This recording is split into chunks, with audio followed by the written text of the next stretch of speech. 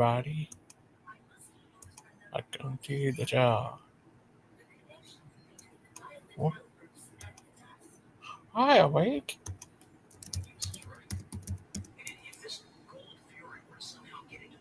Hi. Go watch some shows about the RPG show. Yeah, RPG shows. Go watch them.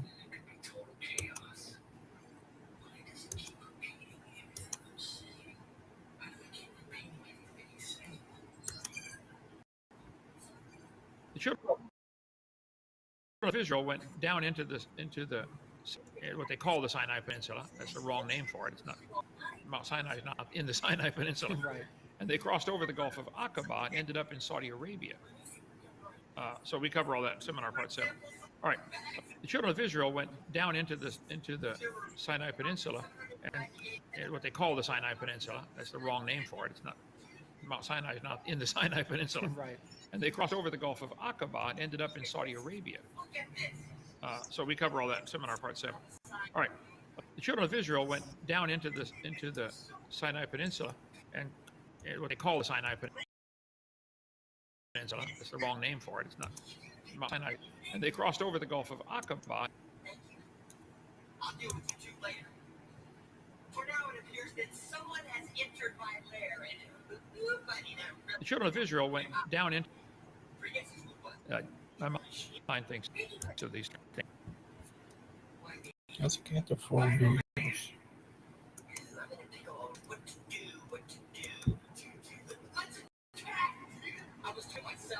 Oh. This is supposed to be a dramatic monologue where I reveal my secret thoughts. Look, I hope you don't mind if I make a direct opinion, but here's my problem. Bible Man probably knows what I'm up to, but I can't come after him. He's way too strong, considering the caliber of my assistance. Okay, get the picture. Calvin doesn't teach the handle.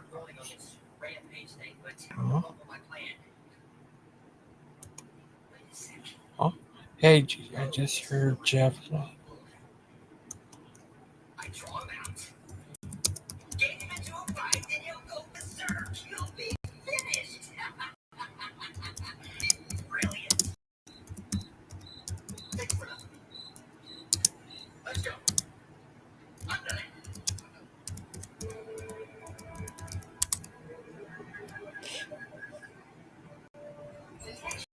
Yeah. Transmission on screen, Eunice. Transmission on screen. Oh. What show? What is this about? Our hearts. Now let's give another illustration here. Begin verse 19, and this is one that has caused many people to have difficulty.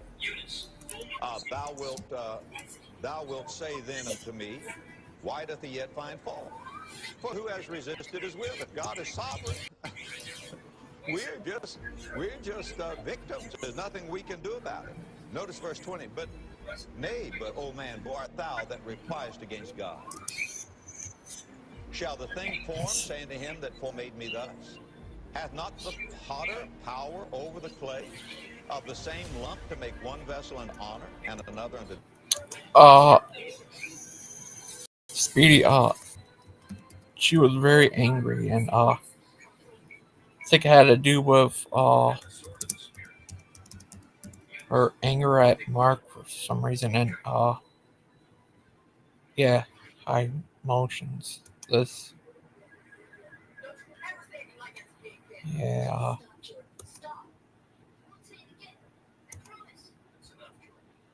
it's all crazy, like.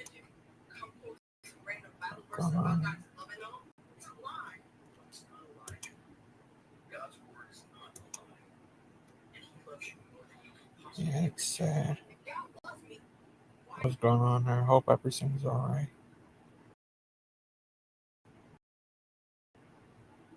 Oh. But her probably can kill. Have you ever looked at the interlinear Bible? I mean, it seems like that would be helpful for you. Yeah, I have one here, but I mean, like on your screen, just putting that up on your screen instead of having, one version on one side and then the English version on the other side. The interlinear Bible, yeah, like that. That way you can say, this is the word and this is the. Yeah, so I am suggesting this a lot, this one, but I find problems here as well. Oh yeah, I'm not saying you wouldn't find problems. So Just yeah, so the best method that I've arrived to is that with Bible Hub, we have a comparison of all together, so we can look into which one got that word right, if James got it wrong. So here I don't have that. Here I can come here, like come to Revelation 6:8 and show you that the word chloros is actually green. It is not pale. sure. But to compare, I need Bible Hub that gives me all the versions. Sure, but if you look at the interlinear Bible on Bible Hub, you'll actually get links to like the Strong's Concordance for that word too. Yeah. Wait, you don't have all the versions? You said you didn't have the RCG. I don't even know it. What is the RCG? No, yeah, it stands for Real California Gangsters. Really? It does? Oh God. Now you got it. It was so hard because in my mind I was having to like change them a little bit so it sounded different when I posted a verse. So okay. So it doesn't exist, right? No, it does not exist. Okay. All right. Okay. So yeah, unlawful and lawless, I guess is the same, right? But wicked, I don't know. Seriously now, Christian, there are issues on the Book of Revelation when it comes to King James. If somebody I've been wants watching some of your studies. I've watched probably about a third of them. The great Achilles. I hope you find something that you enjoyed. So what else do they? The great Achilles. He's very great at being Achilles. He's a great Achilles man. He's a great Achilles man. He's a great Achilles man. Great Achilles man. Great Achilles man.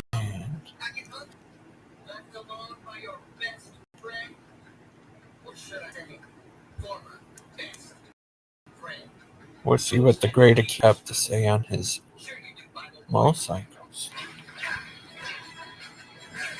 Oh.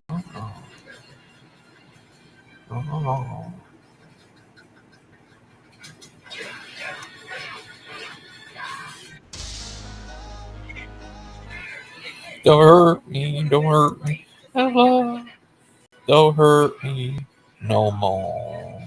Paul Achilles. He is the great Achilles. He is the Achilles. Ah! Paul Achilles. Looked like your phone got hurt. Is that Achilles? Which one is Achilles?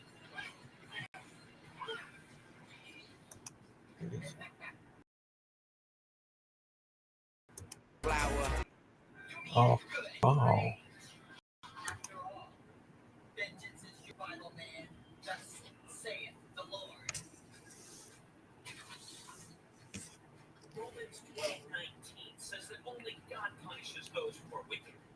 Wow, look at the great Achilles in the dirt. He's the great Achilles, driving around like a crazy kid. What is that on the ground? He's driving through the woods. That's a great Achilles. They will kneel before the great Achilles. I am Achilles, trying to take over the world because I'm Achilles. Oh, he is the great Achilles.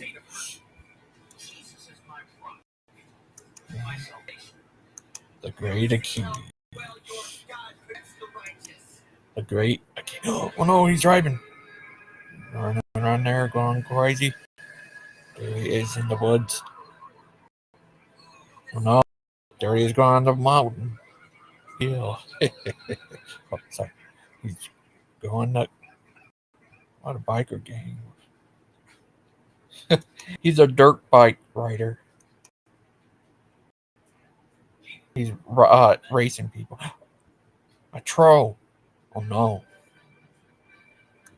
A troll. No music. Oh. He's racing people on a dirt bike. The great Achilles. He's very great at being Achilles. The great Achilles. Great Achilles. Great Achilles.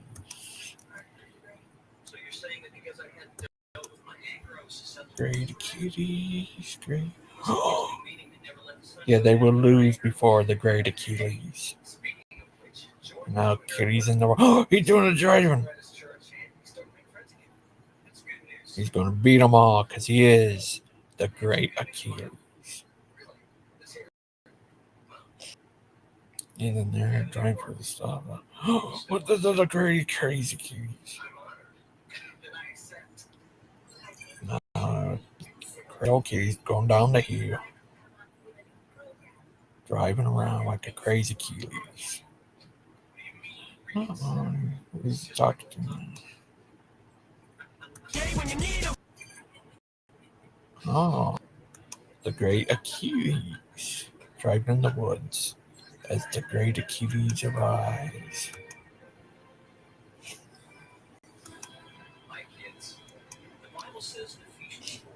The great Achilles. Oh no. Driving, he's going to beat him. Get him, Achilles. You could get him. He's going in the woods. He's going for the woods. He's going to the mountains. He's in there. He's in the woods. He's coming up the mountain. He's coming down the mountain. Look like a crime scene. Oh, now he's going out there. He's going to get him. Get him, Achilles. You could get them all. You are the great Achilles. You could get him. There he is. He got them all. He's going for the woods. Going for the dirt. Going for the woods again. Now he's driving. He's going fast.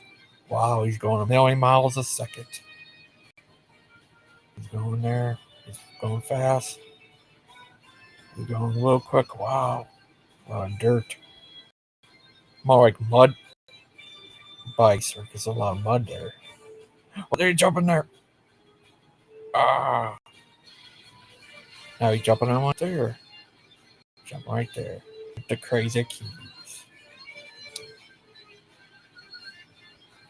There's the crazy Achilles. There he is. Wow. So thank you for the update. The great Achilles has spoken. The great Achilles has won. The great Achilles.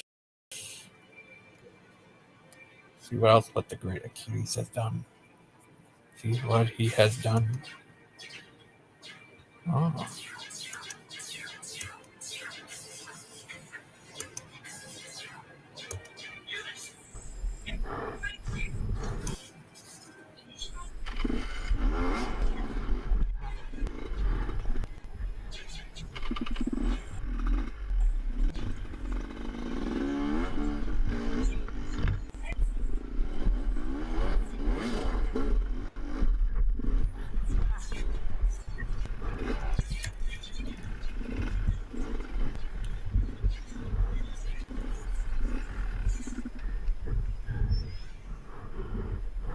The great Achilles has arrived.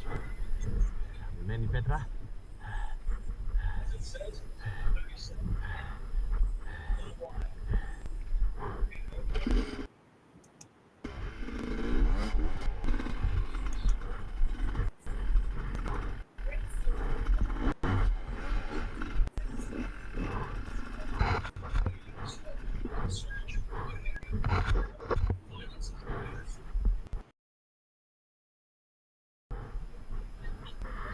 You could do it, Achilles.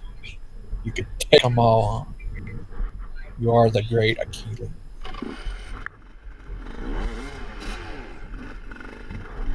Go ahead. Good Achilles. Oh, stuck in the dirt. Oh, Achilles. The great Achilles.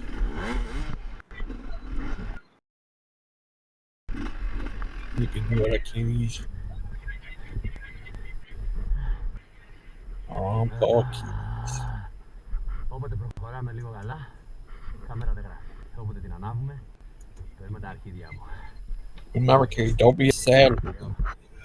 Άλλο τώρα να Be ανασταλεί. happy. Θα τα πάρουμε πάλι. See?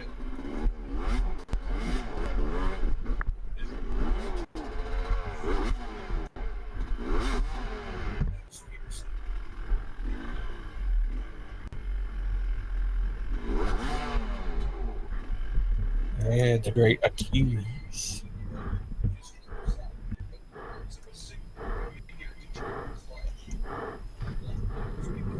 See?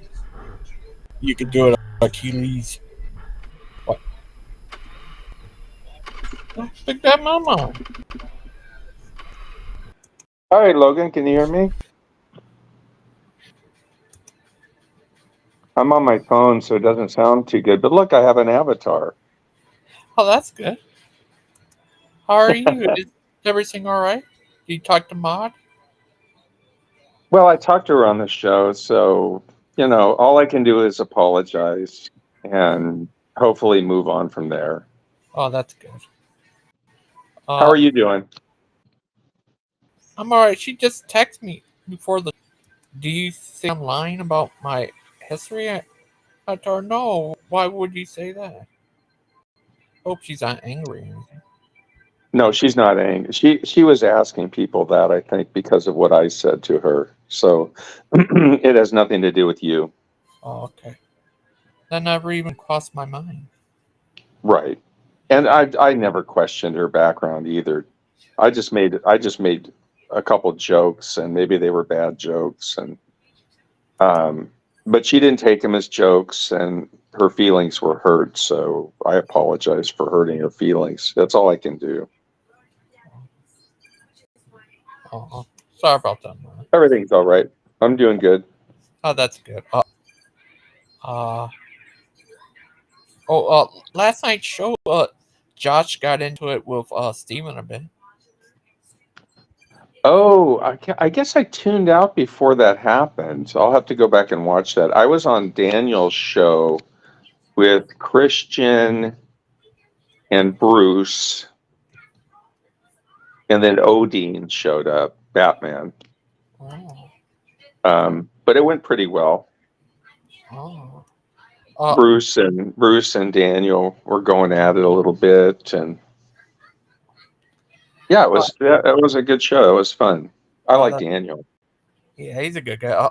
I think Miss Mod took her channel down. Not channel, her video down. Oh, okay. I think I saw that. Yeah. Oh. I think it's all good. We'll see. Oh, that was crazy. But I hope everything's all right with her and stuff and everyone. Yeah. But I think it is. Oh, I gotta say, oh yeah, it was crazy and stuff, and I hope that guy Joseph is all right. I talked to Steven about it and see if they're all right and stuff. They can talk to him and get him help. Right. Yeah, I mean, that's kind of the reason I came on yesterday, was to talk to him. I know he said some like bad things to Deviant, which he shouldn't have said, but he's also, it's obvious he's hurting about something, because he was kind of lashing out at everybody. But so I hope he's okay, and I wish him luck, and I have no idea what's going on there, though. Am I coming through pretty clear, Logan? Yeah. Or Yeah, perfect. Okay. Oh, the great Achilles. I seen him doing the bicycles, dirt bike riding. Oh, a new video of him dirt bike riding? No, I don't think it's new, but it was a great video. One I don't Was it think. the one you played in the background, or? Yeah, I just played a little bit ago. Oh, okay. It wasn't the one that you played in the background maybe a week ago, or? No, I don't think it's the same one. I don't Oh, think. okay. Okay. But how you been today? Pretty good. I'm going to go out for a walk here in a little bit. Beautiful day out. That's good. Do you think? Yeah, last night that was a bit crazy and stuff, and then Dan's friend came on. I forgot where he's from, but I think he was in the Philippines. He came on and Oh, stuff. okay. Huh. Today, the show they're doing today, I think is going to be. I have to look again. I thought they were going to do the thing about where Noel's at, but it's going to be next month. This month they're doing a Oh, show. Yeah, about where. Not Noel, Moses. oh, did they do their Noah? They did a Noah show already, right? Yeah, with this guy who reminds me of James White. That's right. That's right. And they're doing a sequel to that one next month, the 4th. Oh, okay. About this time it's going to be about Epic of Gilgamesh. Okay. And I'll watch that video and then we'll review that video, okay? I'll watch the first I'll watch the first video.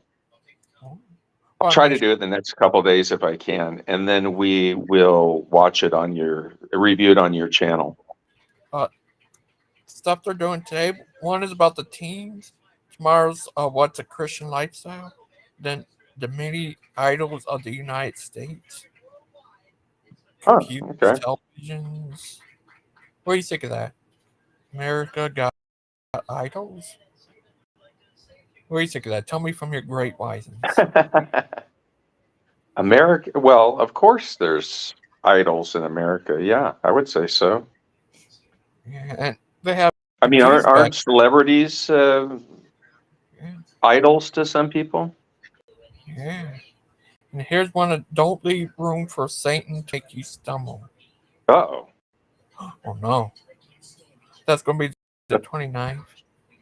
Oh. That's scary. Yeah, that. Another dance show next month. The second, they're going to do another. This one's going to be about most. I thought the second one was about the last one, but that's about the where who was the Pharaoh? Like they found the Pharaoh of Exodus. Oh, this is like saying that Imhotep the third was the pharaoh during the Exodus, right? Yeah. This one's about finding where Moses. Which I think is one that Aiden and Deviant are going to address at some point, right? Yeah, I think so. Maybe tomorrow. Oh yeah, that's right. I think they were supposed to do it tomorrow. Yeah. Oh, next one is Book of Gilgamesh, the sequel to the flood stuff. Okay, what was the first flood video called? Can you see it there? Oh, the first one was that's just called episode 1 Noah, I think. That's a see. Okay. Oh, right here. Oh. How long is it? I have to see.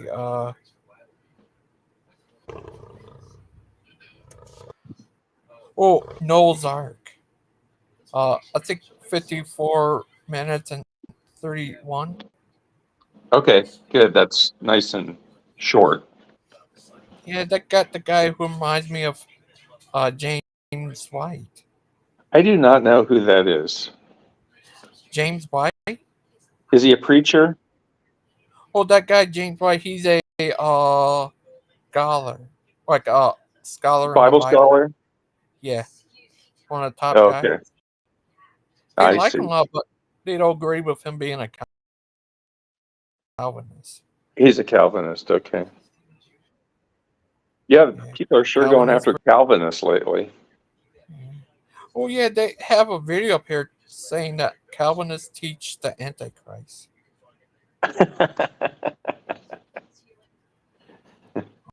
Ah. You would think that they would want to, and Christian was talking about this, find commonalities with people as opposed to immediately going after the differences between these different groups. They're all Christians, right? Yeah. Right. I mean, whether Right here. I mean, I guess they don't think Calvinists are Christians or Catholics or maybe even Orthodox. Maybe they don't view them as Christians. But if they do view them as Christians, shouldn't they be finding commonalities to try to work with those people? Yeah. Here.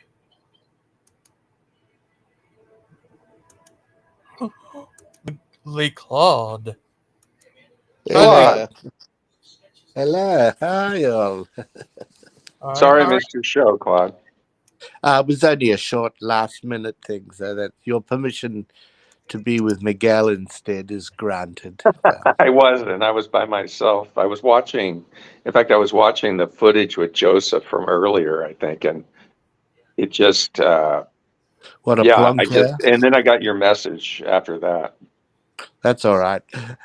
Did you like the one where Dan was a lumberjack? I think actually it was Ghost called. He said, "You're a lumberjack." Yeah. And then No, Dan that was said, good. "Yes, I'm a lumberjack," and I remembered the lumberjack song. That was funny. And the shirt was exactly the same. Yeah. Michael Palin's shirt was exactly the same as Dan's. I wonder if they listened to the words. Yeah. But it was good to have stuff funny. Yeah, Dan's a funny guy. I posted a short today about all these people that were prank calling Hoven's show. Yeah, I saw one where there was someone hosting a show. Yeah, it was the kid that was hosting for Hoven's. Yeah, that guy was. It's amazing it stayed up without being clipped off. You know. I know. Yeah, exactly. It was great. That guy really gave it to him. Yeah, it was wonderful. And then it just evolved into people talking about Cindy and Chris Jones and stuff. Oh, I must go back and have a look. Yeah, take a look. I mean, they would only get one line in before the guy would cut them off, whoever was on the phones. Yeah, but yeah. I thought it was pretty funny, especially when I cobbled it all together. So there are other rat bags in the community other than us. Oh gosh, I mean that night it was almost all prank phone calls. There was one guy that was sincere, I think, that night. Oh, it's wonderful. And how's the progress with the Proverbs guys with Stephen offering to help the new channels all start? I haven't,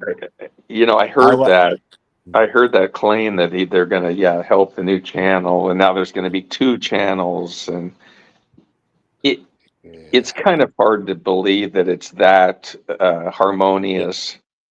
I don't believe it at all. It's a last ditch attempt, and if people do accept the help, what are they getting? I mean, if any fool can start it, I mean, look at me.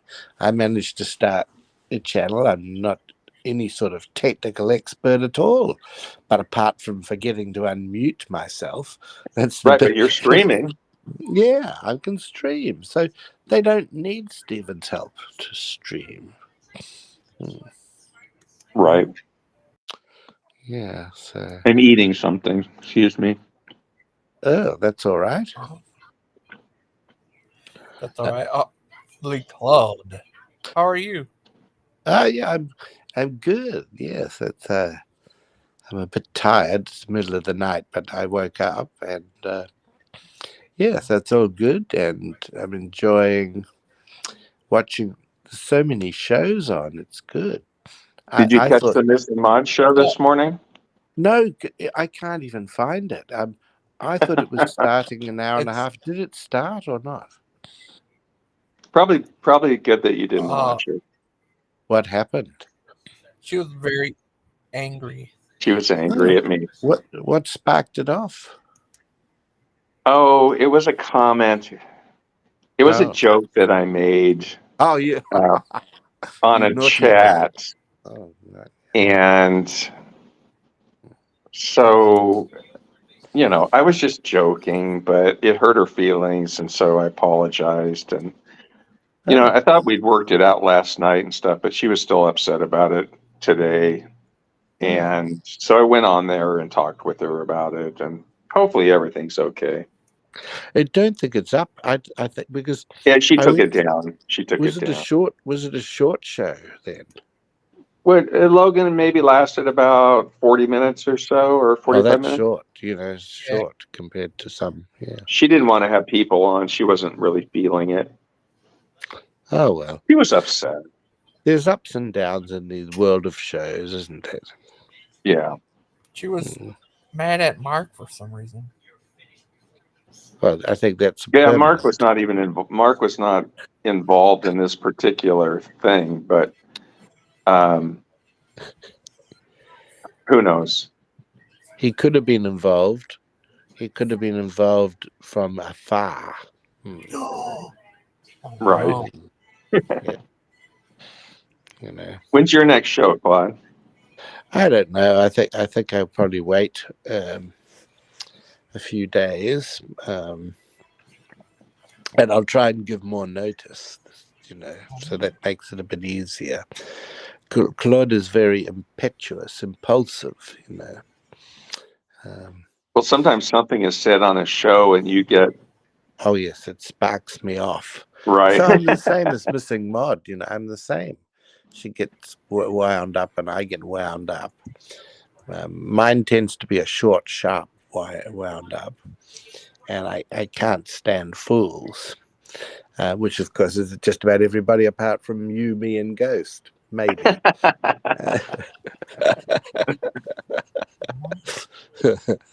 I am joking, of course, but because some person will say, "Oh, look at you." But I've listened to the guy that came on my show a couple of days ago, sort of hijacked it a bit, like in that he Josh. talked. Yeah, I've listened to him on other show, and I don't think.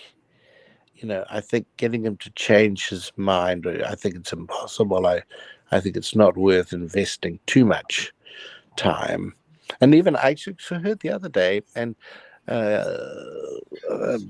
what's his name? Dustin was being actually quite reasonable for a while, but it didn't take too long before he sort of the screaming started. But no, he went off on AJ pretty bad. Yeah, the talk of making progress, and I think yes, you and he can get on most of the time. But I don't call it progress when he's still coming up and failing to see the scientific argument, and I don't think that's ever going to change myself. But he does have some moments when he's actually quite brilliantly logical. Yeah. Right. Does. Well, I mean, some people, it seems like they're waiting for us to convince them of the evidence for evolution, as opposed to, like, if you're really interested, go seek it out yourself. It's right there on Google. I mean, yeah. It's right on Wikipedia. You can just go on Wikipedia and you can start to study about the evidence for evolution. You can read about human chromosome 2 fusion. You can read about endogenous retroviruses. Anything you want is there in detail with all. And I know, Wikipedia is maybe not the best reference, but you do have to have references to put things on Wikipedia. You have to be able to reference scientific articles, and you can go to those articles for the real material if you want. Yes. Yeah. So it's open to everybody. It's not people on YouTube coming on, and it's our job to educate a person on science. Do you know what I mean, Claude? You can look up scientific papers too if you're worried about Wikipedia. But Wikipedia has improved over the years,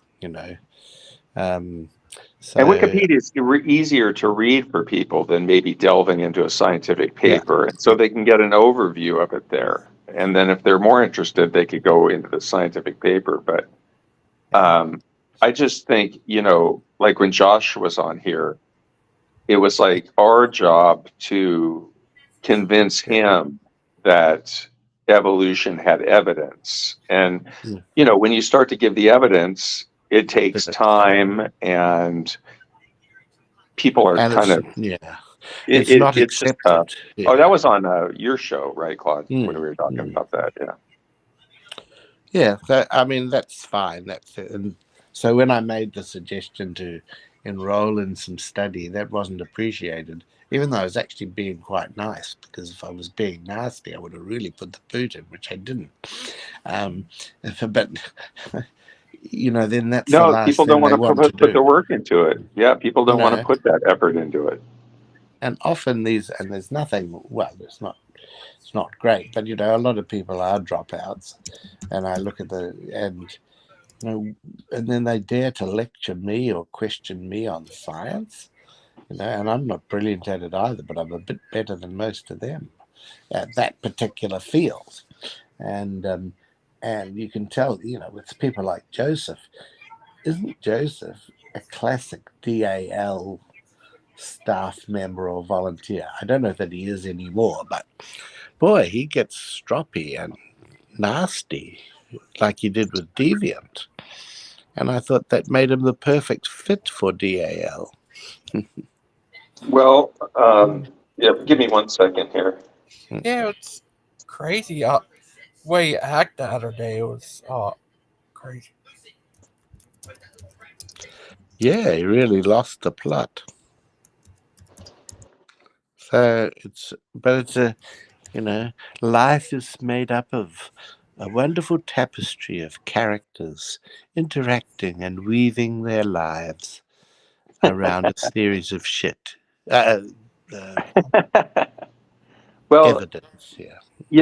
I think he's left DAL. And so, later on, I talked to Joseph after he kind of made those comments and stuff to Deviant.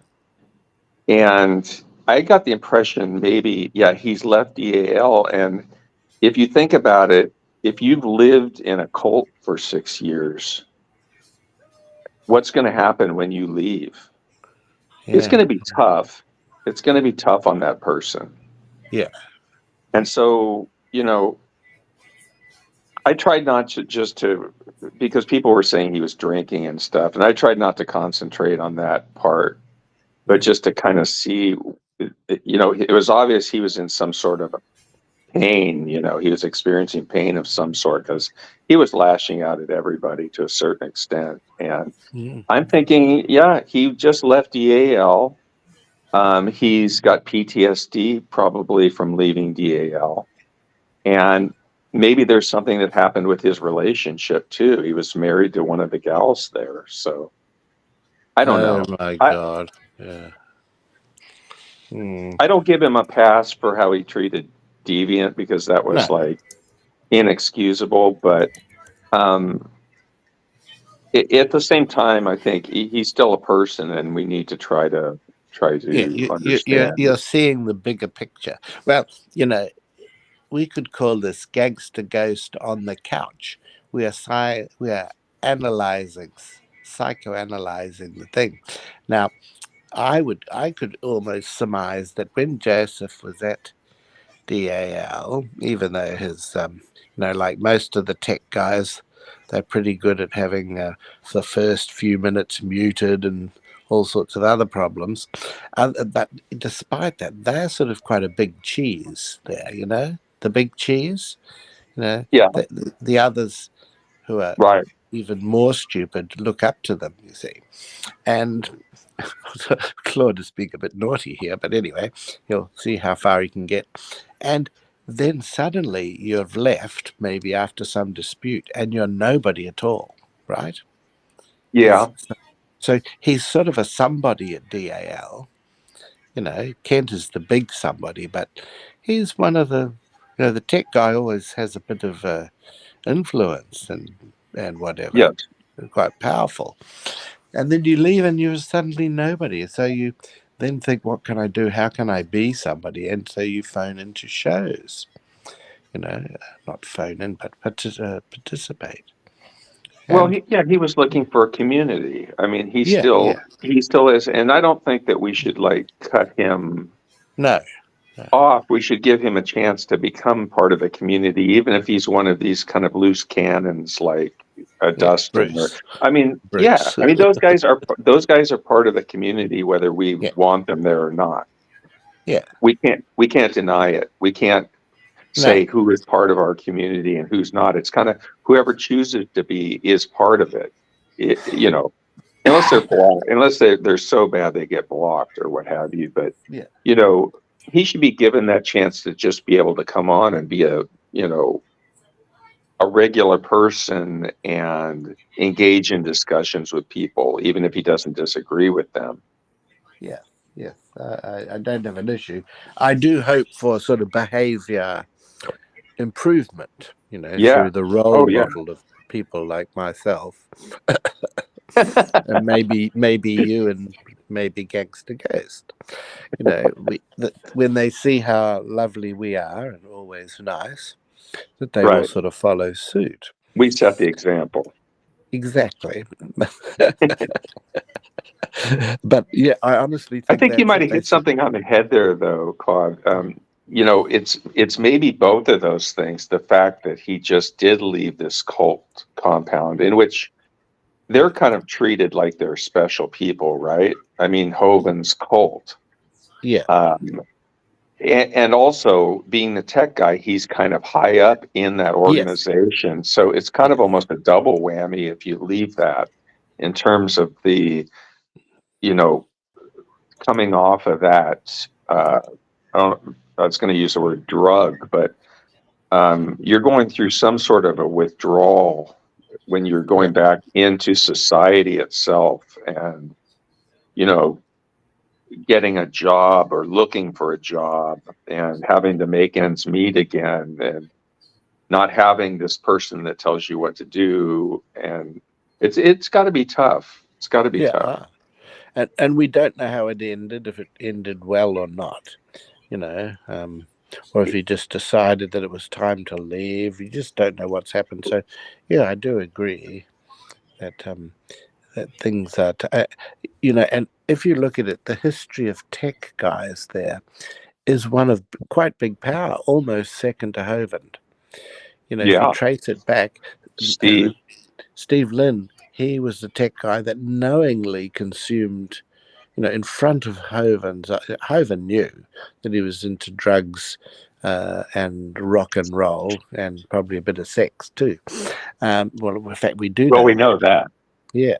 So he had a charmed life. And then the next one, I think, was able to take money as well. And the next one as well, So there's always accusations follow fairly soon after tech guys leave. So, yeah, you go from being a bit of a hero to zero. So you then come to one of our shows and then you try and tell you what it does annoy me is when they try and dominate the show. That's right. Right. And not just in fun. I don't mind fun, though. I love Aiden, so quick, and his voices. Someone else is good at voices lately too. Was it Daniel or not? Or I got that wrong. I'm not sure. Yeah, one of them is very, and I think Daniel's coming on to Ghost Show with Charles at some stage. Is that right, Ghost? Yeah, I think so. Yeah. So we'll look forward to meeting Charles again. Yeah, I think he's going to be back on his camera again. Wow. Good. Yeah. So. Yeah. So I mean, yeah, Joseph is going from the Proverbs guys and Kent, where he's a major player, to a place where he's just one of the people on the panel. But he needs to, and I talked to him about this later. It's like you need to respect people, whether they're atheists or Christians, or whether they're men or women. That's how Gangster Ghost Channel is. I mean, it's a freedom of speech thing, but you have to give the other people the freedom to speak as well without, getting nasty, unless, some people deserve to get you know, get you Yes. angry. But that takes Yeah. a while. That takes a little bit to get to that point, I think. So, in the end, we have, I think, because everybody has a bit of an ego, except me, of course. Then we get the situation of on the Proverbs guys shows where they don't feel respected by the owner of the channel, obviously, and they have an argument with them, and then they want to go their own way, and then in a desperate attempt to rescue the situation and keep some control, the channel owner offers to help them, which whether they'll fall for that or not, I don't know. Yeah, that's to make it seem like it was all on good terms and Yeah. almost like, we're splitting apart to expand our ministry onto two channels. You're splitting apart to get together. That would be, we're fighting for peace. Right.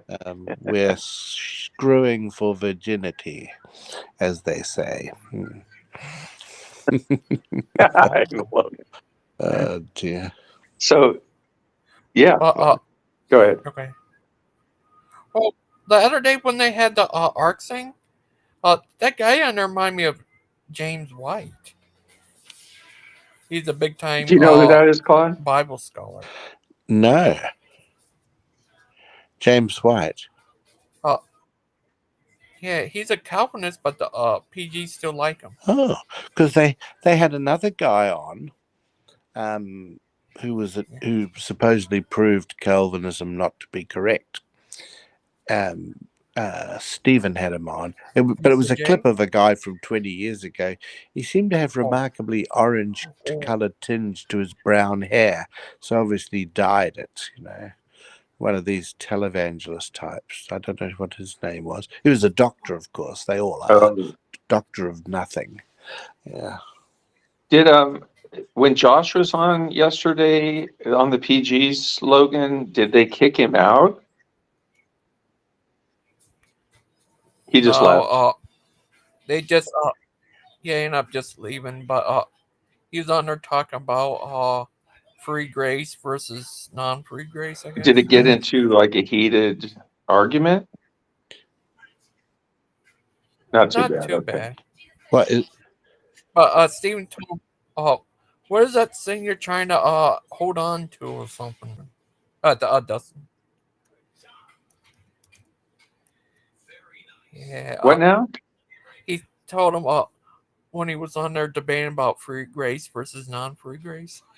He said, "What is the thing you're trying to hold on to?" Stephen asked Josh.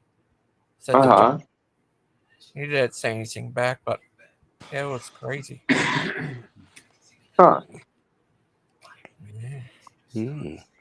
So is Josh what's his position on Calvinism or not? Oh, he's not a Calvinist. Yeah, he wouldn't be a Calvinist for sure. He's OSAS, once saved, always saved.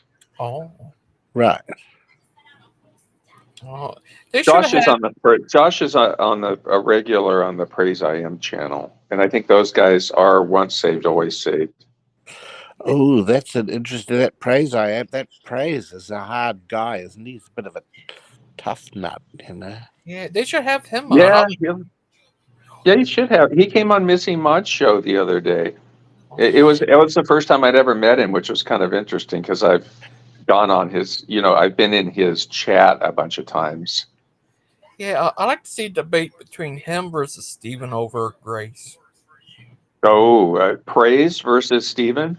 Yeah, that would be a good debate. That would be a good debate. Yeah, what do you think of that, Lee Claude? Praise versus Stephen, yes, because Praise is as I think, if I remember, he can be quite, shall we say, to the point, use bad language and be a bit nasty, or have I got that wrong? No, he can't. Yeah, I mean, he's very loud and vociferous, and and he knows his Bible. That's for sure. I mean, he's been doing this. I mean, his channel is like a lot more popular than the PGs. Yeah. Oh. But yeah, he's been doing it for a lot longer as well. So Have you? he knows his stuff. He and Donnie, Standing for Truth and stuff, are pretty close. He goes on Standing for Truth and debates a lot. Oh dear. You ever Godless Engineer? Yeah. Oh yeah, I do. Godless Engineer. Yeah, he's pretty funny. When I seen first time I saw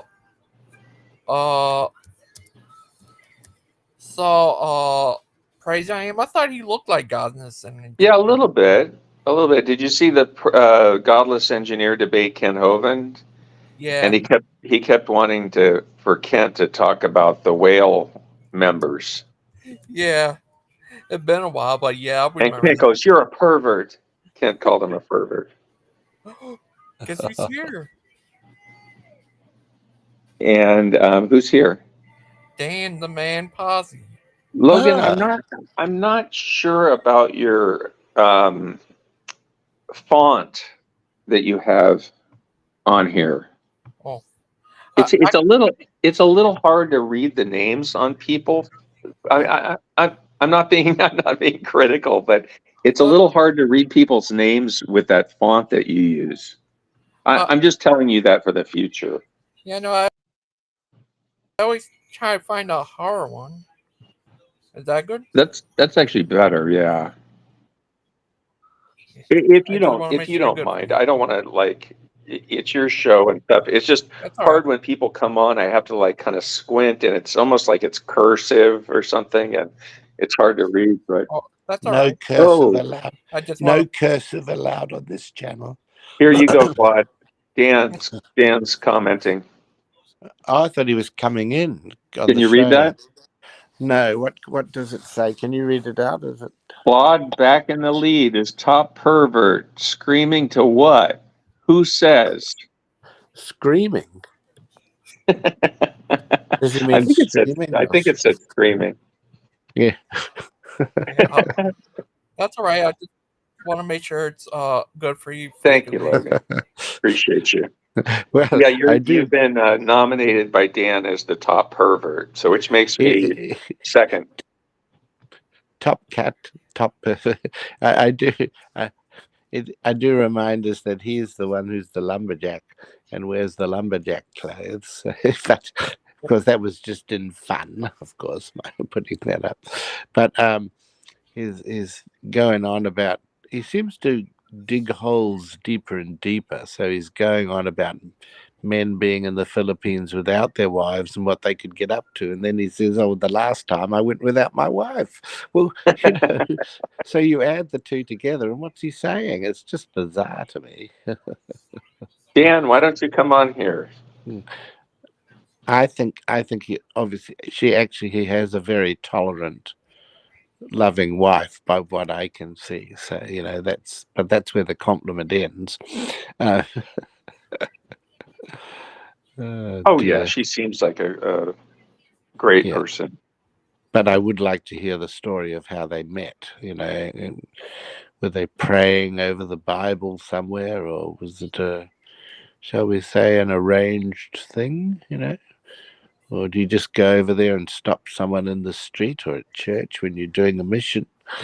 I just don't know. Do another kind of mission.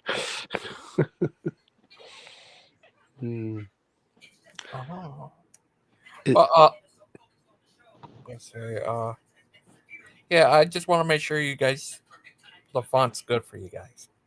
I think so, Logan. I'm looking at it. Yeah, it's a little bit more legible for me. Oh, that's good. Thank you. As long as that doesn't bother you. It doesn't. I just want to make sure it's good for you. To get Dan to come on, because we'd love to talk to him more about, the plans, Stephen's plans to help people start channels, and we'd love to know more about that and Dan's next mission. Here's Awake. Awake has a comment. Let's see.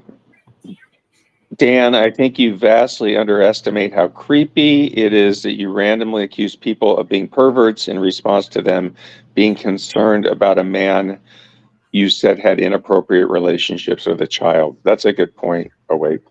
And unnatural too, which is Right. quite bizarre. The unnatural bit. Whew. Unnatural Dan, we'll have to call him. And then Aiden says to Awake, don't be critical of. Oh, I lost it. Oh, here. It's right here. I got it for you. Put it on the stage for you. 1 second. Okay. Oh, Awake, not woke. Don't be critical of Dan. He'll spam you on Messenger. LOL. Do you? I did listen to when I was sleeping, the Dan show. It did go for quite a while. There were some wonderful moments of unclarity. Oh, I put together a short of Dan, which is just. Yeah. I'm not even going to talk about it. And then he said that I'll people unleash would it call. tomorrow. He said they were calling people. The people called him whatever it was, and I've never called him that. And then they said and stupid. Well, I've called him stupid. That's different from being the R word, which I don't say. Rich. Yeah.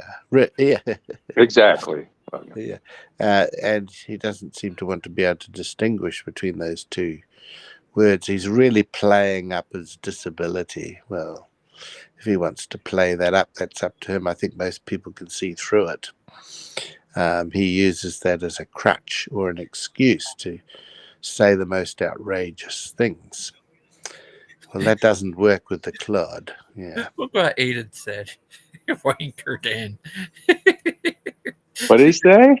Wanker Dan? The Wanker Dan. Dan. Sounds like a camper van. He's funny. But, yeah, Dan is just a funny guy. He's just like a crazy guy. Well, he is funny, and I take the point that they're all, foolish. But what is sad is when people like that have an influence on kids' education. I don't mind them growing up, and being fools. That's fine. That's their choice. But when they try and pass that on to younger people, to my mind, it ruins their lives, potentially. Oh. Do you see where I'm coming from there? I see where you're coming from there. I mean, I think that, I'm not a parent, so I'm not going to preach, but I have been a child, so I do have some experience. I think it's good when parents let children kind of develop their own worldview without forcing their worldview on the children to a certain extent. I know some of that's it's going to seep through no matter what, but I think it's just good to let kids have access to books and be able to get educated without jamming things down their throat. Whatever it is. Well, I've I've said before that the children of rational parents end up saying things when they get old enough. Get old enough to work, having studied. They say things like E equals MC squared, or they might other equations. They might talk about physics. They might do whatever. Or scientific discoveries, whereas the children of creationists say, would you like fries with that? And, that's as far as they get. Nothing, not that there's anything wrong with saying, would you like fries with that? But, I'm just trying to illustrate the point that I don't know of too many creationist kids who've gone on to higher things when they're probably capable of it. So I see it as a missed opportunity. I mean, many of us, we do reach a level, and that's fine. But it's awful when you don't reach your maximum potential because of the stupidity in which you've been raised. That's what. Yeah, and there is a lot of like anti-education sentiments among creationists, and that's why they say colleges are full of communists, or it's like I didn't, in my science education, I didn't run into any communists at all. But, they try to almost say that all college is just liberal arts degrees or worthless degrees that people don't need. But, I needed a degree I had to have a degree to get to where I wanted to go. I had no choice. I wouldn't have been able to practice what I practiced without a degree.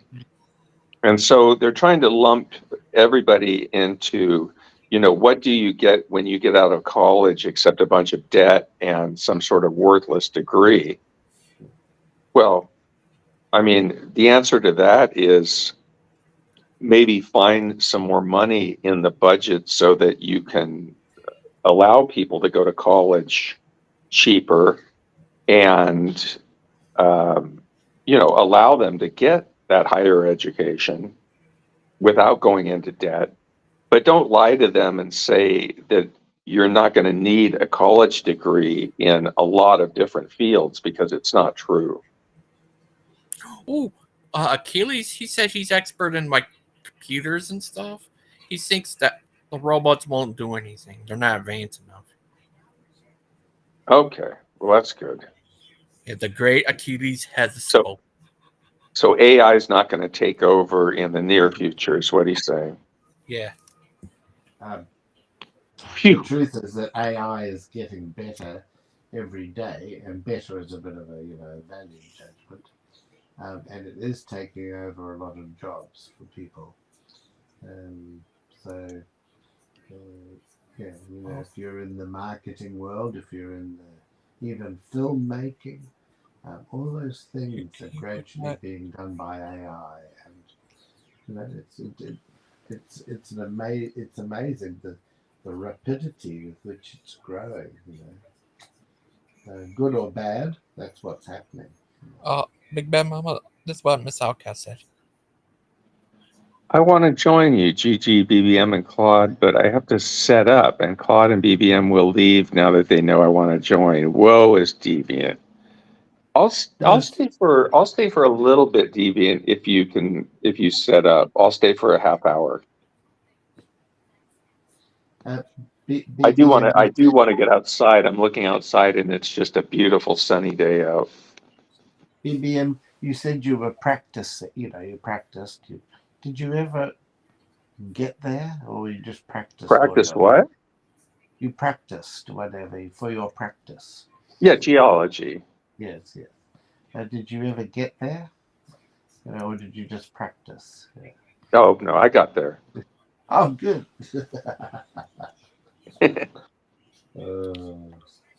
You have a nice. I had the exact career that I wanted to have. Yeah. And I went from a direct line from high school through college into my career with that same track, So you were at high school and college? Well, when I was in high school, I knew I wanted to be a geologist, is what I'm saying. And did you go up the stairs like Kent did? No. Oh. I was not hiding my eyes. Yeah. Hey, Logo. Hi, hello. Good to see you. Hi, Logo. Hi. What do you have going on? What did you think about that show yesterday with Joseph? Oh, I just saw a little part of that, not Oh, I your thought you were on evening there. program, because it's like at 5 in the morning or 3 in the morning here when your evening program is running. Oh no, this was the one with Gigi's channel with Dustin and Joseph, and I swear you were on there. Yeah, well, No? yeah, he was not nice to Deviant, right? Right. That show. Yes. Yes, he was horrible to her. I was thinking, like, if he has to search for a job, holy moly, right? I mean, that will be, if he behaves in that job, like, or in the job search as he behaves online. But maybe we are all like different online than in real life, right? So he has a chance, I guess. Oh, here's proof that Lupin is Raiden. He's Raiden. Lightning comes out his eyes. See? Yeah. How you Tell explain me, that? Oh, My does explanation would be, Lupin, get a job. oh. does he ever come on these shows or only on Missing Mod show? Peter Tucker. I had Mostly that Mr. Mod's show. I had such a great comment and it was not shown on screen. That Big Bad Papa just asked for a change of font because he gets old and cannot read anymore. Right? Isn't that That's true. That's true. Though I have to admit, this font is easier for me to read than the other one. Yeah, I don't think it's my age. I think the other one just, it seemed to be, it just was hard to read people's names. And then sometimes their avatars don't come up. So, like mine, for example, sometimes doesn't come up in this restream. So, it's weird. yeah, it's weird. Tim's I think, is the same way. But oh, here's a Dan. We've got something to Claude. Could not wait to stop driving. Claude thinks me saying I'm called a retard repeatedly was, of course, directed to the faux Frenchman. Maybe he of good morals can admit who he is. Claude, what's your response to that? Well, I'll have to feed that into the computer to try and work out what he's saying, but that's a typical Danism. I suggest he concentrate on dancing. That seems to be a skill. Does he mean faux Frenchman as in FAUX? Yeah, he means not a real Frenchman. Okay. It's It's quite a spelled, big isn't that word how for it's spelled though? It's not FO. No, it's FAUX. It's one of the few things he's got right. No, he didn't get it. He spelled it FO. Oh no, it's FAUX. Yeah. Oh well, he's failed even on that. Right. Try to be funny. It's to try to be clever and then screw it up and get it so wrong is just amazing. I saw something funny on a channel. It's a couple from New Zealand, and their setup is like he always reads dad jokes to her, and she responds to that. And I heard a nice like joke, which is a little old lady goes to the doctor and says, "Doctor, I have a terrible problem with gas, but it doesn't bother me much. My farts are always silent and never smell. I probably farted 15 times since I've been here, and you didn't realize it." The doctor says, "Interesting. Why don't you take these pills and come see me in a week?" The old lady returns in a week and says, "I don't know what the hell you gave me. My farts are still silent, but my God, they stink." The doctor says, "Excellent. Now that your sinuses are cleared, let's work on your hearing." Oh. I think that's pretty funny, Logo. Oh, What's up, Logo? Look, another thing about the wolf, then he talks about cooked peanut. I've seen stuff like this before.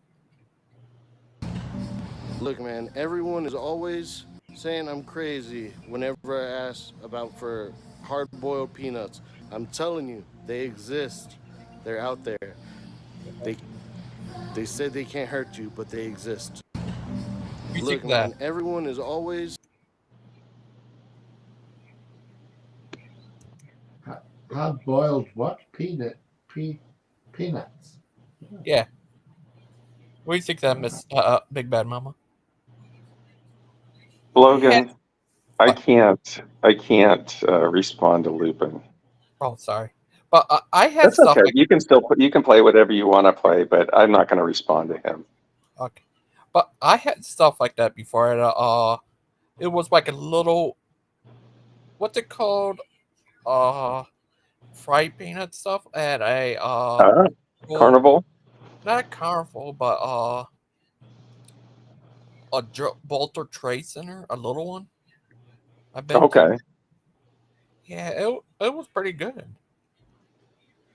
Do you like carnival food, like deep Yeah. fried Twinkies and stuff? I never had that, but I did have their elephant ears. What's that? I forgot. It's been a long time. It's like a type of cotton candy type food. Oh, Yeah, it was crazy. I've had deep fried Oreos, deep fried Twinkie, deep fried Snickers. Well, I had cotton candy. I get sick of cotton candy after about 3 bites of it. Oh. Big Bad It's Mama, very, did you very Google sweet. did Yeah. you Google European Carnival? I didn't. I'm sorry, Logo. Okay, no problem. Like we are throwing candy, and there's a big Where- parade and everything. Where does it occur? The main centers of thing is like Cologne and south, like a little town called Rottenburg. Yes, there are several little cities. Okay. But Cologne is the epicenter, I guess, Cool. for the and Mainz as well. I don't know if you know the city. I've been to Cologne before. Cologne. Okay, good. That's the go-to, right? But Google it online. You can search that.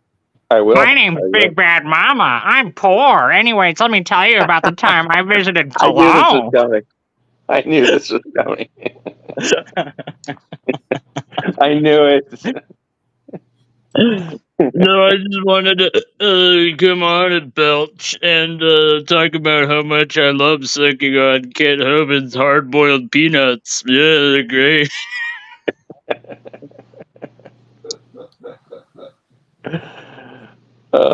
I sure got skewered on Missy Maud's show, that's for sure. That was something, all right. Wow. I'm sorry, but I really did get the distinct impression from that interaction that she was trying to find something to be mad about as the conversation went on. She's just, you're doing nothing but apologizing to her and saying that you're sorry and you didn't know that's how things were going to work out. And she's just, oh yeah, well, what about this? Well, what about that? How about this, Big Bad Mama? It's like, holy crap. I think I left it with her in a good place, hopefully. So, Well, he thought that all I last can- night too. Well, I did. You're right. I did think that last night. She took her video down. I think the marriage is off. Yeah, we got some counseling to do before the marriage. You'll have to join Dan's next mission to the Philippines. He's going to run tours for the man cave, perhaps, to find brides.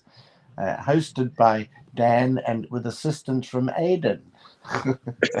Yeah, if you fake believe in everything that Dan's saying, just like all those people that he preaches to fake believe in what he's saying in order to get food to prevent them from starving to death, then I think you guys will be great friends. It was quite funny the other day. He said he doesn't speak the language. Well, how the hell can he go and do mission work? Sign language? Oh, well, much like basically everything in his life, he gets his wife to do the actual heavy lifting for him. In chat, he once said he can learn that.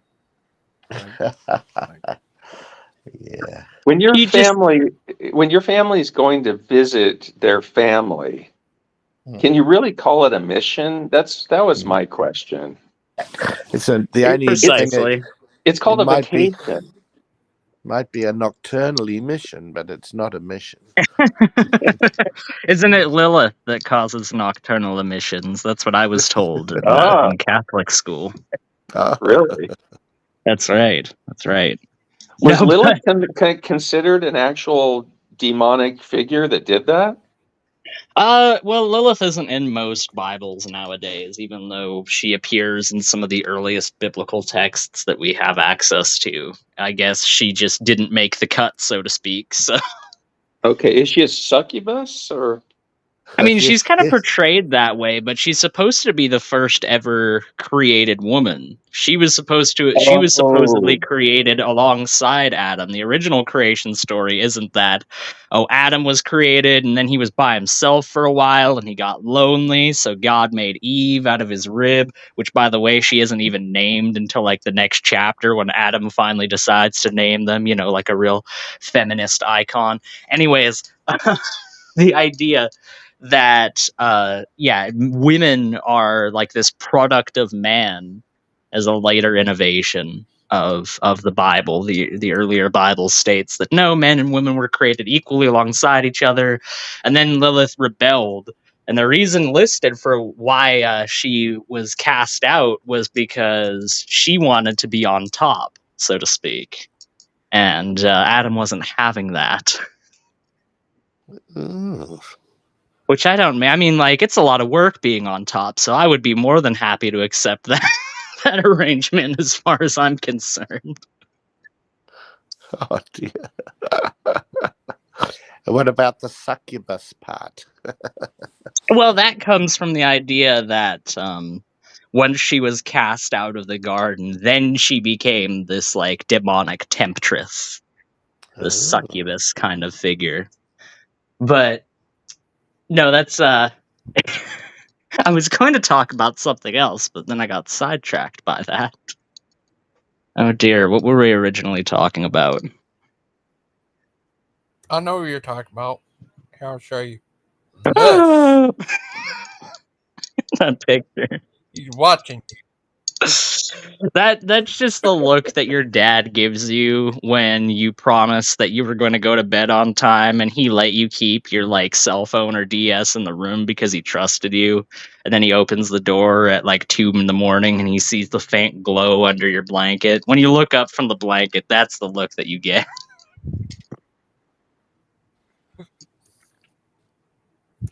Oh, guess who's Big here? I'm missing my Big Bad Mama can't relate. The closest thing that they know about is secretly playing the phonograph when their dad wasn't around to hear it.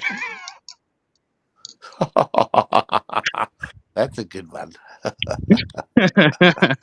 It's hard to Dad hide took that. away all of my. He took away all my discs. It was hard to hide that horn underneath the blankets. Yes.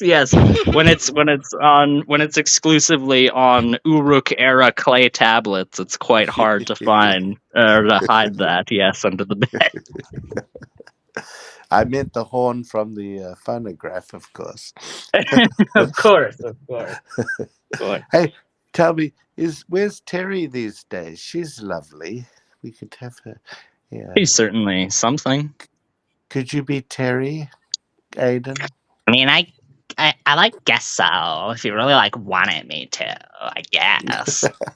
Well, now you're Terry now? I'm a bubblehead.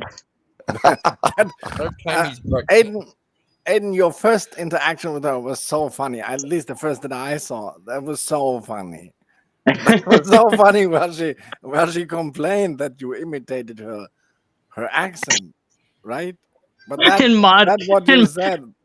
And Maud said that she thought that Terry was speaking. She was confused on who was actually talking. Oh, she's been like Maud's like good friend for a while now. Yes, hello, Deviant.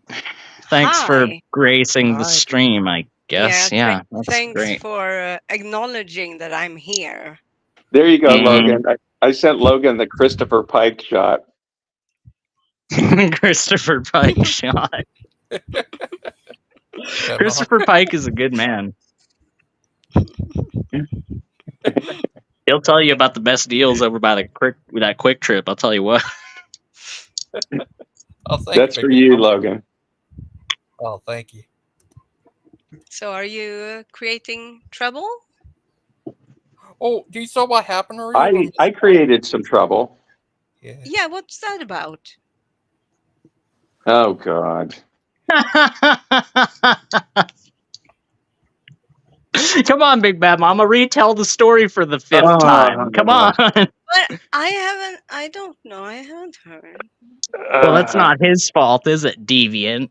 Well, it's not my fault either, so it has to be yours. I haven't heard it either. So tell it. Oh, okay, Stephen Bullen. It's never your fault, is it? See, Mr. Logo don't know either. Okay. Mr. Logo don't know? Are you a southerner? Mr. Logo don't know nothing neither. Shut up, Aiden. All right. So I guess we were joking about where we all came from or something. And I don't know what comment I made, but I made some sort of comment. People were making comments about me. It was going back and forth. I thought it was funny, but that was like 3 or 4 days ago. Yesterday, we're in the chat of Daniel's, and Missy Mod said something like BBM thinks the suburb is the hood. Something like that. And so I made a comment back that where Missy Mod grew up was posh compared with Compton. And I thought that would be like perceived as funny. You know, I mentioned the word posh and the word Compton, so I thought that that's like a stereotype of a hood. Right. But she didn't like it, and it hurt her feelings, and she thought I was invalidating where she came from. So that's how she felt, and so I apologized to her, and I thought it was all worked out last night, but she was still upset about it today, and so we worked it out. I went on her stream, and we worked it all out supposedly. Okay. So you have to be as It's poor as those Congolese villagers that those guys were talking about in order to be actually poor, according to Big Bad Mama. Right. They couldn't believe people were living along the rivers. one of the most frequented river systems in the entire world, and there's people living on it. Playing music. Remember, they heard music. I always think about Kermit whenever people talk about playing music and being on the river. I think of Kermit with a banjo. Oh, right. Yeah. Hi, Josh. Oh, Tan's taking the joke full circle. He's in the chat saying, "Shut up, Aiden." Sorry, Dan, you're not taking it back. I'm sorry, buddy. Well, hi, Josh. Are you there, Josh? Oh, hey everybody, how's it going? It's me, Shut Josh. up, Aiden. Can you guys hear me? The Proverbs guys are a bunch of fake phonies. Anyways, you guys should come check out my taco stand. Josh never said that. Josh, my Josh is literally just Lupin if he cleaned himself up and actually got his life together. But sober Lupin. Yeah, Still doesn't sound sober though. I thought I did a good job of not slurring my words there. What the heck? Okay, It's like an if you- achievement for Lupin. If you had done a Lupin, I got it. What? No, Yeah, I heard the Deviant. difference. Shut up. Oh yeah. I heard the difference too, but I Boy, thought it Deviant's sounded on like you today, Lupin. I We mean, got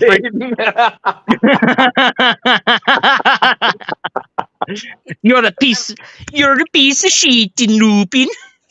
it sounded like Lupin being less drunk than he usually is.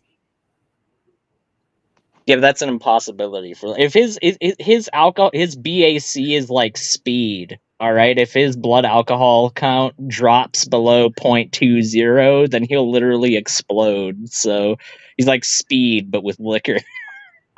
Can y'all hear me? Hello? Yes. Hi. Hi. hear Now you we now. can Sober hear you. Lupin, what's up, bro? What's up, everyone? Was Hi, John.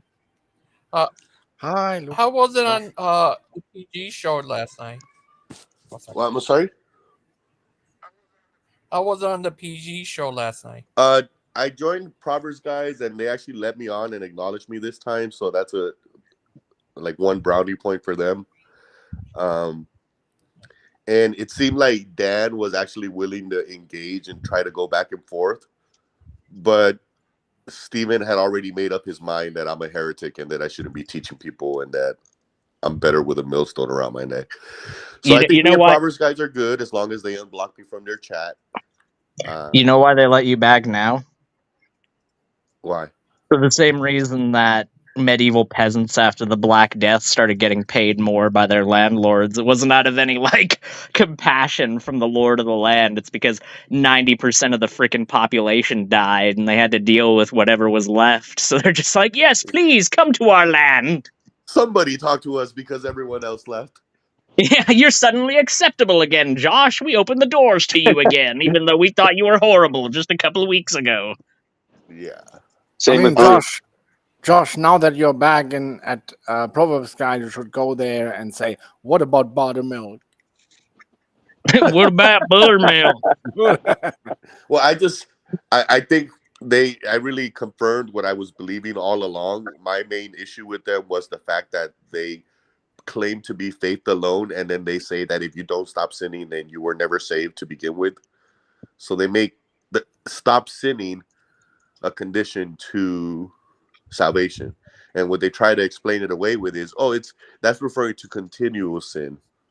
So, and then they can't define what that continual sin looks like. But Josh, think about how much harder it is to manipulate people if you genuinely held a faith alone. Yeah, as long as you believe in Jesus, you're safe. But then how do we get our hooks into all these people and make them live the way that we want them to live? Well, I guess we're just going to have to take approach both ways. We're faith alone, but you also got to live just like how we do in order to get saved. It's just a bunch of crap is what I'm trying to say. Yeah, you can't have your cake and eat it. I think that's the expression that fits the best here. It's all a means of manipulation. It's if you don't have a method of trying to get somebody to change their behavior off of a religious auspices, then you've lost so much control in What I that did setting. notice though is that Dan Pazzi, he seems to be on the more lax, lenient side of things, where it sounded like he was saying well, if they got saved and then they became an alcoholic and then they were never able to get out of that and then they died like that, then they're still going to heaven. That's kind of what he loosely agreed to. But then Stephen was like, no, I need to correct you. If they get saved and they become an alcoholic and they remain that way and they die like that, then they never actually got saved. That's Stephen's claim. So there's disagreements on core essential salvation issues within the Proverbs guys. I think they need to square away. I think they need to square Stephen away is what they need to do. I'm even joking. All right, Stephen Andrew Bolin is the thing that's holding this ministry back, and it has been since the beginning. All right, the easiest way of doing something better and more positive is just cutting and running from Proverbs guys and starting something that's actually productive. Because as long as you're under Stephen's thumb, nothing is ever going to happen of any actual productivity. That guy's too weighed down by hatred. He's too weighed down by avarice. He's too weighed down by his own ego to actually affect any meaningful change that would really actually improve that place. Dan's not in charge as president. We've all known that since the beginning. Stephen holds the bag.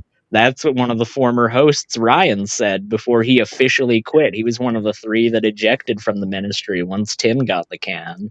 Well, see, my main thing is I understand that there's people out there that believe that a change of lifestyle is necessary as an evidence to your salvation.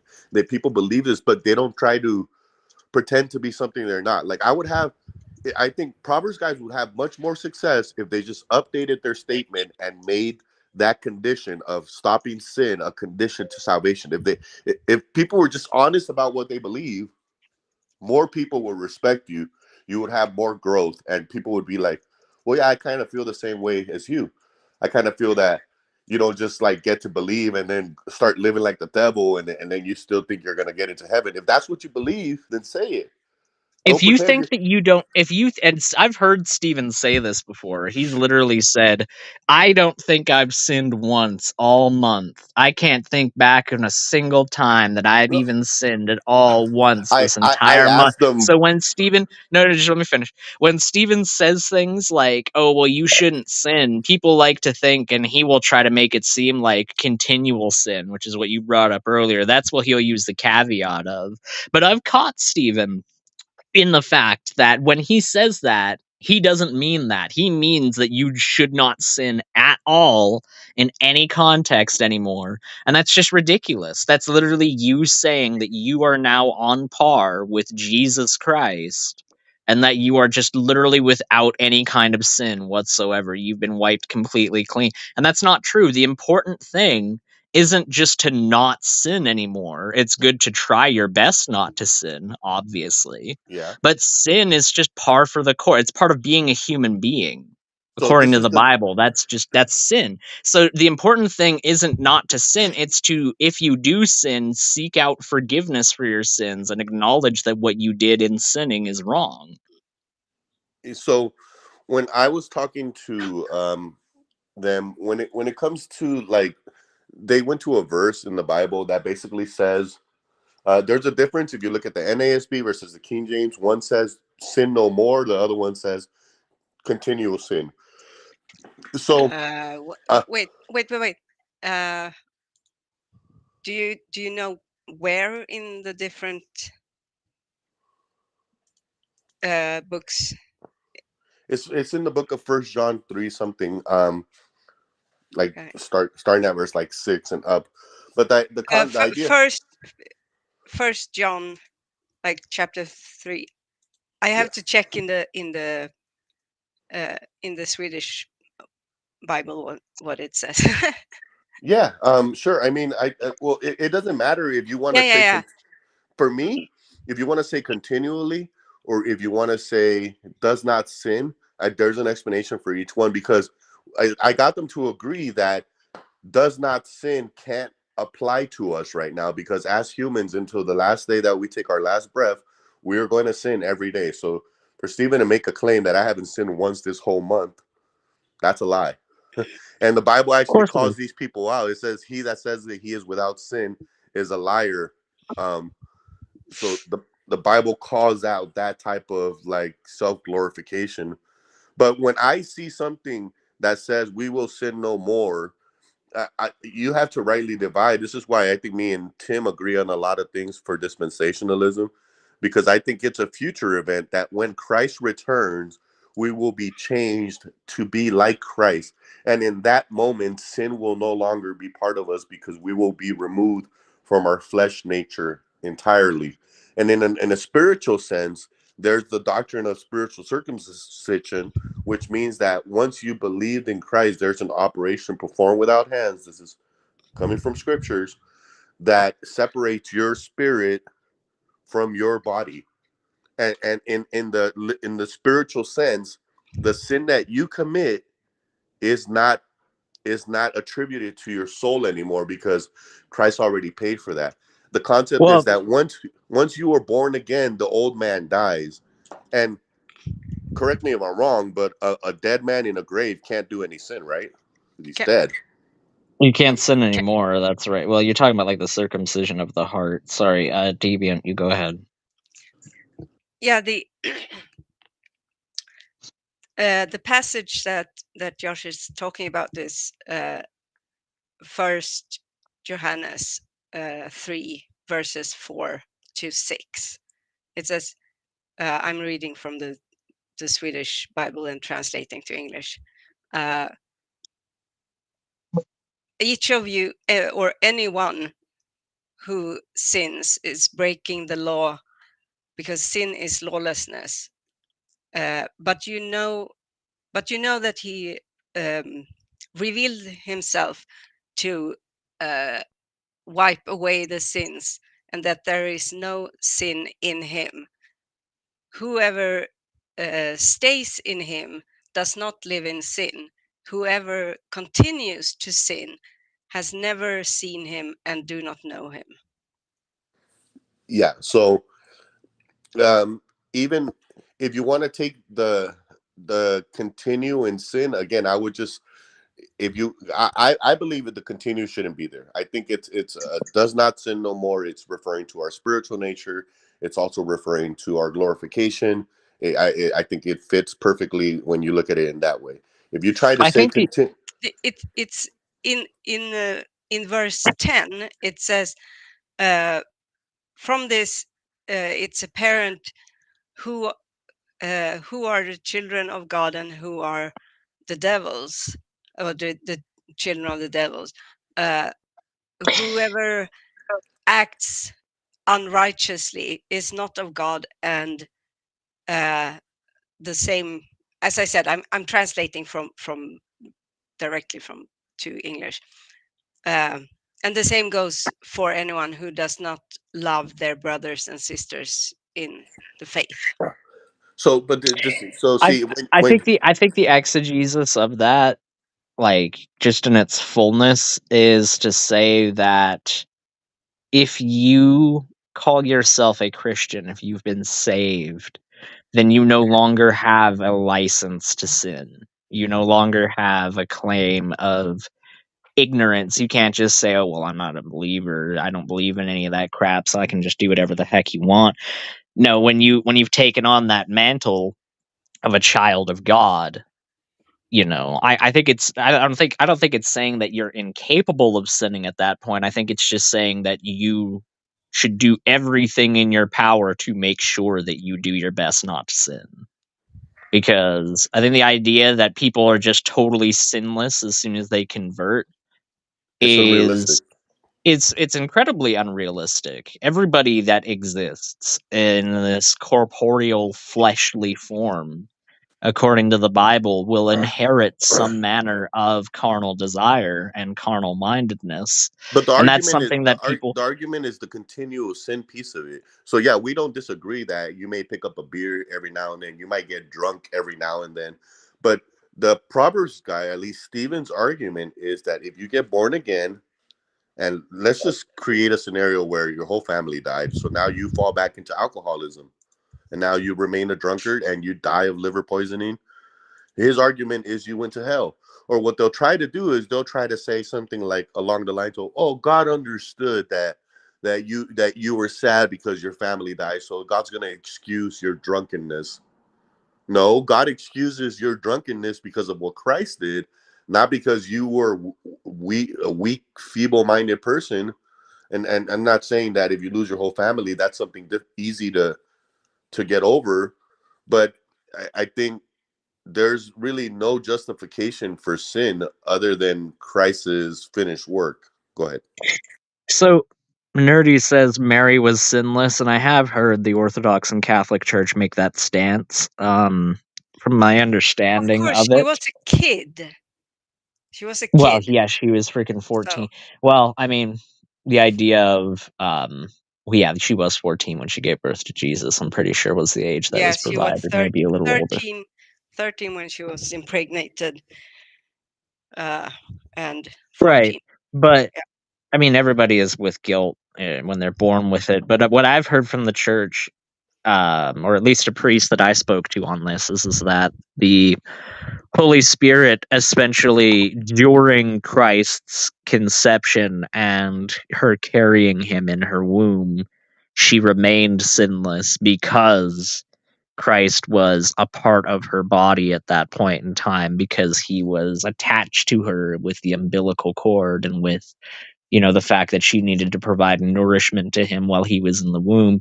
Through that, she was made sinless because of her direct connection to the only person that was without sin. That's how I've heard it explained.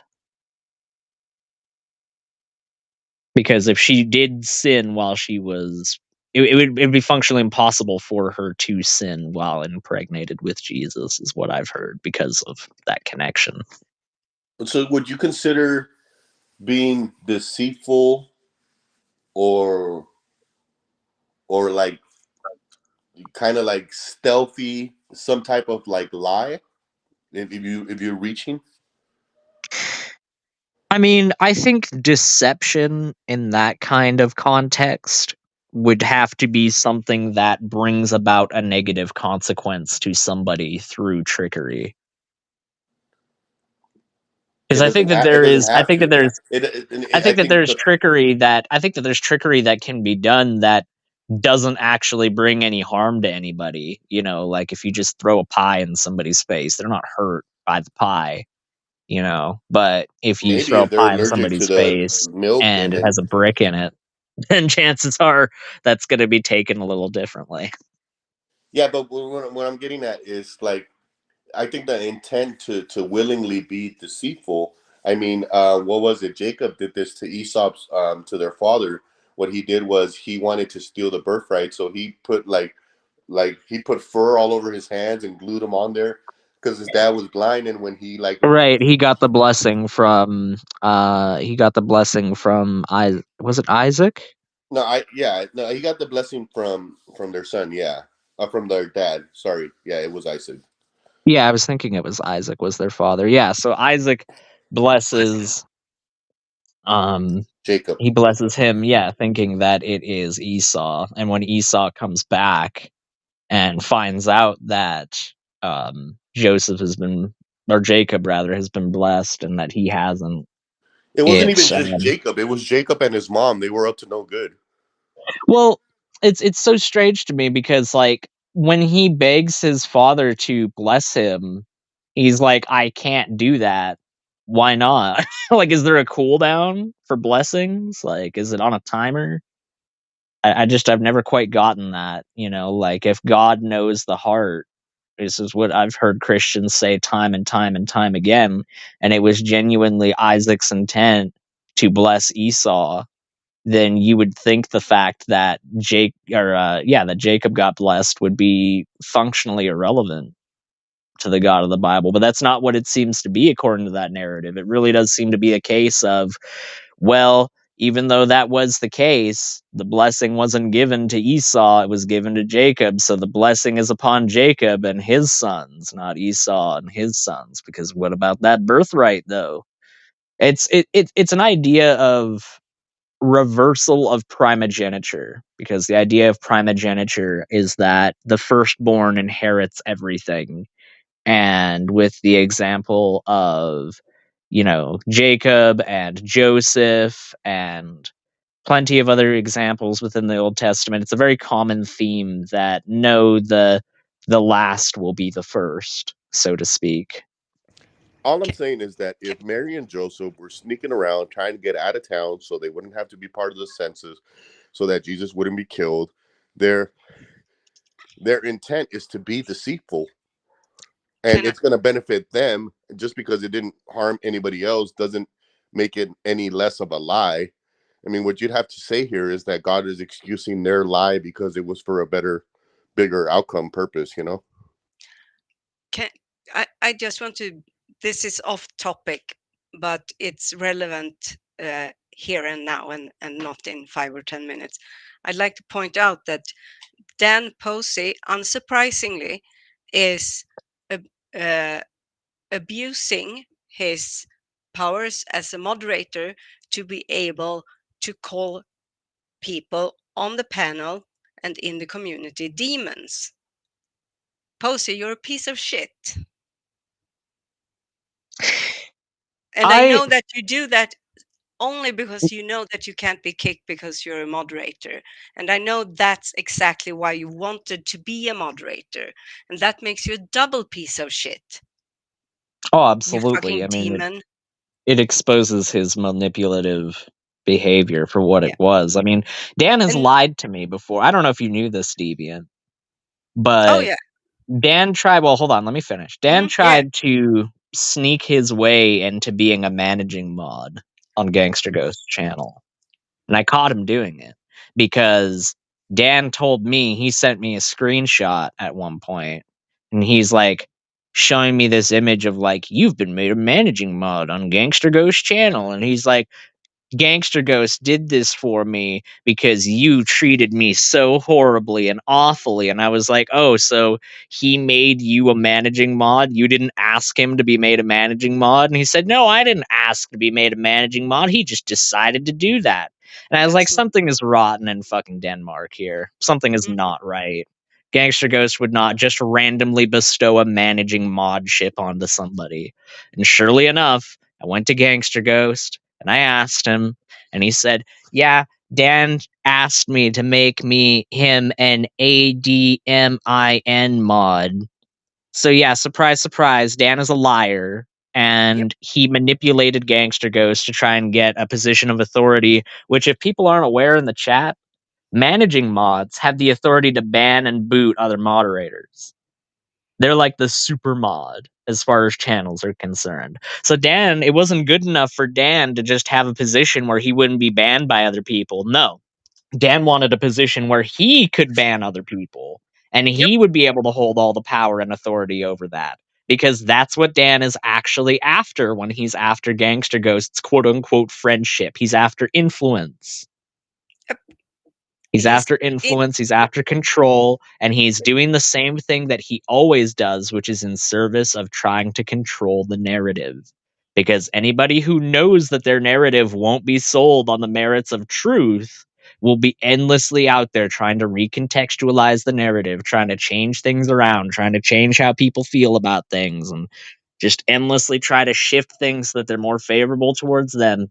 We see you, Dan, and it's not working. And also, Dan, that makes you the fucking demon. Certainly makes him fit the definition a lot better than we do. Oh, what do we do that's so awful? What's the worst thing that Dan's been able to point out at me that I've done that's so bad? Oh, I fat shamed Lupin. Yeah, I'm sure you're so concerned over that, Dan. I'm sure you lose an endless amount of sleep because I No, he deigned to doesn't. call He your... doesn't care about that. No, he uses it as a bludgeon because he wants to use that to invoke somebody who has nothing to do with the community whatsoever, because he has it in his head that if he invokes that person, he's going to provoke me to anger, which is really good. It's really spiritual to try to provoke people into anger and frustration. You know, it's really good and biblical for you to like try and get other people to act carnally. That's a really good thing. It's not a good thing to turn the other cheek when you're slapped on the face and offer the other one. It's not like that's the example that was directly given to you. You know what you should do, Dan? You should get down on your hands and knees and wash my feet. Because if your Messiah was willing to do that for somebody, you should be able to too. Go ahead, Dan. Work on the corns. They could use it.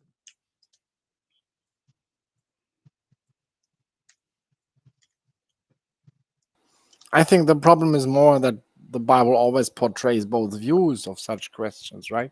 Of such, let's call them fundamental questions, like how to get saved, or is it wrong to lie, or something like that. You can always shoehorn both views into it. Yes and no, right? Yes, like, can you see God? Like the Old Testament says no. Yes, someone spoke to that deity like a friend speaks to his friend, right? Face to face. And the New Testament, says no, nobody has ever seen God. So then which one is it? That's my question, right? I mean, Moses came down from Mount Sinai glowing. Stop. Wait. I literally Dan Posey says, please explain Deviant. It's not moral in this community to say someone is a demon, but okay to say someone is a piece of shit. No, Dan, it's okay to say that you're a fucking demon because of the way that you act and because you use the word first. You started this.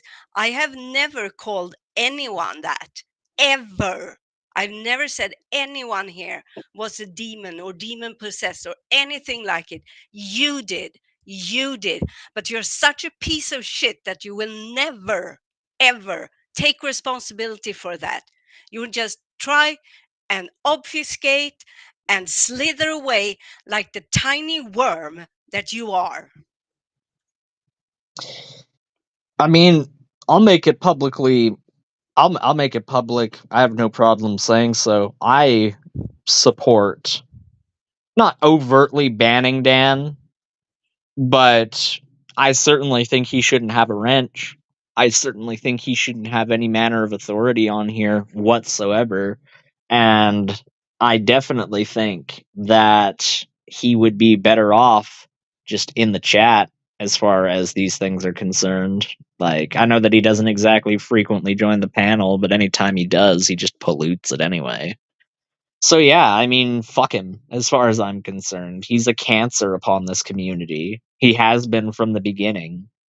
Yep. As far as I'm concerned, I think he's just a malignant force sent by the Proverbs guys, much the same as Lupin was back in the day, to try to distract us. That's why I didn't acknowledge the comment at first.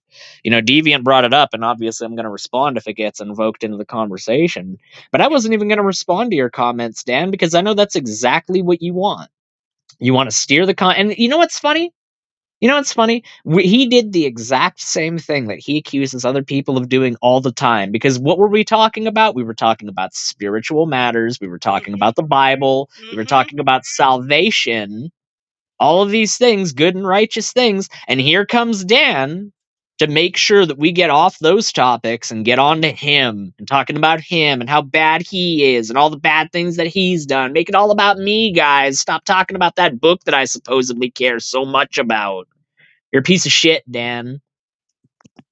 Yeah, and the reason I brought it up is to point out and make it abundantly clear how he abuses. Hold on. I need to reply to Lupin in the chat. What? Aiden trying to tell Gangster Ghost how to run his channel and manipulate him. Shocker. Hey, idiot.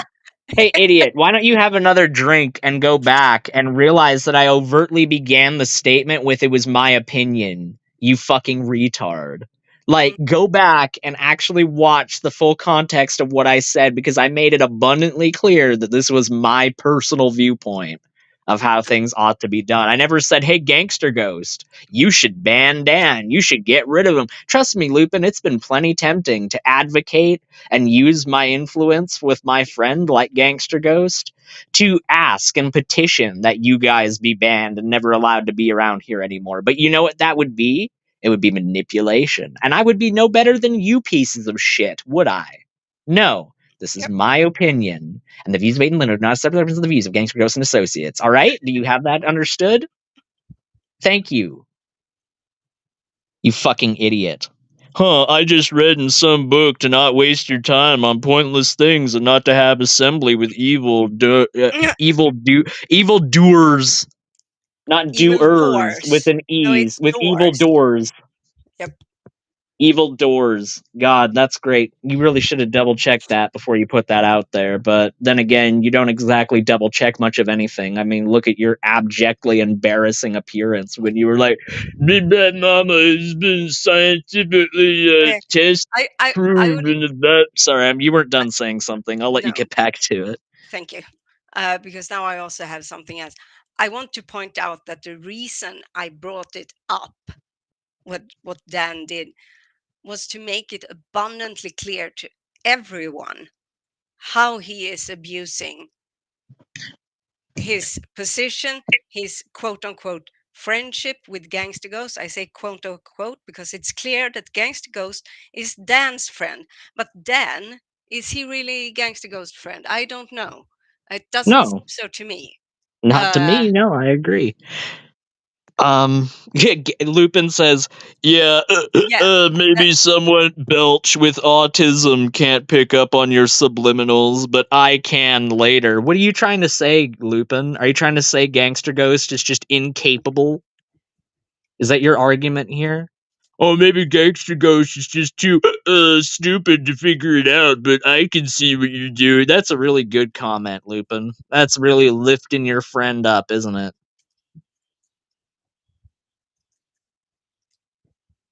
Why is it always Lupin that brings up the fact that Gangster Ghost is autistic? I wonder. I don't know. Yeah, I know. Isn't it crazy? Because when I'm Gangster Ghost's friend, you know, I never bring it up because I don't think of that as the sum total of Gangster Ghost's personality. No. I think of Gangster Ghost as a nuanced human being who is capable of thoughts and opinions on a wide variety of different topics that are not filtered through the lens of autism. They're filtered through the lens of his brain. You one-track, single-dimensional, troglodytic fucking retard, Lupin.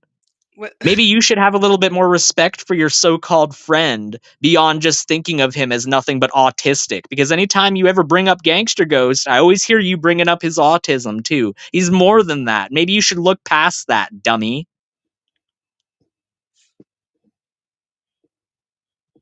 You're such a good friend to him, though, Claudio, aren't you? Yeah, you fucking piece of shit. Has never like. Oh, I'm echoing. Never flagged Gangster Ghost's channel. Exactly what I was gonna say.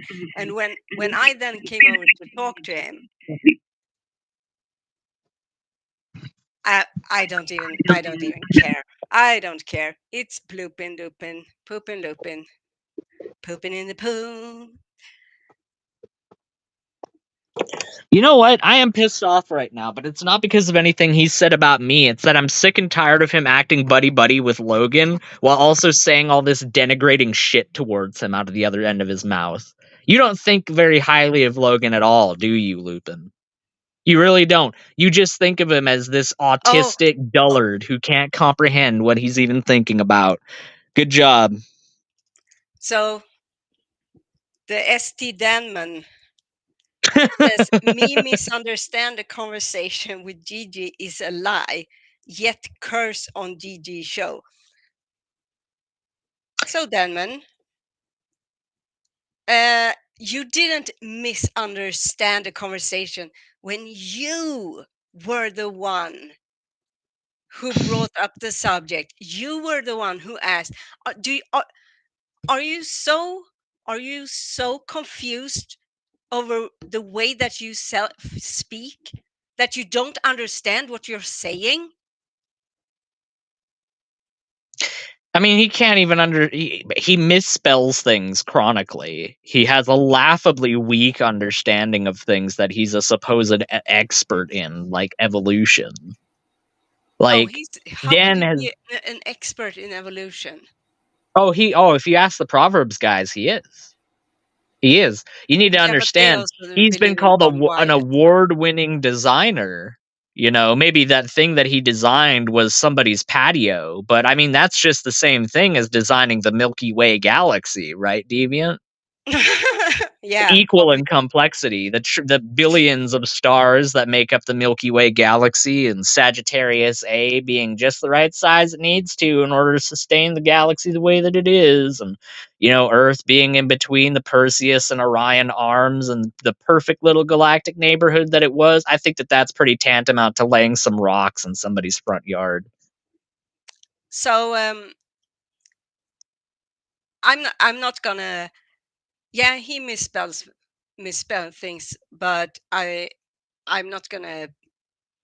Shit happens, and if you are dyslexic, that's understandable. What's not understandable and does not fall under the umbrella of dyslexia is to have such a bad comprehension of your native language that you misunderstand your own conversation, your own words, the words that you speak. Okay, guys, I'm off for today. Have a nice evening. I'm sorry. No, Mr. that's all right. Bye. Have a good one, Bye. Mr. Logo. It was Take good care, seeing Mr. you. Logo. Good to see you. I hope you have a good day, buddy. Dan says a quote-unquote drunk smashes a demon. No, even though Lupin has made comments about like a stripper pole coming out of my mouth that he dances around, which was kind of creepy.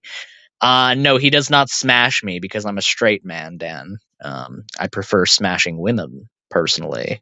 But I mean, hey man, if that's your fantasy, then you do you. I mean, It's significantly less weird than the fantasies I've heard from that quote unquote drunk that isn't a quote unquote drunk, is a provable drunk that doesn't have his life together at all. Yeah, that's who you should be advocating for. That's a good person to have on your side of the fence, Dan. I love the company that you keep, Dan. You know, like serial alcoholics that do nothing with their life on the right, chronic wife abusing, people that have married 4 times and run Dinosaur Adventureland into the ground and poison children with horrible poisonous dust on the left. And then you got Stephen Boland, the chronic wife leaving, child abandonment, deadbeat dad as your boss. That's great. It's a really great position to be in life, Dan. I wonder why you're as miserable as you are. And really, that's what he does when he tries doing all these, like when he calls me a demon and he makes these little comments. He's fundamentally miserable in his life, and he's desperate to export that misery Oh, of onto other course. people. Because that's one of the oldest delusions that people have ever labored under is I'm miserable, but if I make other people miserable, I'll feel better.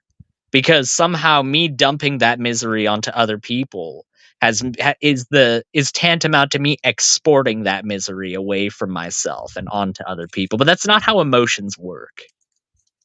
That's not how just the very same as when you spread joy to other people, you no longer it's not like you've left that joy. It's not like the joy is no longer there. If you've spread joy to other people, that just means it's all the more likely that you'll be joyous yourself. Because it's a positive feedback loop at that point. You've done something to make people feel happy. That's probably going to give you some endorphins in return to see their reaction. You know what's a negative feedback loop? Trying to spread misery. People think, oh, well, if I'm joyous and I spread that to other people, that's great. But if I'm miserable and I spread that to other people, that's going to get the misery away from me. No, you're just doing nothing but elevating that misery while spreading it the same way that you would with joy. See, I didn't need a magic book written by some goat herder 4,500 years ago to tell me that, Dan. That's just basic human intuition, retard. Now Dan is going with the whole. Is Gigi okay with cursing on Gigi's show now? What about all the times Lupin is cursed on the show?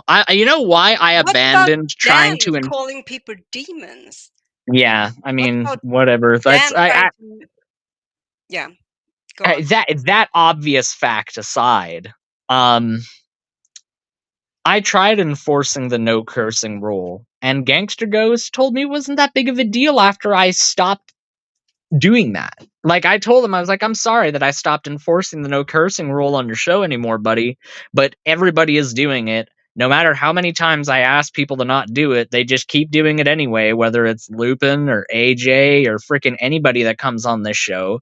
They just started cursing, and I stopped trying to enforce the rule because nobody was respecting it.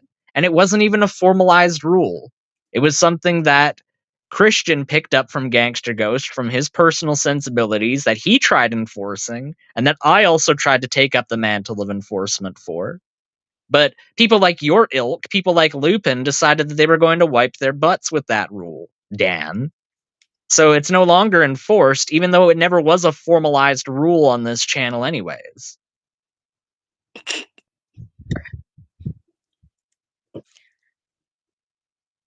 That is so funny. Deviant, if you don't know me, you have a learning disability too.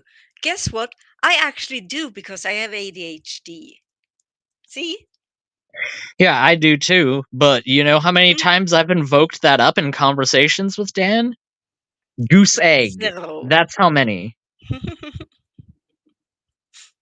Because I'm not a little bitch who uses something that has no bearing on the conversation at all as a crutch. I never broke the cursing rule. I respected Aiden's authority, plus I don't curse anyway. Look, Christian, you're obviously great with that, but if nobody else is going to respect the rule, then it's basically pointless for me to try to enforce it. I'm just a stick in the mud at that point. All right, so Dan, your fake concern over Gangster Ghost's show having cussing on it never seemed to have come out. when Lupin cursed on the show. It never seemed to have come out when somebody that's on your side of the fence does. And you know what? That's kind of strange. That's the case in general. How many times do I see Dan being critical of Stephen Bolin? How many times do I see Dan being critical of Achilles?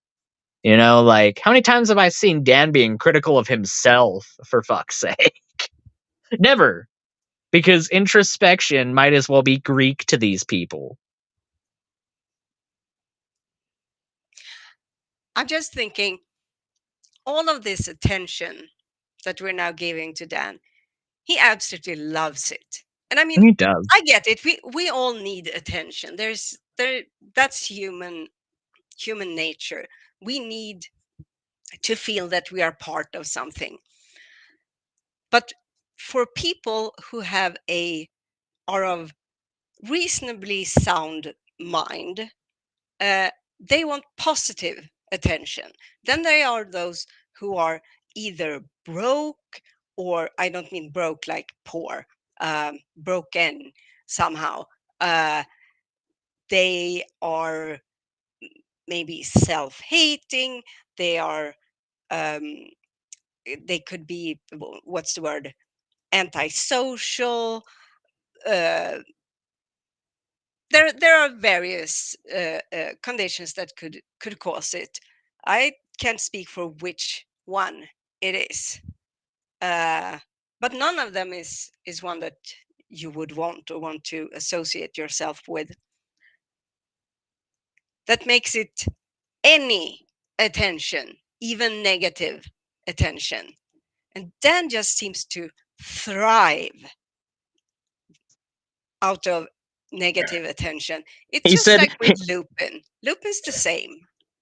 he said in the chat, he said, I miss a demon with his ad hominem. No, you don't. What ad hominem? What argument have you made, Dan? What argument have you made since you came on here? You literally opened with an ad hominem. And now I you're love it. He crying uses over an the ad fact that hominem to accuse you of doing an ad I hominem. I know. It's Dan, you have a wife, you have children. I'm sure, even though it's love you get from them, I'm sure if you just sit down and allow yourself to feel that love from them, it will be scary at first, but you can take it, and you will realize that there is something better in life than being a shithole on the internet. Okay? Hey, demon, you say I am retarded. What degree do you have? Yeah, Dan, because I would tell you that so that you could get a hold of the university and talk a whole bunch of crap. Yeah, Dan, sounds good. No thanks. No thanks. You know what degree I have? I have a degree in none of your fucking business. That's what I have a degree in. Besides, what does that even matter? Once again, this is a guy that supposedly is all about Christianity, which promotes that degrees and all of that certification is nothing but filthy rags, anyways. Like, it's all pointless. It's all meaningless in the broad scheme of things, isn't it, Dan? Isn't all that crap going to fall away in the long term? Isn't all the worldly things going to fall away eventually to spiritual things? So why do you care what degree I have? It couldn't be that you're just an insecure piece of shit who can't stand the fact that I call you stupid. You know how you prove that you're not stupid, Like, Dan? Stop acting like a retard. we weren't talking about him as far as I know. I mean, yeah, we talked about Proverbs guys as a whole earlier. Sure, generally, but we weren't even Yeah, talking about them when he brought this up. When I Josh and know. everybody I else was know. here, we were talking about the Bible. We Yes, were talking we about were the Bible. talking We about were the literally. Bible, and Dan had to come on and be a dickhead. Congratulations, Dan. I mean, and then of course Lupin was waiting in the shadows for his ice cold take that sank the goddamn Titanic as well. Yeah, that was a good one. You guys make a good pairing. Mm-hmm. There are like At least husband and Dan has wife. done. At least Dan did something with his life. You know, like Yeah. open a catalog.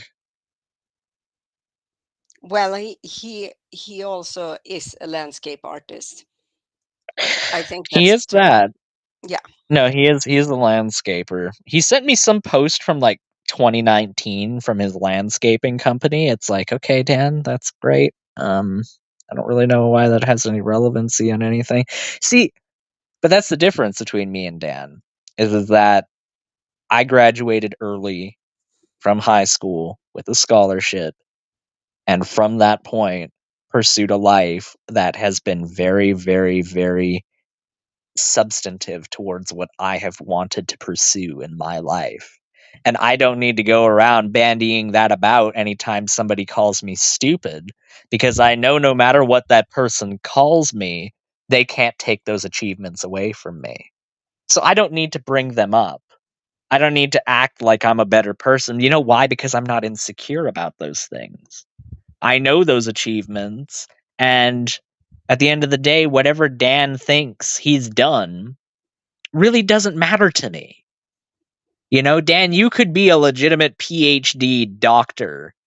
You know, unlike Kent Hovind, who you worship at the feet of, you could be a legitimate PhD doctor. And if you were saying the things that you were saying to me right now, I would still call you a retard. Because plenty of people who are book smart have the emotional intelligence of a gnat. You just happen not to be either book smart or emotionally intelligent, Dan. You managed to win the lottery and losing out on both of those things. And you're a little bitter about that, aren't you? Yes, I would say. If not, he makes a good case for it to be that way. Weaponizing autism is abominable. That's all you guys do. No, that's all you ever bring up. Because you think that that's some kind of argument. Once again, Lupin, do you realize that Gangster Ghost is like more things than just autistic, right? Like, you realize that if somebody has a condition in their life, that like that's only one small amount of their sum total personality, right? I Like, mean, as like, a matter of fact, it's a very small amount of their sum total personality, because it doesn't color literally every single thing and aspect of their lives like you always like to think that it is, Claudio. I know plenty of people in my life with autism. I'm not going to tell you who they are, because knowing the piece of shit that you are, you'd probably use that against me at some point. But I have plenty of people in my life that have autism. And I've never once held any ill will against any of those people whatsoever. I was gonna say, my brother is autistic. My mother is autistic. My uncle is autistic, and there's a good case to be made that my grandfather was autistic too. Gangster Ghost, am I over talking? Gangster Ghost, am I over talking you? No. Yeah, I haven't over talked you at any point in this show, have I? No, I mean, I don't No. think. Well, it I'm was. waiting to hear from him. Oh, sorry. No. Okay.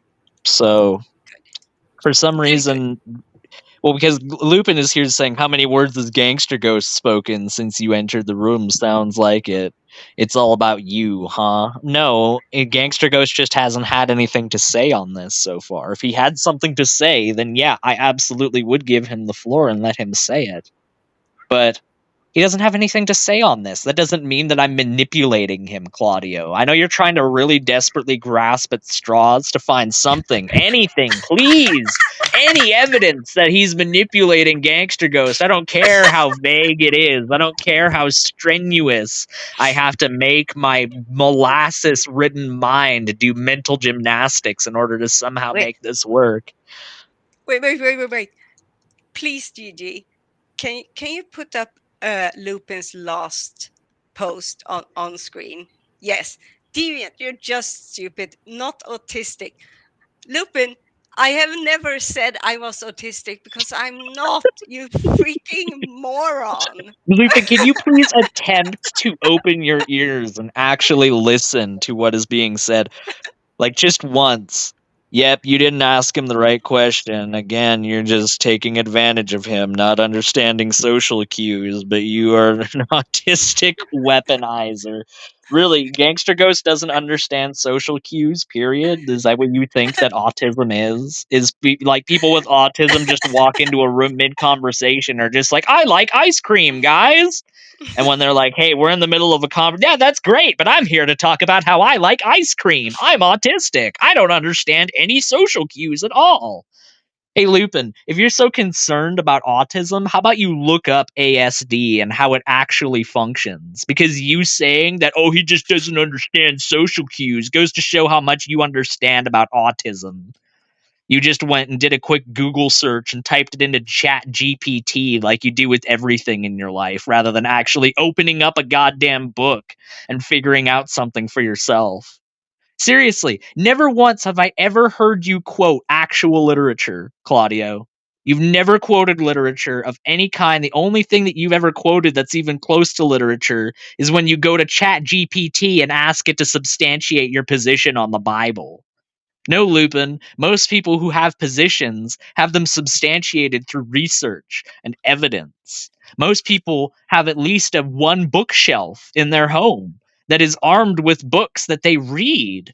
You know, not even because they have to, not because they went to school and they were forced to read it like you in elementary, Lupin. No, some people actually read in their spare time because they think that it's interesting and it stimulates their minds. So I encourage you to give it a go.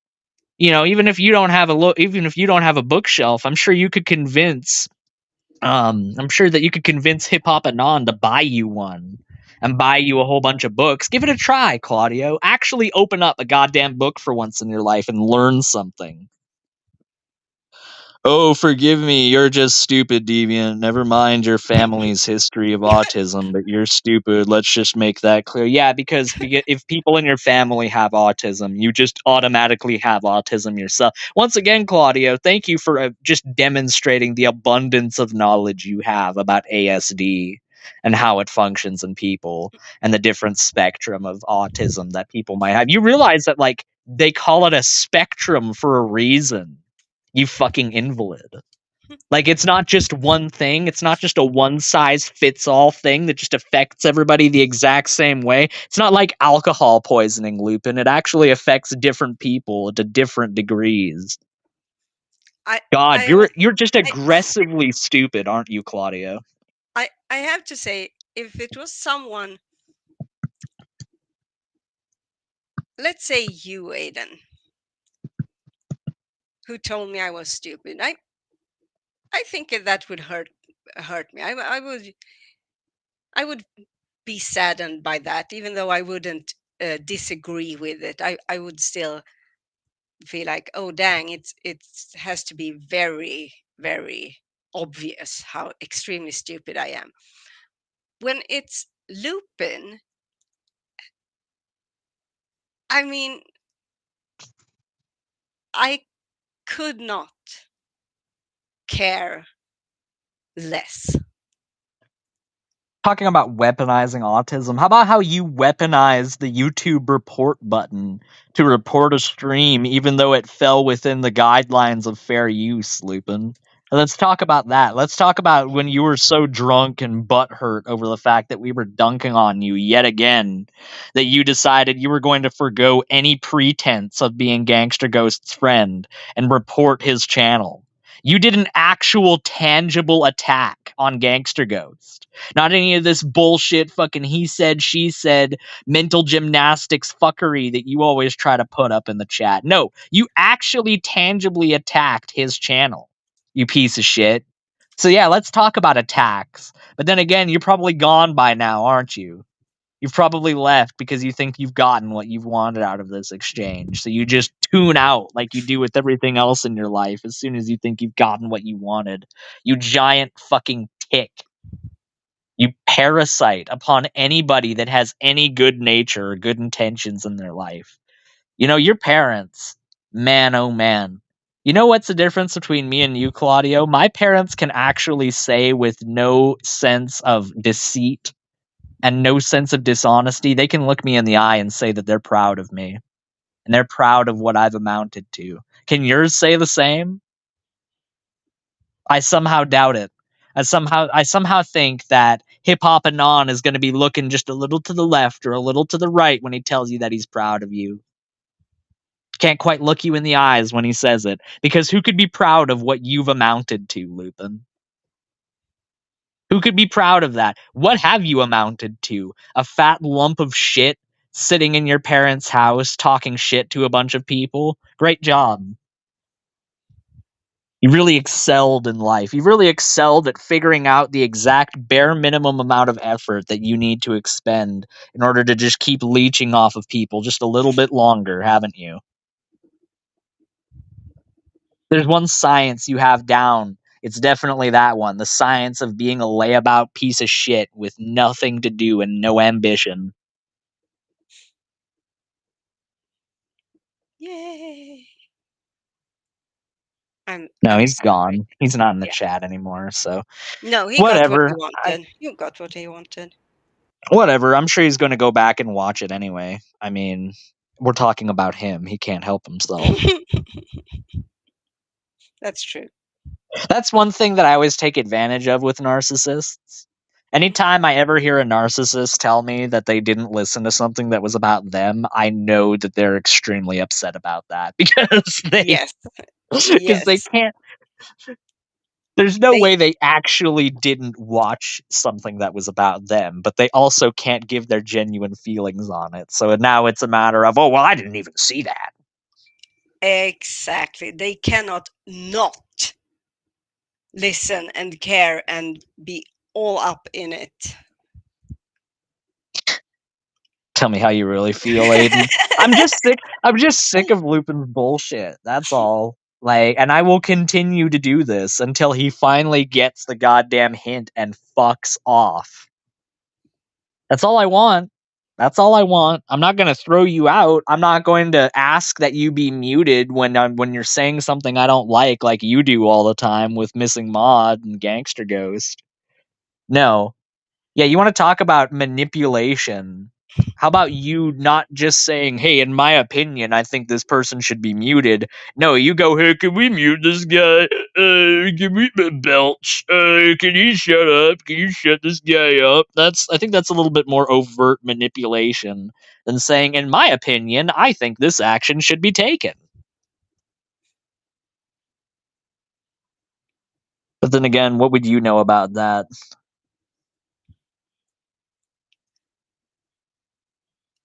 I want Aso.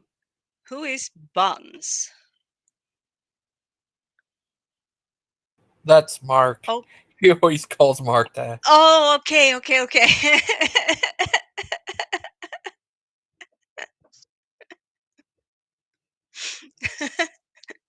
I was like, what? Yeah, Mark wondered what he had missed. Get on here, Claudio. We're going to do another push-up contest, except this time you actually have to do like a man push-up. Oh, no, we don't want to see that.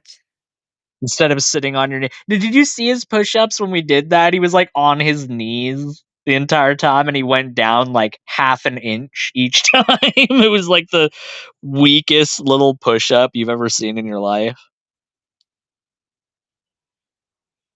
I have to go and dump a PG, maybe a PG reject too. Best of luck, Suit. That's going to be a toilet choker if ever there was one.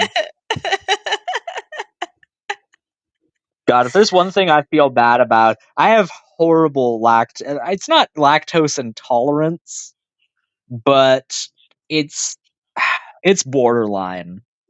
And man, there's something about my gut biome that if I don't take probiotics every day, it's not good. It's really not. I think that's just an example of the perfect design that Dan talks about. I think so. The fact that but does that mean I you need to can't take a little pill every day to prevent me from blowing up my toilet. Can't you eat ice cream?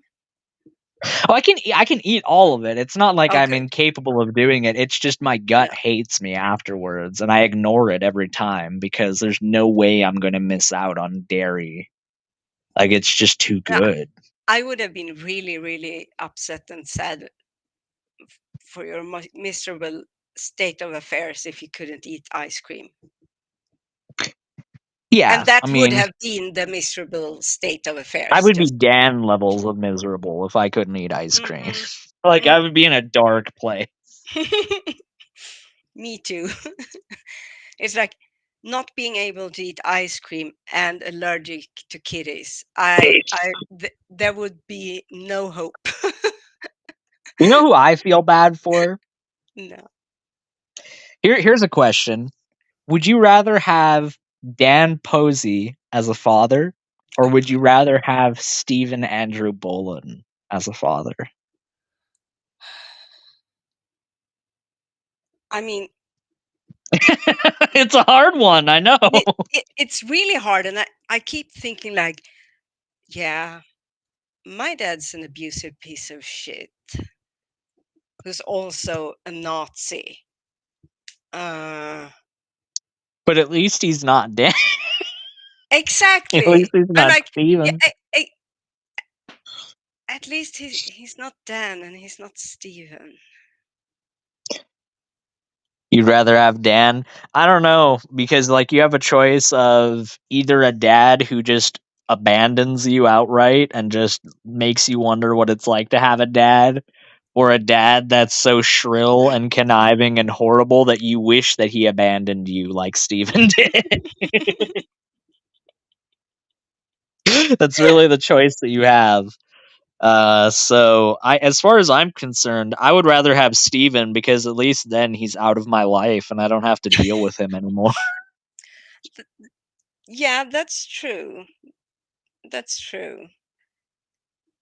Even though then there is the risk that I would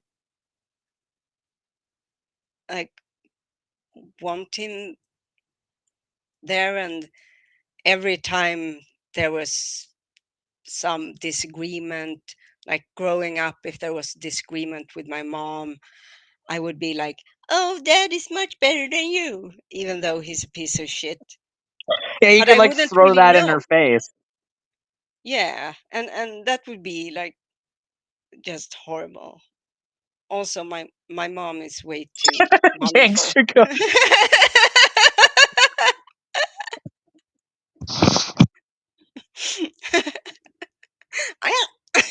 Kitty! Oh, sorry. I love that kitty to death. It's It's so the cult sweet. leader. Yes.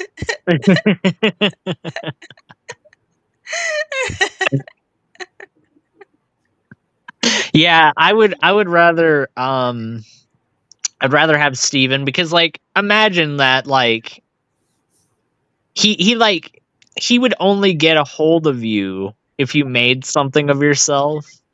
Like I can only imagine Steven with one of his kids like 20 years from now, like they are like the next Bill Gates or Steve Jobs or something like that. I'll feel like Steven all of a sudden will want to get more involved in his kid's Oh, life at that definitely. point for some reason.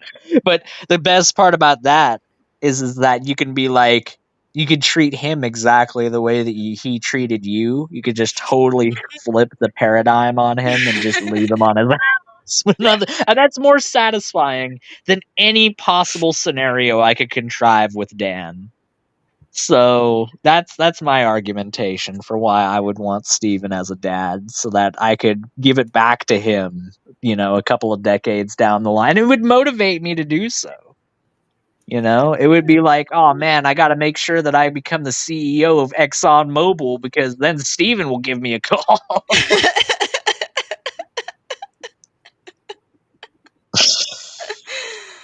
Oh, Uh, miserable life.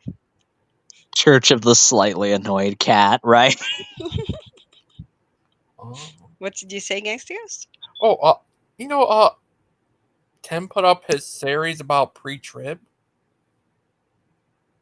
Or was he not allowed to do that under the Proverbs guy? I mean, trip.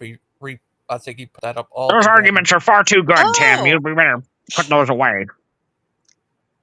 He on his own channel? Yeah. Oh. Yeah. Yeah. He's always welcome on here and stuff if he wants to. Yeah. And Ryan and Andrew. Andrew was going to come on here the other day, but I guess he didn't have time because it was at 7:30. Okay. And He Guys, was I just want to busy. make a clarification. oh no, So, people have gone around saying that Lupin was fired from the Proverbs, guys.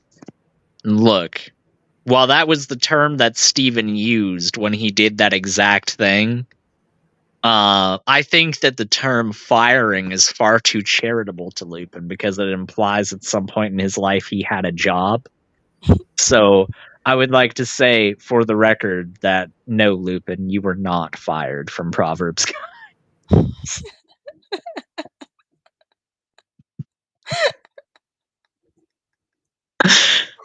I called it Mama and Daddy are proud of me.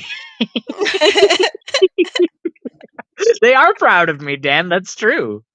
That's true. And you know what? Like a truly secure person, no amount of you bandying at me is going to change that, Dan. I achieved something in my life that I am proud of, and that is the fact that my parents tell me every time that they speak to me that they are very proud of me and the man that I've become and the life that I'm living. That's a good thing, Dan. And if you want to try and recontextualize that into a bad thing, no amount of shifting the narrative around is going to change that, buddy. Sorry. Isn't that such a beautiful thing to say to someone? Like trying Right. to weaponize something good into something horrible. That speaks so loud to the mentality of these guys. I know, right? It's why sometimes when Dan will be messaging me, I'll just reply to him with, "No, Aiden, no, you're supposed to be mad at what I'm saying to you. No!" Because that's exactly what he's trying to get out of me the entire time, and it's just not gonna work.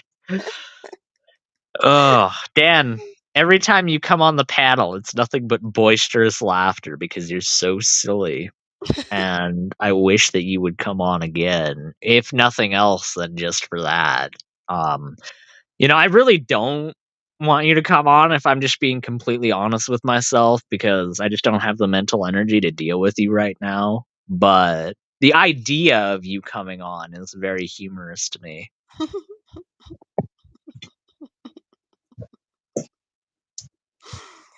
I always listen to such a joke of it. Yeah, those are certainly words, Dan. Keep it up, buddy. Those are definitely words. If you want to talk about anything, I'm not going to read the rest of that. Well, okay.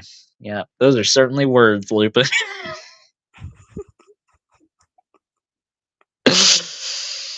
uh, Poor guy. yeah. I mean, I don't really think that because I don't care that Hold on. much. Hold on. Look at his latest comment. And volunteering job that they probably wish you'd quit volunteering. Yeah. Yeah, you got me, Lupin. Aiden, you need to stop honoring those war veterans and what they did for themselves in your free time. You gotta knock that off.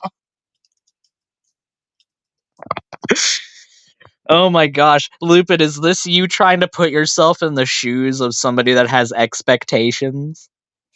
Like, are you trying to put yourself in the shoes of, like, parents that actually, like, set the bar higher than the ground that you crawl around on every single day?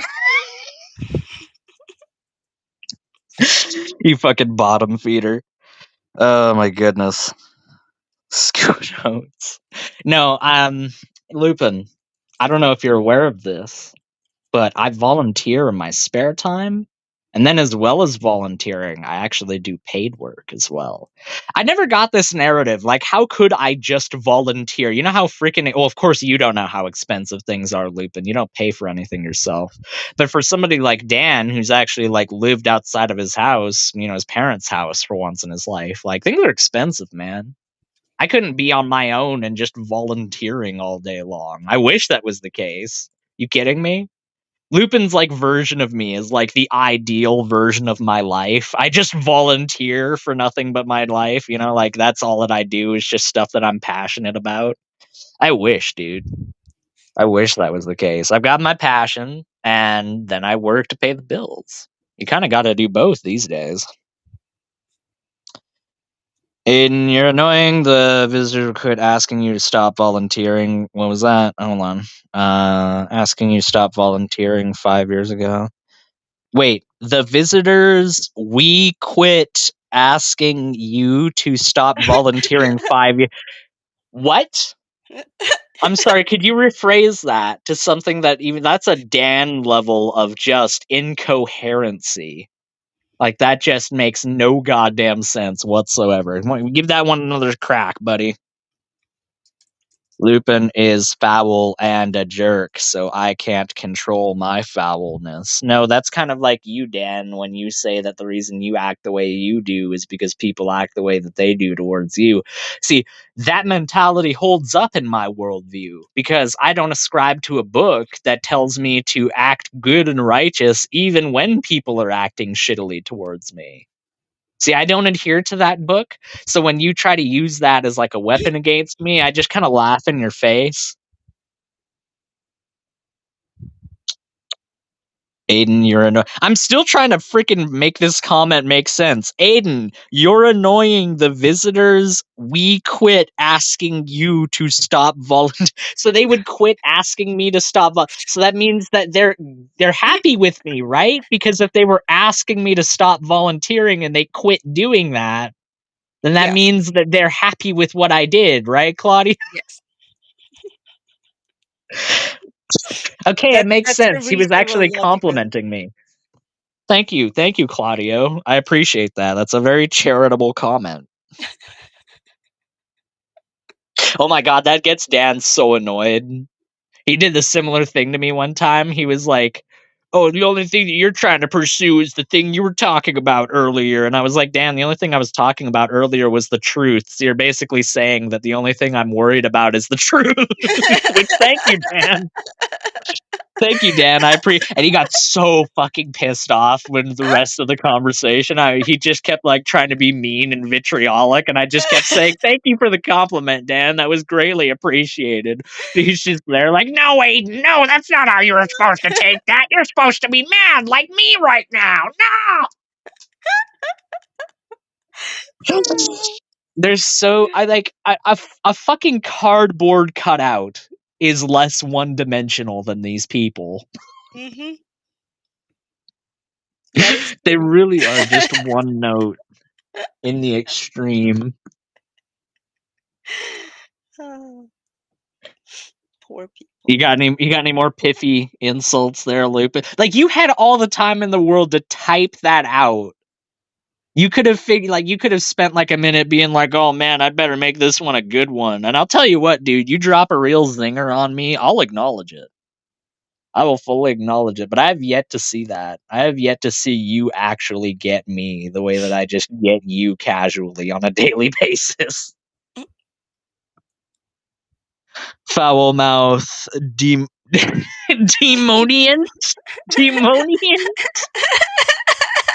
showing her true self. That sounds like a deodorant brand. And now, from Calvin Klein, Demoniant.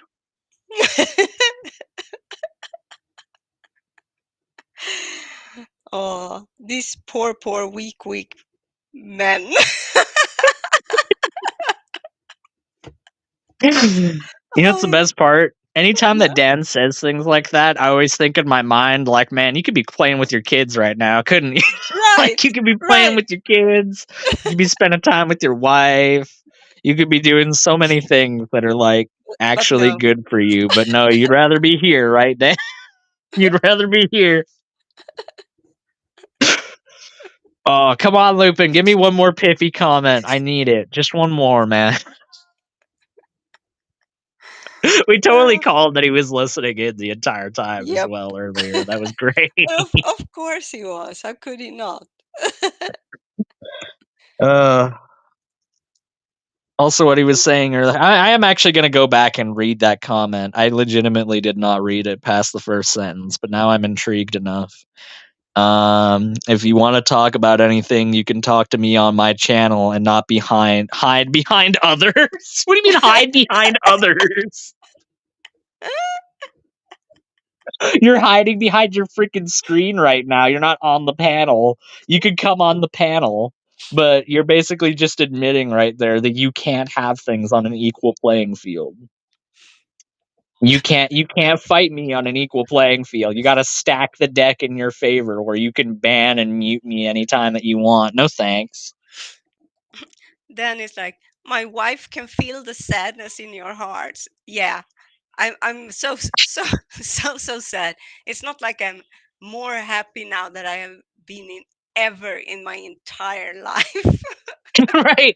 I love when people try to tell you like what you have going on inside your heart. It's Yeah, good. It's good. isn't it? Your wife can feel the sadness in our hearts. Well, I mean that's not too surprising, Dan. Your wife does basically everything for you at this stage in your life, doesn't she? So the fact that she's feeling those things for you isn't much of a surprise, really, in the No, grand scheme of things. that's You true. know what though? You know what I love about that comment What? is him invoking his wife is him trying to get us to say bad things about her. Mm-hmm. He's trying to get us to be like, "Oh yeah, well your wife is blah, blah, blah, blah, blah, blah, blah." And it's so tasteful to use your significant other as a human shield, like in a way that you like try to it kind of like his kids, when he Yeah. brought his kid onto the Mm-hmm. chat and Oh yeah, have his kid try to like get them to say a bunch of things that were Mhm. like disparaging towards them. his And underage kid who is not allowed to have their own YouTube account according to YouTube's rules of whatever it's called. yeah, Not according to engagement. YouTube terms of service, Yes, he's literally terms not of allowed to service. have his own YouTube channel outside Yeah. of YouTube Kids. But no, he just out of nowhere found our stream of all streams on the internet. It's crazy how the things like that work. It's not like he was put up to it or anything like that. It's just really tasteful when Dan like throws his own family members out in front of him. It reminds me of Brett Keane, is who it reminds me of. Mhm. Because it's really only paragons of human virtue like Brett Keane that will go and say things like bringing up their family members to try and get people to attack them so that he can look better as a result. No, it's really tasteful. I feel tasteful because mommy and daddy tell me so. What?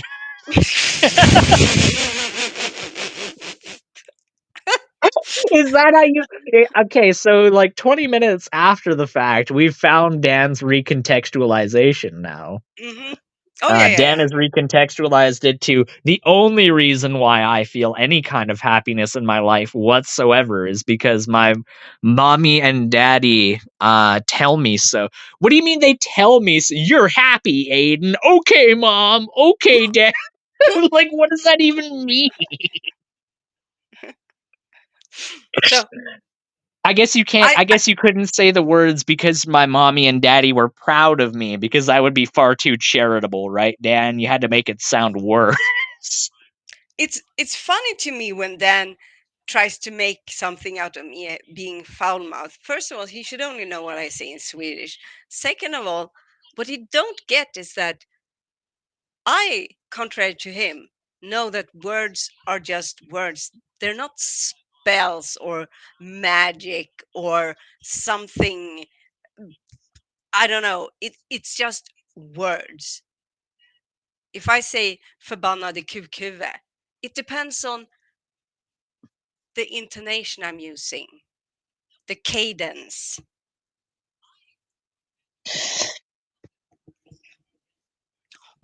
You know what? You know what the funny thing is that in an ultimate sense, Dan thinks that they're just words too. Because let me tell you, if Dan legitimately thought that he was going to be judged by an all-powerful God for the things that he has said to people, if he genuinely thought that he was going to be judged the same way that he judges others, then he would go out of his way to not say the things that he does the way that he does. But Dan doesn't actually believe any of that crap. And I'm not even saying that. I'm not even saying that to try and like armchair psychology. I'm just saying that because Hey, that's damn the only posy, you way to fuckhead. make. I'm kissing a foul mouth now.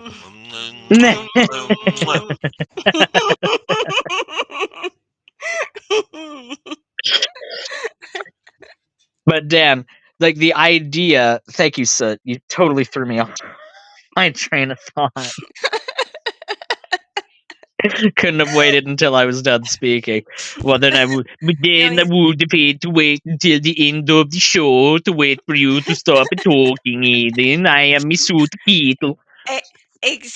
Exactly. He just as me know that the only way to get the word in edgewise is to do that. True. No, I remember what I was saying. So, yeah, Dan doesn't actually believe any of that crap. And I say that because that's the only way of making Dan's actions make sense. The Yeah, no, only alternative explanation is that Dan wants to go to hell. Like, Dan's like, Whippy, I can't wait to go into the lake of fire where there's weeping and gnashing of teeth and the worm dieth not. Yay! well, That's like the only alternative explanation. it's either that or he doesn't actually believe what he says he believes.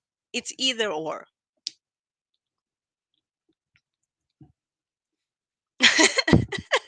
Damn, Tim laying down the law with Dan. Dan, you weren't trying to get Tim to do a startup. I know for a freaking fact you were begging Tim to stay. You were trying to get things smoothed over so that Tim could get brought back into the ministry. You don't give a crap about him starting up his own thing. You're not going to support that. You're going to you know what's going to happen? You're going to talk to Tim a year from now about as much as you guys talk to Larry and Cindy now. You know how I know you guys don't talk to Larry and Cindy? Because I do. Because I actually genuinely fostered like a friendly connection with those people when they were on your guys' show, and I still talk to them to this day. And they're great people, Larry and Cindy. Like they're really stand-up people that are living a very good life for themselves right now. Cindy's been doing great with her education. Like, good for her. And Larry's been doing plenty good himself as far as keeping the fort held down while she's been pursuing her doctorate. So they're doing good right now. You wouldn't know that, though, would you, Dan? Because as soon as they no longer were useful to you, you just cast them aside like they didn't matter anymore. That's how much you guys cared for Larry and Cindy. They were such valuable spiritual teachers until they didn't dance to the tune that you guys wanted them to anymore. That he was messengering and being paid. Oh yeah, that was me telling you that I was at work talking to you over the phone and talking about how it was such a beautiful time to be alive, to be paid to listen to your nonsense while I was at work. That was what I was saying, is that it was a beautiful time to be alive when I can listen to Dan's inane rambling nonsense and be entertained with that rather than actually doing my job. I would like to point out what Sud wrote. He wrote, I'm going to bed now, so you all shut up. I'll try not to get Deviant too excited. So that... Oh, I love that man so much.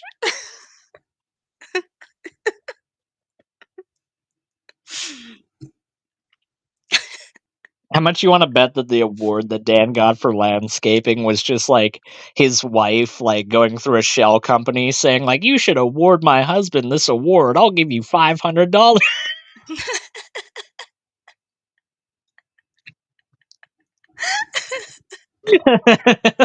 Oh my gosh, Dan, we just got an award for our landscaping. Oh wow, we got an award? I shouldn't care about that at all because it's just filthy rags, but I do care for some reason. Demon said you're pissed off Oh, accusing foul me of mouth Dan. being mad. What degree do you have as you call me retarded? I already told you what degree I had earlier, Dan. You Yeah. just need to go back and watch the stream. And I I mean, already told you very explicitly. I think Lupin made a very substantial case for the fact that degrees doesn't mean that you are smart. You can have them and be stupid. Yeah. I'm smart because this piece of paper says I'm smart. Like, what a stupid thing to say.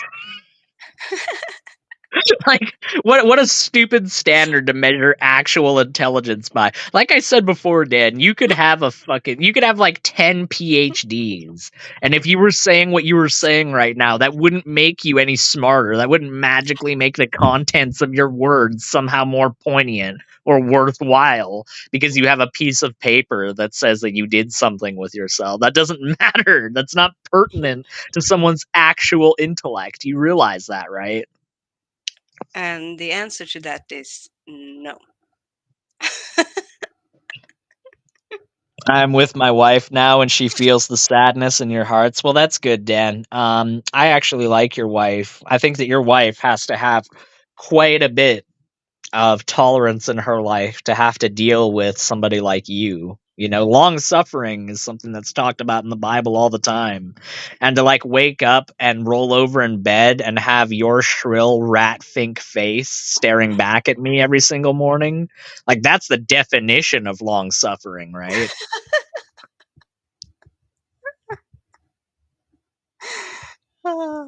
So your wife is a good person. I mean, like, at least that marriage didn't fail like your first one, right, Dan? So, I mean, like, that's good. That's good. I'm proud of you. Still smiling while listening. Well, I'm sure My she's wife, smiling. I'm entertaining her right now, so I'm not surprised to hear that she's smiling. When was the last time she smiled at you the way that she's smiling at me right now, Dan? Oh, you might want to look into that, buddy.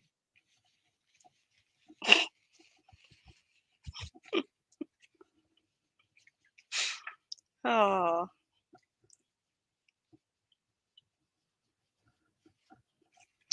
So Man, Dan, how are you prepping for your trip to hell? yeah, that's a good question. That's a good question. I hope you packed some thermal socks, buddy, because it's gonna be hot down there. It is. It actually is.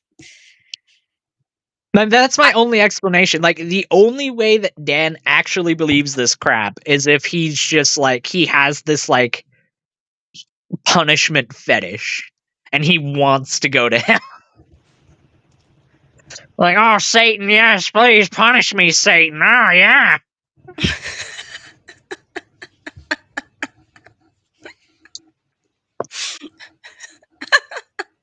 No, don't use the hot poker, Satan. No, I hate that so much. No. Oh, poor Satan. I know. If I want to lift anybody up, it's him for having to deal with you, and you inevitably get thrown down there. That's some real long suffering. Because unlike your wife, they won't have the sweet release of death.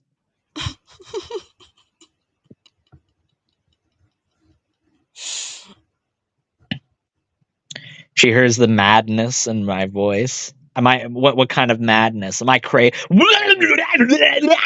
that kind of mad, or like, oh, geez, I'm angry right now. I'm upset. Oh, I'm sorry. I'm actually supposed to be mad. Deviant, I'm mad right now. When did Oh, this I'm turn so to like angry. what's it called? The wrestling WVE, something like that. Yeah, WWE, yeah. Yeah. How much you want to bet Dan's like sitting in his car, texting and driving right now, all by himself, and he's like, "My wife says this. My wife says that." And it's like, no, I don't think so. It's so sad to think that he's like in this persecution porn fantasy. Where he's like, oh yeah, here how miserable they are. Here how miserable they are. Oh look, Gangster Ghost put something up. You know, it's a sad worldview to have. What? having to constantly prop yourself up every day by thinking that you're just inherently better than another group of people, and that you're going to go to a lovely, amazing paradise, and that all of those people that you disagree with and said mean things to you, oh, well, they're going to get their comeuppance because they're going to burn horribly in the worst place imaginable in the Right. entire universe, in a place where people that went to Dachau wish that they could only go back for just a moment by comparison. Yeah, they're going to go there because they were mean to me one time. That's a sad worldview. It truly is. It truly is. I just want to show everyone. This is Tim's new video he put up about his pre-trip rapture study series. Can we watch it? Okay. It's I think it might be very long. But it looks like it's only 7. I don't really see, but it. Oh my God, Dan! Dan, okay. Like it's 7 minutes. Dan, let me re-explain this to you. A demon joked about saying people judging him as he judges others' thoughts. Dan, do you remember the part earlier in the stream where I compared your worldview to mine? And I said that there's no contradiction in my worldview to judge other people because I don't adhere to a book that says that you're going to be judged the way that you judge others. That says that you ought to turn the other cheek and offer it to somebody when they slap you on the face. That's your book, Dan. That's not mine. See, you judging me by those standards is about as nonsensical as the usual drivel that comes out of your mouth. Yeah, it's only 7 minutes. It's short. Okay. Dan, shut your mouth and stop this. Oh, sorry, Gangster Ghost. Go ahead. I'm sorry, buddy. Oh, that's all right. What about the AC's Book of Pages? They say back on Yahoo Answers, they it was thingamajiggy that they joke around and say here's the AC's holy book. That's funny. No, that's okay. I just wasn't sure if you were done with the joke or not. I didn't want to cut you off with laughing. That is the preface to my series. Well, you know what, Tim? I'll be quiet. Even if Dan throws some inane drivel in the chat, I'll be quiet and I'll let this video play out of respect for you because unlike Dan, I actually do respect you. Yes. So I'm very excited to announce the new series I'll be doing called the Pre-Trib Rapture Study Series. And this is going to serve as the preface to this series. And essentially I'll go over a few points here and a lot of the things that we'll be getting into. And then we'll get into a very short little presentation that I have, just scratching the surface on the scriptures related to the pre-trib rapture. So I want to begin again by just expressing how excited I am for this study. This is going to be a multi-part series on the pre-trib rapture. And I want this to be the deepest study in the rapture I can possibly do. I really want to go deep into the scriptures and really just every fine-tuned point, just exposit to the best of my ability as much truth as I can from the scriptures about our blessed hope. And again, this is going to be there's going to be a lot of meat in this. I plan on showing a lot of things, and it should be a lot of fun. And I think a lot of you brethren out there are going to benefit and be strengthened more in your walk and your belief in this important doctrine. So again, I'm very excited for this series. We're going to define terms and phrases throughout Scripture. We're going to be going back over being caught up and different phrases like that and how all that relates and building our case. Again, this is all about building the case for the doctrine, and that's what we're going to do. We're going to be, probably starting small, or it all depends on where the Lord leads me with it. But we're going to be going again, point for point for point to the best of my ability throughout this study. So it's going to be a lot of fun. All glory goes to God for this. I plan on I want to get deep into this because the rapture is a very deep subject, and the deeper you go into it, the more miraculous it becomes. And realizing how important our blessed hope really is. So again, I just can't express enough excitement for this. So again, we're also going to discuss how it affects other doctrines and much more. Now, in the first part of the series, I want to address the appointed to wrath phrase and its implications. So that's what we'll get into. We're just going to basically scratch the surface in this very short video. It's not going to be super long. This is meant to serve as the preface, and I will be going back over the same argument throughout the video series as well. So keep that in mind. So again, we're going to address the word appointed to wrath, that phrase and its implications. So we're going to go ahead and begin here. See here. So we're going to be in the scriptures, and now we're going to go to 1 Thessalonians chapter 5 and verse 9. So 1 Thessalonians chapter 5, verse 9. For God hath not appointed us wrath, but to obtain salvation by our Lord Jesus Christ. Now that word right there, appointed, hath not appointed us to wrath in the King James Bible, is a very interesting phrase. Because again, an appointment is something that you set ahead of time before the actual event occurs. So keep in mind, an appointment is something that is set ahead of time before the actual event occurs. So God says that we are not appointed to He has not appointed us to wrath, but to obtain salvation by our Lord Jesus Christ. So this being appointed is very important, because this is a clear promise from God Almighty through Paul, who is writing 1 Thessalonians, that we are not appointed to wrath. Now let's go to Revelation 18. So Revelation chapter 14. It's a bit glitchy. Is it just 9 me? to 10. You're going to see something very interesting here. It's all right on my turn. It sounds fine on my end. Okay, okay. Yeah, okay, it sounds then. fine on my end. Okay. And the third angel followed them, saying with a loud voice, if any man worship the beast and his image, and receive his mark in his forehead or in his hand, the same shall drink of the wine of the wrath of God, which is mixture into the cup of his indignation, and he shall be tormented with fire and brimstone in the presence of the holy angels and in the presence of the Lamb. You see that quite appoints someone to drink of the wine of the wrath of God. Do you see that right there? How when someone takes the mark, they are appointed to drink of the wine of the wrath of God. That they receive that mark, and then later on, God casts all the unsaved dead and the devil and things like that into the lake of fire. That's after the 1,000-year millennial reign. But it's important to understand that someone who takes the mark of the beast in the time of Jacob's trouble has now become appointed to drink of the wine of the wrath of God. So what I'm trying to show here is that this contradicts 1 Thessalonians chapter 5, verse 9, if you put the Christians of today in that time period. Because 1 Thessalonians chapter 5, verse 9 clearly said that we are not appointed to wrath. You see that right there?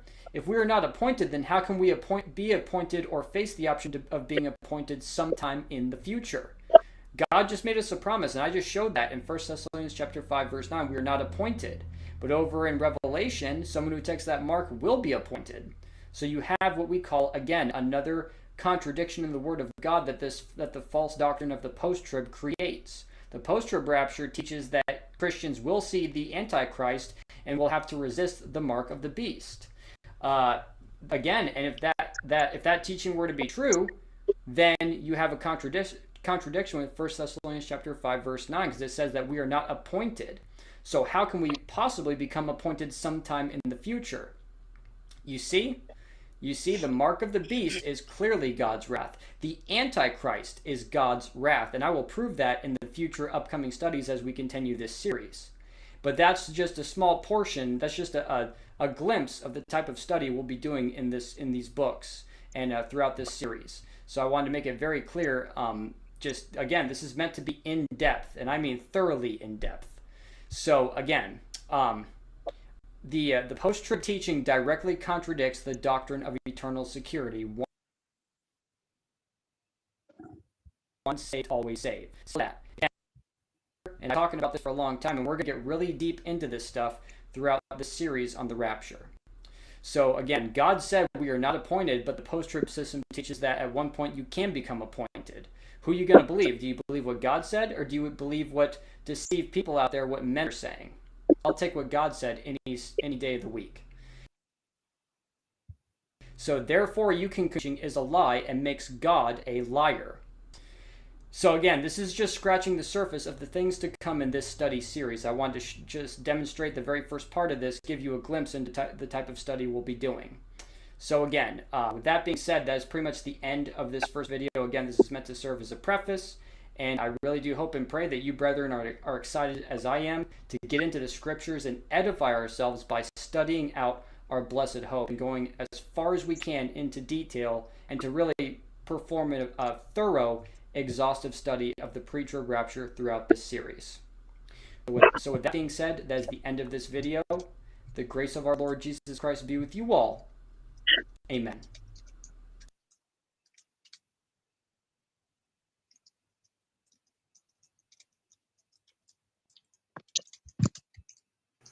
What did you I mean, we stop can at? keep going. Oh, We it's can keep over. going. Oh, no. I mean, like with the next part. Well, I don't think the next part's up there yet.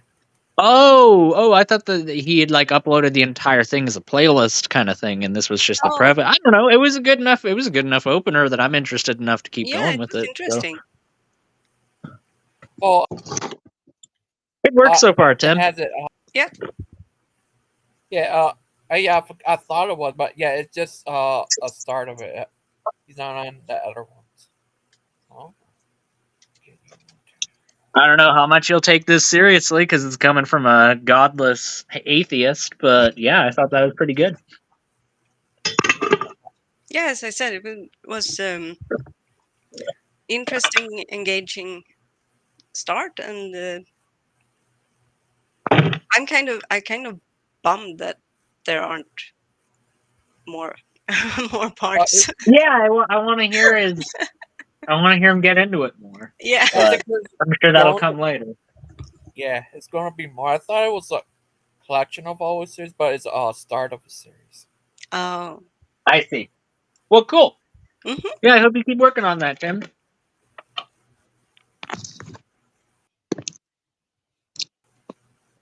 Oh. Are you once save, always save?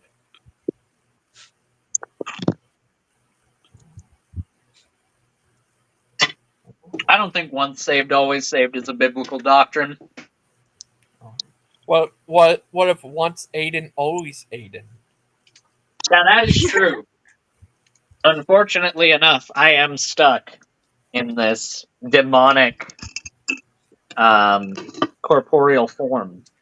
So that much is true. Once Aiden, always Aiden. But as far as salvation is concerned, I think that with the example of Saul and the prophet, was it Samuel? Yeah, it was Samuel. I think that we see that at one point there's literally a conversation in, I think, 2 Samuel between Samuel and Saul.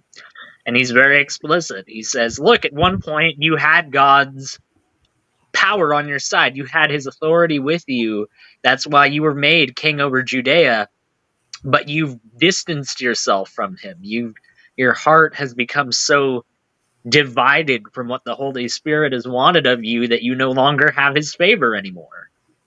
So that to me is a very clear example of somebody who, yeah, one time they would have been saved, they would have had they would have had his favor, but that fell away to the point where it was no longer the case with Saul. So, but Aiden doesn't. I don't know. I missed part of I could have missed part of what you said because I read the chat. But doesn't it change with Jesus? I mean, did Saul have the opportunity even to be saved? well, I mean, when I'm talking about that, I'm talking about the fact that Jesus, what he changes in that is that, yes, salvation is made possible, but that doesn't mean that the Old Testament saints weren't saved by Jesus in the harrowing of hell in the 3 days where he was in the tomb. It said that he went and preached to them and basically brought them out of Hades and into the kingdom of God. So, yeah, of course. Sure, that is true.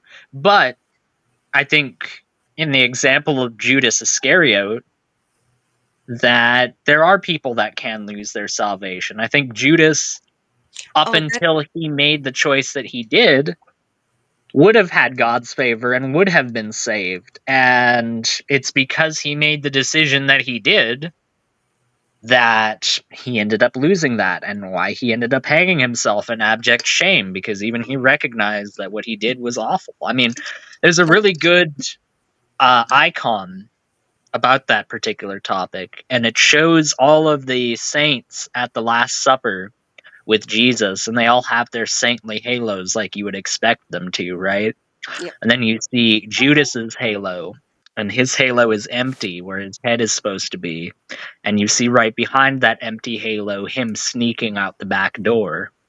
And I think that's a very powerful illustrative example of what I'm talking about, where he was holy, he was vindicated, and he was sanctified at one point as one of the apostles of Jesus. But he made the choice to lose that. Oh, yes. And did he get turned into Count Dracula? And that's right. Oh, you ever That's seen that right. movie, Dracula 2? I don't know how you always get these So- things figured out so quickly, Gangster Ghost, but yes, that is true. Yeah, first person to understand my reference about that was Brother Pike. No, Oh, yeah? Yeah, I talked about, because they said that it was based on an ancient legend that Judas was the first Dracula. What? Yeah. Yeah. That what the commentary of the movie said. Oh my goodness. Yeah.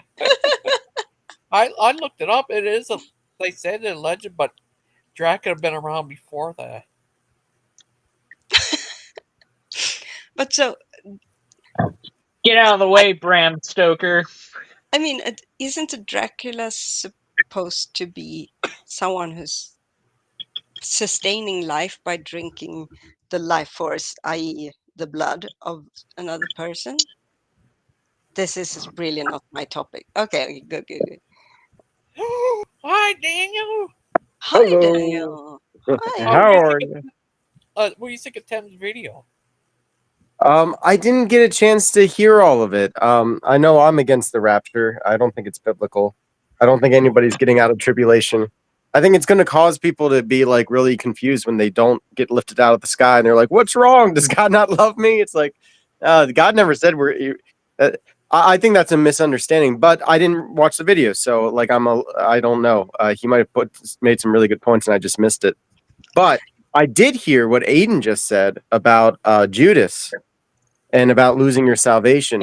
And I'm really glad he said that, because one thing that I kind of forgot about, and it kind of was brought up last night on my stream, is that the apostles before the Pentecost, before the Holy Spirit descended, already were doing miracles. Like the 70 apostles actually was before the resurrection. And I kind of like forgot about that yesterday. It came up when I was talking to Bruce, believe it or not, because he was just trying to point out anything wrong. So he was just like, he brought that up, and it didn't prove anything wrong for the Orthodox, but it does add an extra level of implication to what happened with Judas. Like he really, like you said with the icon, you know, we as Orthodox see that he had it and then he lost it. And Peter could have Gangster done the Ghost, same I just thing. sent that. I just sent you that icon. Could you put it up? I'm sorry, Daniel. I just wanted to show it to the audience so that Please do. they get I an love idea. icons. You're never going to get an argument from me from pulling up an icon. I sent it to you on Messenger, GG, if you want to pull that up. It's up to you if you want to. I thought it would be a good visual aid to illustrate to the audience what I'm talking. It's one of my favorite icons, period. Yeah. Just because I think its messaging is very profound for not having an overly complicated image. It conveys a lot of information with it. Can you zoom up on that rascal? Oh, Kai actually. Yeah, it's very. If you hold control and scroll up with your mouse wheel, it should zoom it in. Yeah. Yeah, nobody works here. There it is. It's hard to No, make it's it out okay. of it. If you hold your control key on your keyboard and then scroll up Yeah. with your mouse wheel.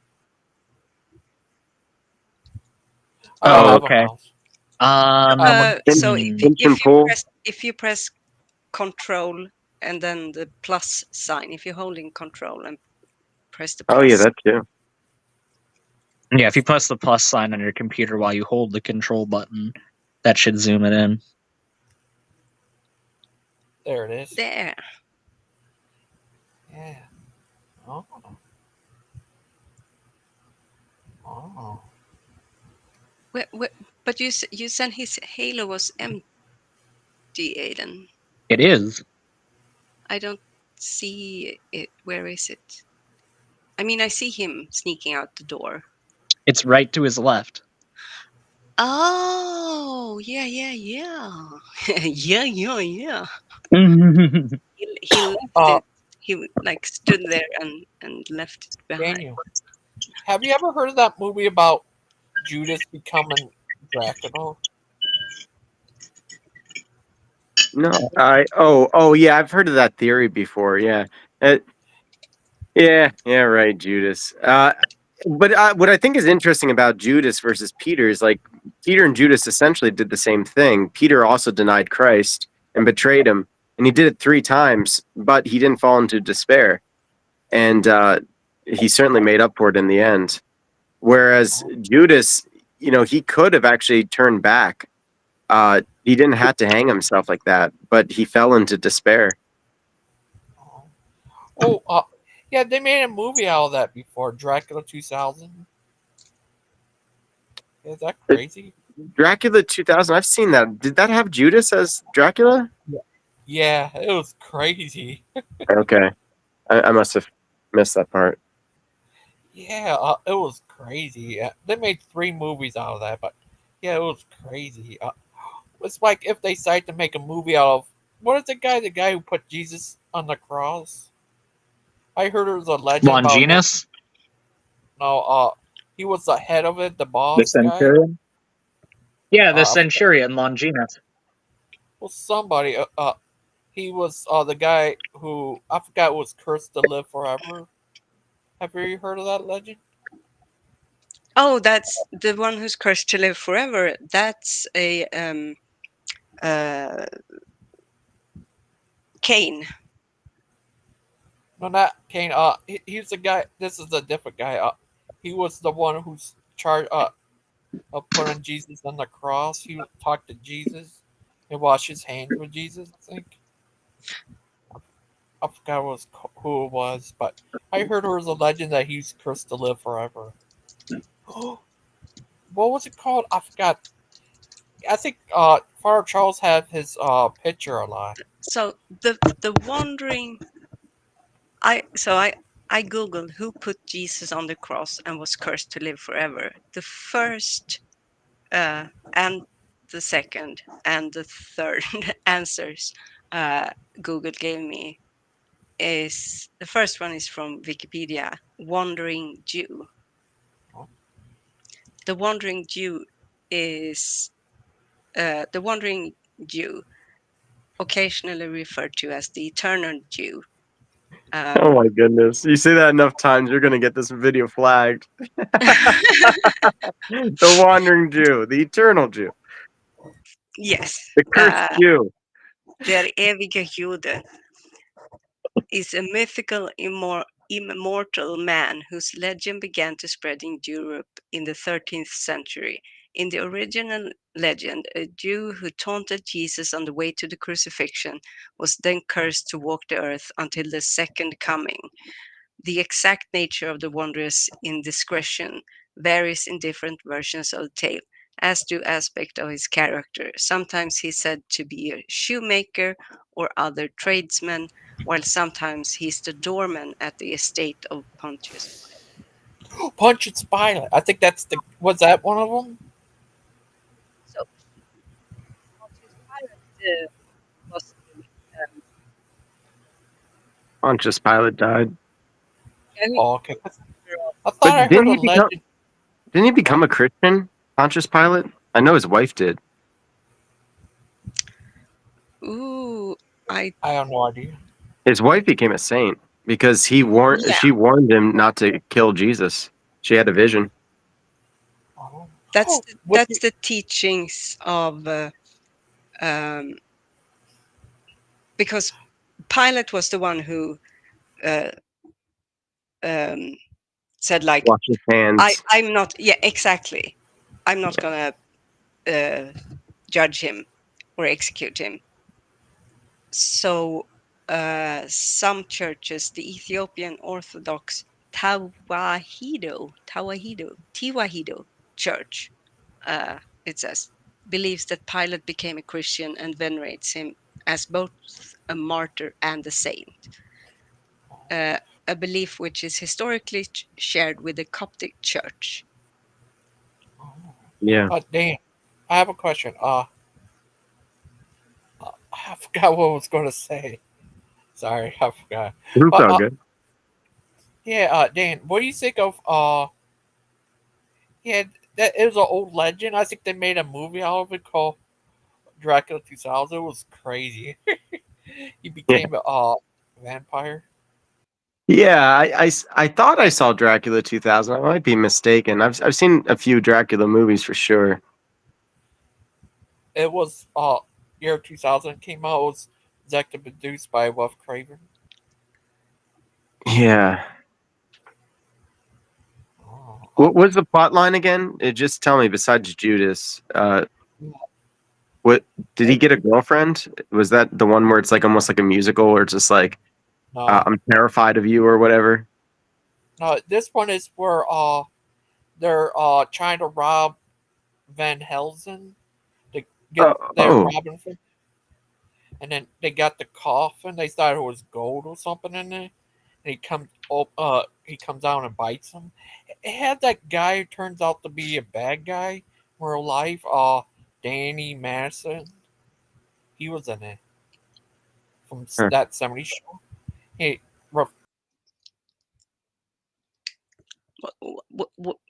Wait a second. What are we talking about? We were talking about Pontius Pilate, and the next thing I hear is someone came down and bit him. Oh, this is on about the Dracula 2000 movie. Oh, okay. Yeah, it had they had his coffin and stuff, and he broke out and killed them, I guess. And Van Helsing, he I guess got affected by the vampire and lived a long time to keep him caged. And Big Bad Mama asks if Von Helton is in it. Von Helton. Van Helsing. Yeah, they're going. This is what the show Brother Pike's going to be doing. You know what's a crime against humanity? The fact that Von Helton has a tub as nice as he does and yet neglects it the way that he does. He's got like a big, deep soaker tub that's just covered in dirt and grime and looks like the setting of like where some Serbian person was tortured in 1992 during the Bosnian Herzegovinian War. Like, what the hell, Von Helton? Take better care of your bathtub. Have you ever heard of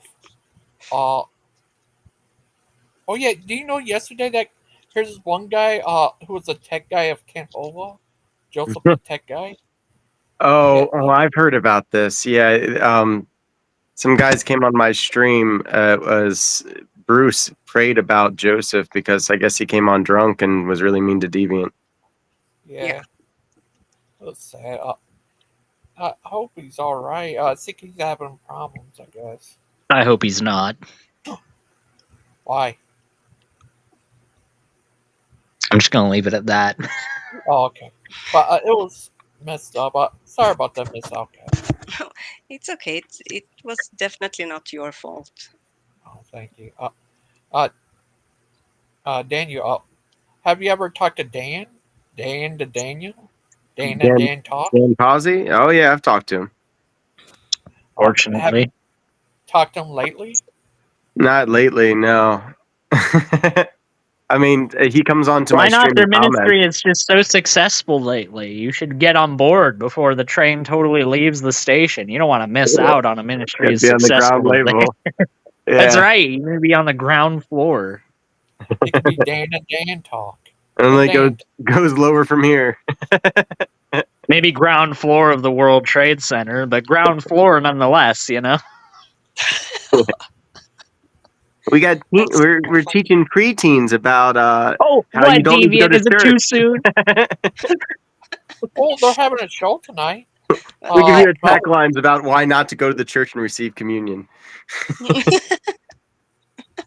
oh, yeah, they're having a show tonight.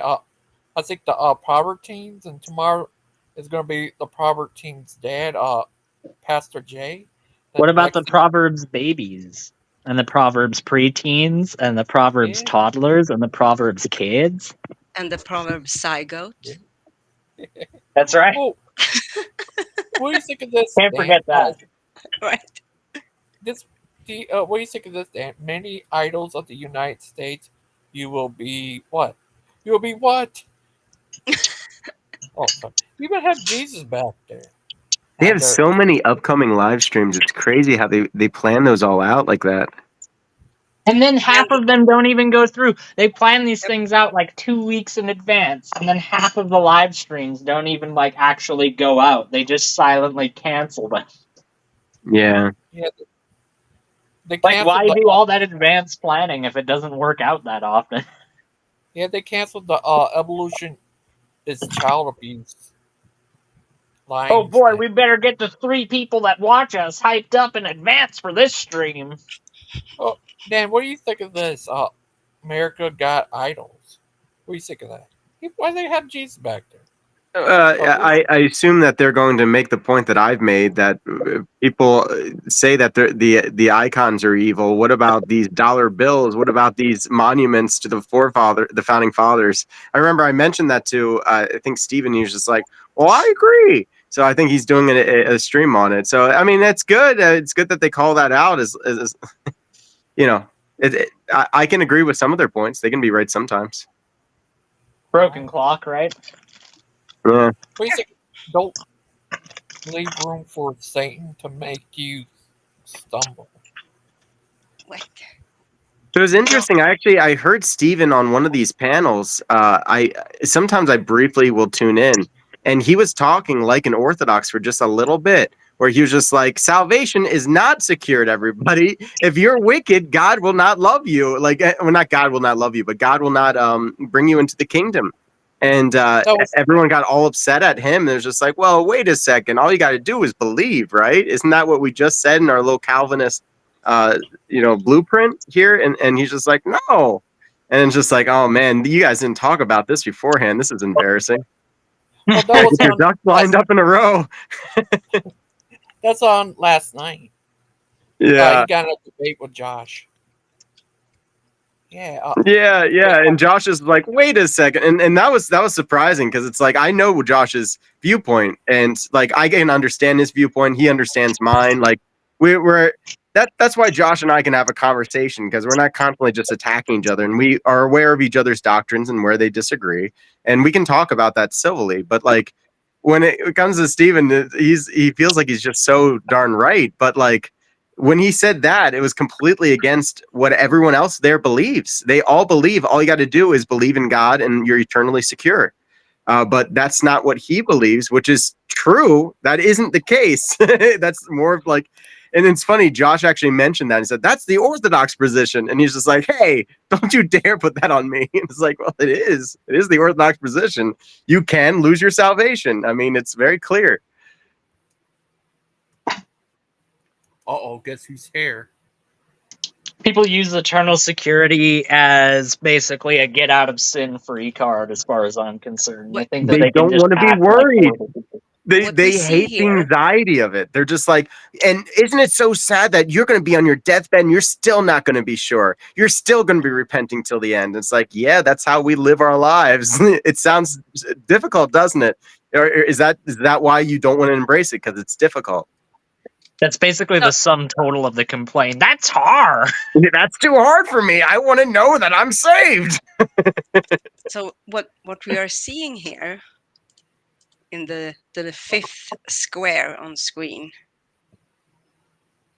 is a man in his clerical robe. Can you Sitting guys in a see bed. something that I can't? Oh, wow. Okay. Yeah, it's just on my phone. I can't see it. I have this on my TV too, so I can see him Oh. here, but I can't I see him on wear my this to phone. honor Daniel. Daniel, I wear this to honor you. This is my clerical attire.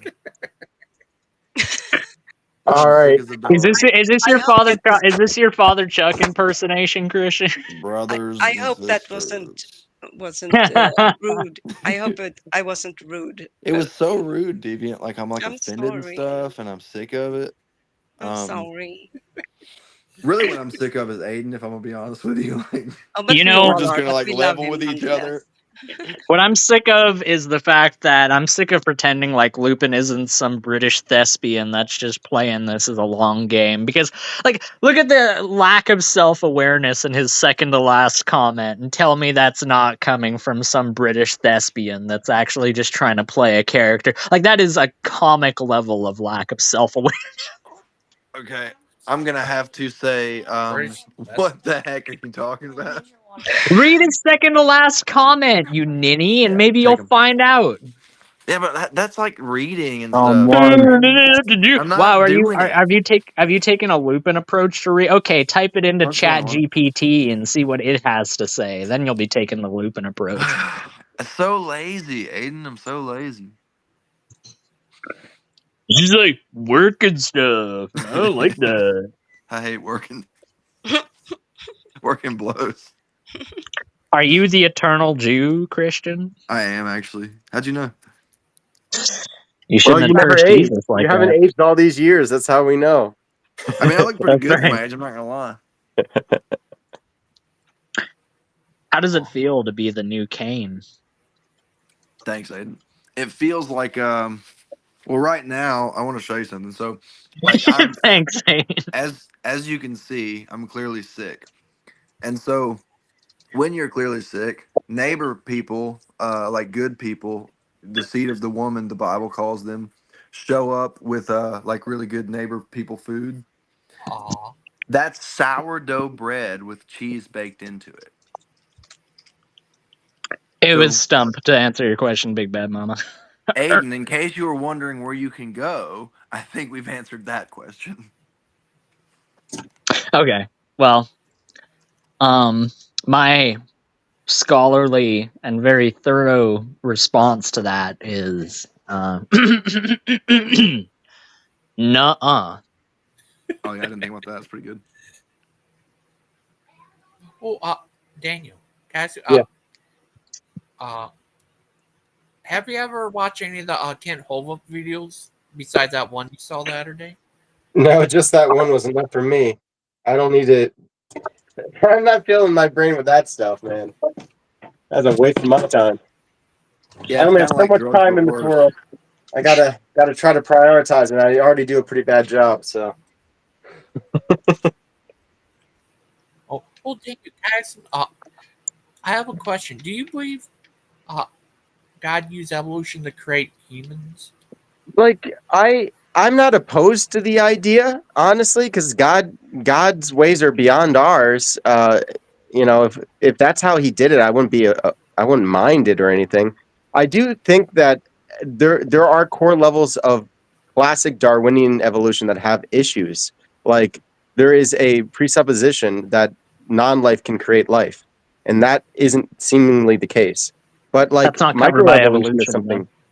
like microevolution is something you can see in the lab, but like the actual premise of non-living material becoming living material, I take issue with that. Well, that's abiogenesis. That's not covered by the theory of evolution. The theory of evolution just deals with how life diversified once life got there. Well, yeah, the modern take on evolution doesn't have a whole lot of problems with it, but the original one from Darwin had some issues because he did make some like presuppositions like that, which again, like, yeah, how much of that really matters today when we're talking about evolution? I mean, most people, when they're talking about it, they're like, the dinosaurs, like the birds are basically dinosaurs. And it's like, yeah, well, that makes sense. I mean, some of them would have survived. I mean, technically there were mammal dinosaurs back then, right? There weren't all reptiles. So I don't know. Take care, I guys. don't put too much I've gotta into it. go. No. Aiden, what Bye, time Aiden. tomorrow? Oh yeah. Let's do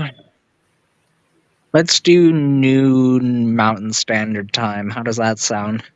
So Mountain Standard Time, that's Currently, it is 3:31 Mountain Standard Time where I am. It's sourdough bread yeah, time where I'm okay, at. good. That's 8 hours before me. That's perfect. So it's 8 p.m. for me. What time would it be for me? Good. So you're not going to be like completely burnt out yet. That's good. No, exactly. It will be 2 But I know p.m. what for time it you. is for Achilles. For you. Shut up, Christian. It will be 2 p.m. for you, Gangster Ghost. Oh, okay. Yeah. All right. Bye, everybody, except for Christian. Bye. Bye, Aiden. Adios, Aiden. Aiden. Daniel. Yeah. But how you been today? How's your day? It's been going all right. I was hit with a pretty interesting new duty. Somebody wants me to be the executor for them when they pass away, and I feel, like I don't really feel qualified to do that, but he's the only person that he can kind of turn to. So it's a great honor and it's a great responsibility, and that's a lot. I mean, I sometimes, I really worry that people think that I'm something I'm not, because I'm not a righteous person. Everything that people see that's good out of me is just from God, and I'm actually a very weak person, and I barely struggle to do the right thing. So it's a weird feeling. It's a weird feeling, but yeah. So we can't call you patron saint of good ideas, too? Rather not. Oh, that was for Chuck's patron name. Oh, go ahead. But Daniel, don't you believe that being a weak person, or whoever you are, if you're weak or strong, is something that you can work on? Oh yeah, and absolutely. change, and maybe people who do see strength in you see your potential rather than your pitfalls and your stumblings, which you see because you're the one who's lived through it and lives with the consequences. Yeah. Yeah, well, people. I personally think you are much stronger than you think you are, but that's me.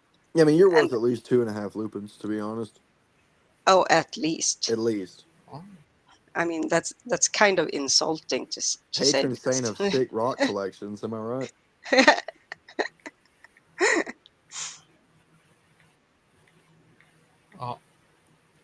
Are you alright, bro? Yeah, I'm good. I'm just sick as a dog. Did you go to the veterinarian? Brother Pike, you've been. Thanks, Steve. Yeah. Oh, did you go on the tire? A tire swing would be detrimental to my health right now. Logan. Oh, okay. I hope you feel better, my son. You're a good Can you young put up man. the Jesuit priest to bless me real quick, please? Yes. Yep. It'll help a lot. They always say Mark's a Jesuit priest, so I made this out. I'm actually sick, and yeah, there he is. I'm sick because I blame Daniel, and I'll tell you why. So I was only like a little sick last night, and I was almost not sick. And then Daniel, being the interesting fellow that he is, kept me on the phone for 155 hours. And when I'm on the phone, I have to pace, which is outdoors where it's cold. So I was pacing outdoors in the cold that whole time. I heard you go Very outside. frustrating. I was like, you're outside right now. I have to pace when I'm on the phone, man. This carp have the ST demon. Thanks, Azo. Appreciate that. Oh man, I was up so late last night. I was up until like 4 a.m. and I was just like, "This is an 8-hour stream. I don't know how I did this, but I shouldn't be doing this. That I was a have like great stuff show to do last night, tomorrow." man. I enjoyed the heck out of that. It was really fun. Oh, I this one night I couldn't get safe till 3 in the morning. Oh wow. Yeah. That was crazy. That's the one where I saw Lupin. He was so funny. He called Murder Pike Christian. Pike changed the D. Oh. Yeah, she called him that, and he did the DX telling somebody. It was probably, He's a to be crazy honest, it was guy. probably the coolest thing Lupin's ever done in his life.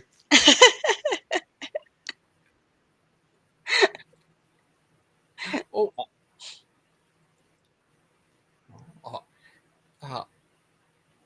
uh, Daniel, what do you think of these two? Calvinist versus open. What's an open theist? Open theists. They're very open.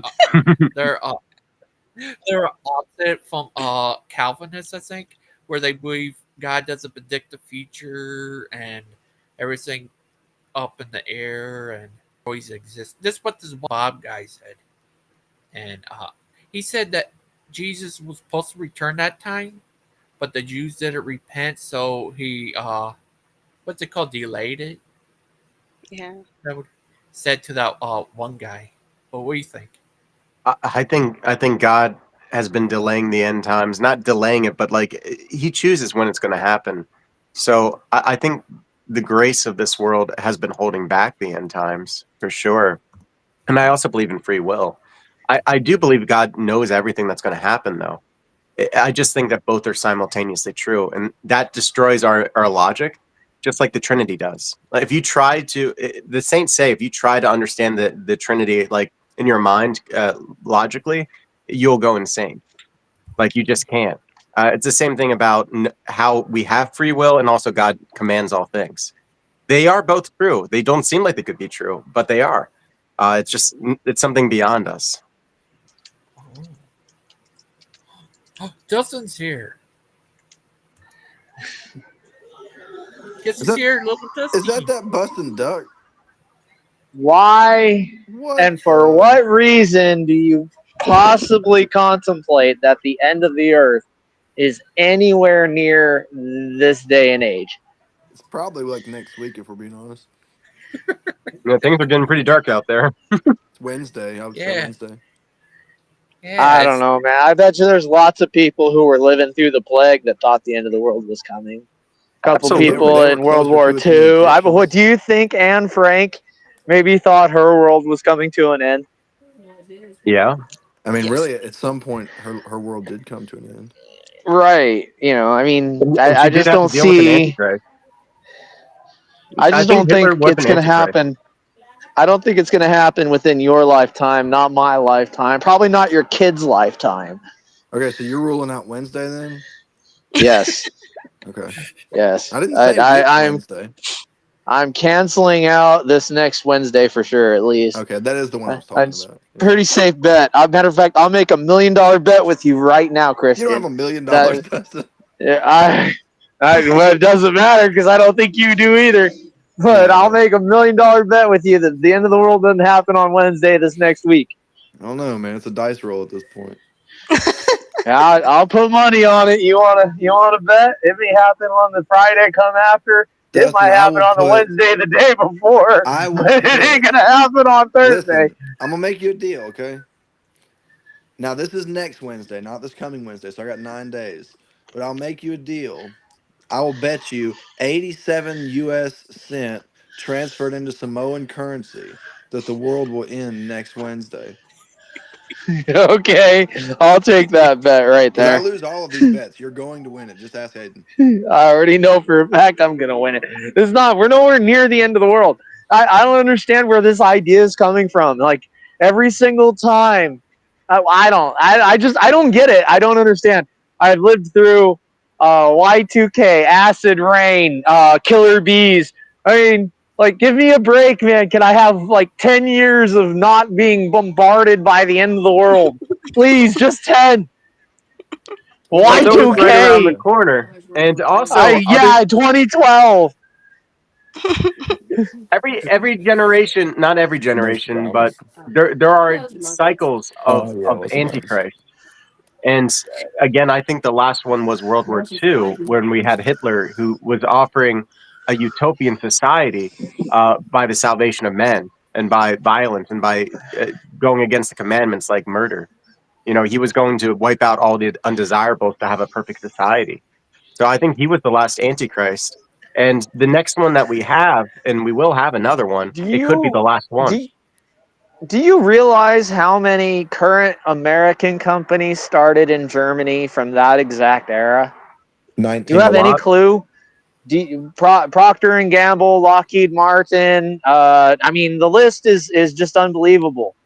Okay, Coca-Cola, for crying out loud. Fanta Soda was a Nazi freaking company. All right, Volkswagen. Give me a break, man. Okay, like, the whole don't see how that's idea that we relevant. won the war is ridiculous. The whole idea that that Nazis were defeated is just it's asinine. They There is no sacrificed moon. Adolf Hitler for a better position with negotiations. That's how we ended up with Project Paperclip and all the like. Well, we got technology from them for sure, but that doesn't mean that Nazism is still around, like in high government. Okay, if you say so. Well, we're certainly not trying to eliminate the Jews now, are we? I mean, get into certain factions of American Reddit forums, you might find yourself in a very confusing conversation.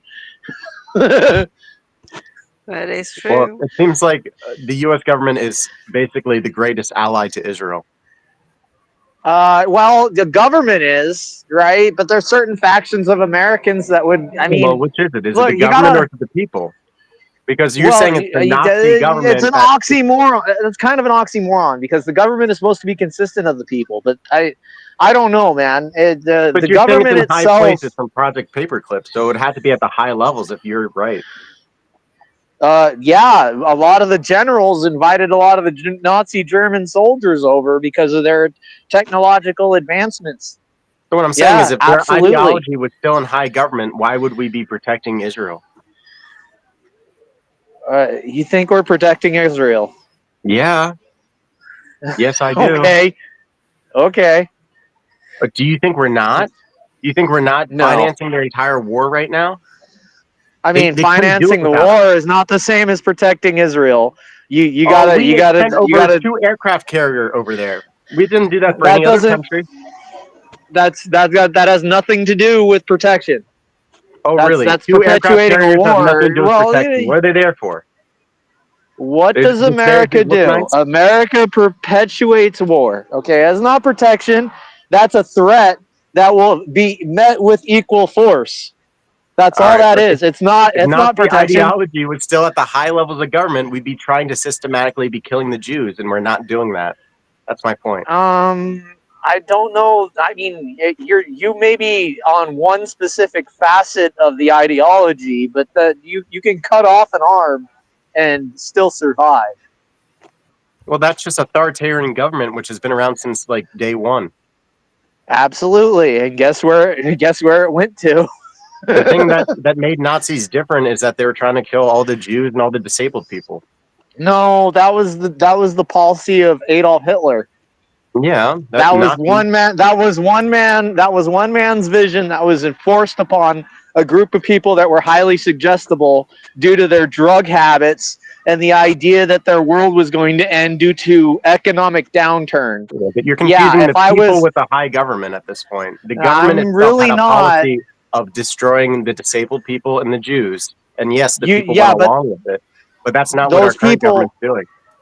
Those people elected Hitler on a mandate to eliminate the Jew, right? Because it was considered a disease on the people. But that was just a trope. That was never the whole real idea. He just wanted to get into the power seat. And then he started his conquest to expand his kingdom. That's all that was. Okay, Then like that's not there's not, Nazism. That's just regular giant government. That's just authoritarian government. which I mean, I don't see a difference. You're So not you really could compare just as defining it. easily to Rome as you could to Nazis if you're taking away the Jewish aspect. Well, I mean, in all honesty, there isn't a lot of difference if you're being Well, honest that's with what I'm saying. yourself. I'm saying like you're So making it out to be like the Nazis, like when we got Project Paperclip, like they started taking control and now we have a Nazi government secretly, but we don't, because the thing that made the Nazis different than the Roman Empire is that they went after disabled people to make society better. We don't do that. you're hung up on certain definitions, and you think that because certain things are escaping those definitions that they no longer meet the criteria. So what's That the is a difference between the common Roman Empire and fallacy. the Nazis? Tell me the difference. There isn't a lot of difference. All right, I I can mean, tell the you one. It's names, destroying the Jews and the disabled people. You're telling me Rome didn't try to commit mass genocide on certain peoples? That never happened. Well, I don't like know about they that, but I'm didn't talking wipe about out Jews every and disabled Trojan. people. That Rome never. Hold on. Rome never wiped out every Trojan.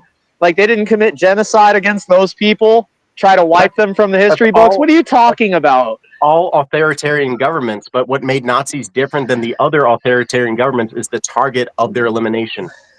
No, what made Nazis different was their method for torture and irregular treatment of a particular group of individuals. That's what made them different. And the reality is So the that Romans wasn't didn't even do the that, main. but the Nazis did. Is that your point? No, that's your point, and I'm telling you, you're wrong No, for it. I'm saying that you could compare any authoritarian government with what you're saying our government is. If you're going to claim that it's the Nazis, you would have to say something that's particular to the Nazis, that's not particular to all the authoritarian governments beforehand. I don't know if you were listening earlier, but a lot of the American companies that are subsidized by tax dollars from the American government collected from the people, which is not an American concept, came from Nazi Germany. And a lot of those people who moved those companies over here are related to those people, still family to this day. So I don't know what you're talking about. What I'm talking about is that we don't have a Nazi regime just because we had people that were Nazis expatriated into America. Oh that are no, still we making didn't. money. We didn't chase out any of the communists or the fascists in the 1930s. We didn't have a red or dead revolution here in America. You don't know what you're talking about. What? That's not what I said at all, but okay.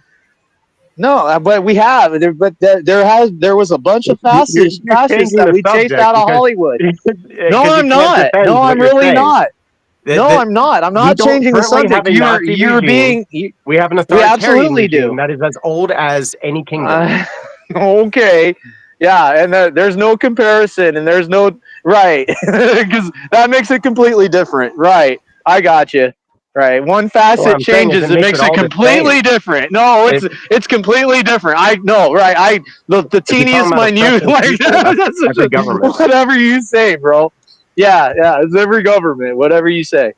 Yeah, every government like that oppresses people. You can't say that it's Nazi just because they oppress people. You're Okay, diluting the I don't meaning of know. Nazi.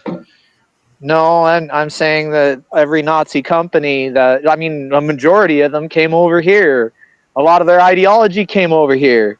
We've had major parts throughout American history of trying to eliminate the fascist Nazi, communist threat. So if we were trying to get rid of the Nazis, how could we be Nazis if we were trying to get rid of them? We chased them You just out said of we chased them Hollywood all out. throughout 1930s. Do All some right, so history, bro. if Do you some literally history. just said Learn. they chased out the Nazis, that's what you just They said out of your chased mouth. out the communist fascists. They did that. They chased them all So throughout if the they 30s chased out the of Nazis out, Hollywood how could they themselves be Nazis if they're chasing out Nazis? You're not making any because they sense. never really left. They never really left. They just fell out of favor for a little bit, right? Dustin, What? Dane, I have a question. This is what Miss Mott said before. Is it true that they try? I heard that they said that the NASA was founded by a guy who was an ex-Nazi or a Nazi. Werner von something or other. Do you know, Daniel? What do you think? Yeah, they brought people in from the V2 project, and JPL was Yeah, actually controlled by but there's Jack Larson, who was an there's occultist. nothing Nazi about our government though. Not at all. Same technology, same language, same people, but there's no Nazis. Same language? Yeah, they used German when they came over here, bro. Yeah, but we don't Right? speak German. Okay. Yeah, there's plenty of So Americans that speak German. all I you're doing guess is that defeating your they own don't point. count though. I guess they don't count because they don't fit your point. Right. That makes If it's sense. not the entire government, which is what you're saying that Oh, our so it has government's to a be Nazi everybody. It government. has to be everybody. It has to be absolutely everybody, right? In order for it to be a Nazi government. Copy that. The All right. government I would guess have you to won be that speaking argument. German. I guess you won that argument. Yeah. Yeah. Whatever, if your dude. point is that our government became Nazis and look, they got the same language and everything. Well, no, they don't have the same Actually, that language. wasn't We speak my English. point. That actually wasn't my Well, point. you But did say whatever. that. You're saying a No, lot that's of stuff that actually doesn't make not what sense. I said. You I kind picked of apart every single wedged that one of in these here for a there. while. Nah, you keep just like straw manning my point, trying to make it into something it's not. That's really not what I said. Okay. Okay. Does Daniel? Yeah. I talked to Father Chuck yesterday.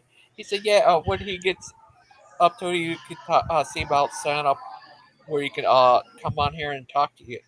He's going to bring back his. He's going to be on Oh, video. awesome. I think. Yeah, I look forward to that. I remember he had this office. You remember Which that, one? Justin?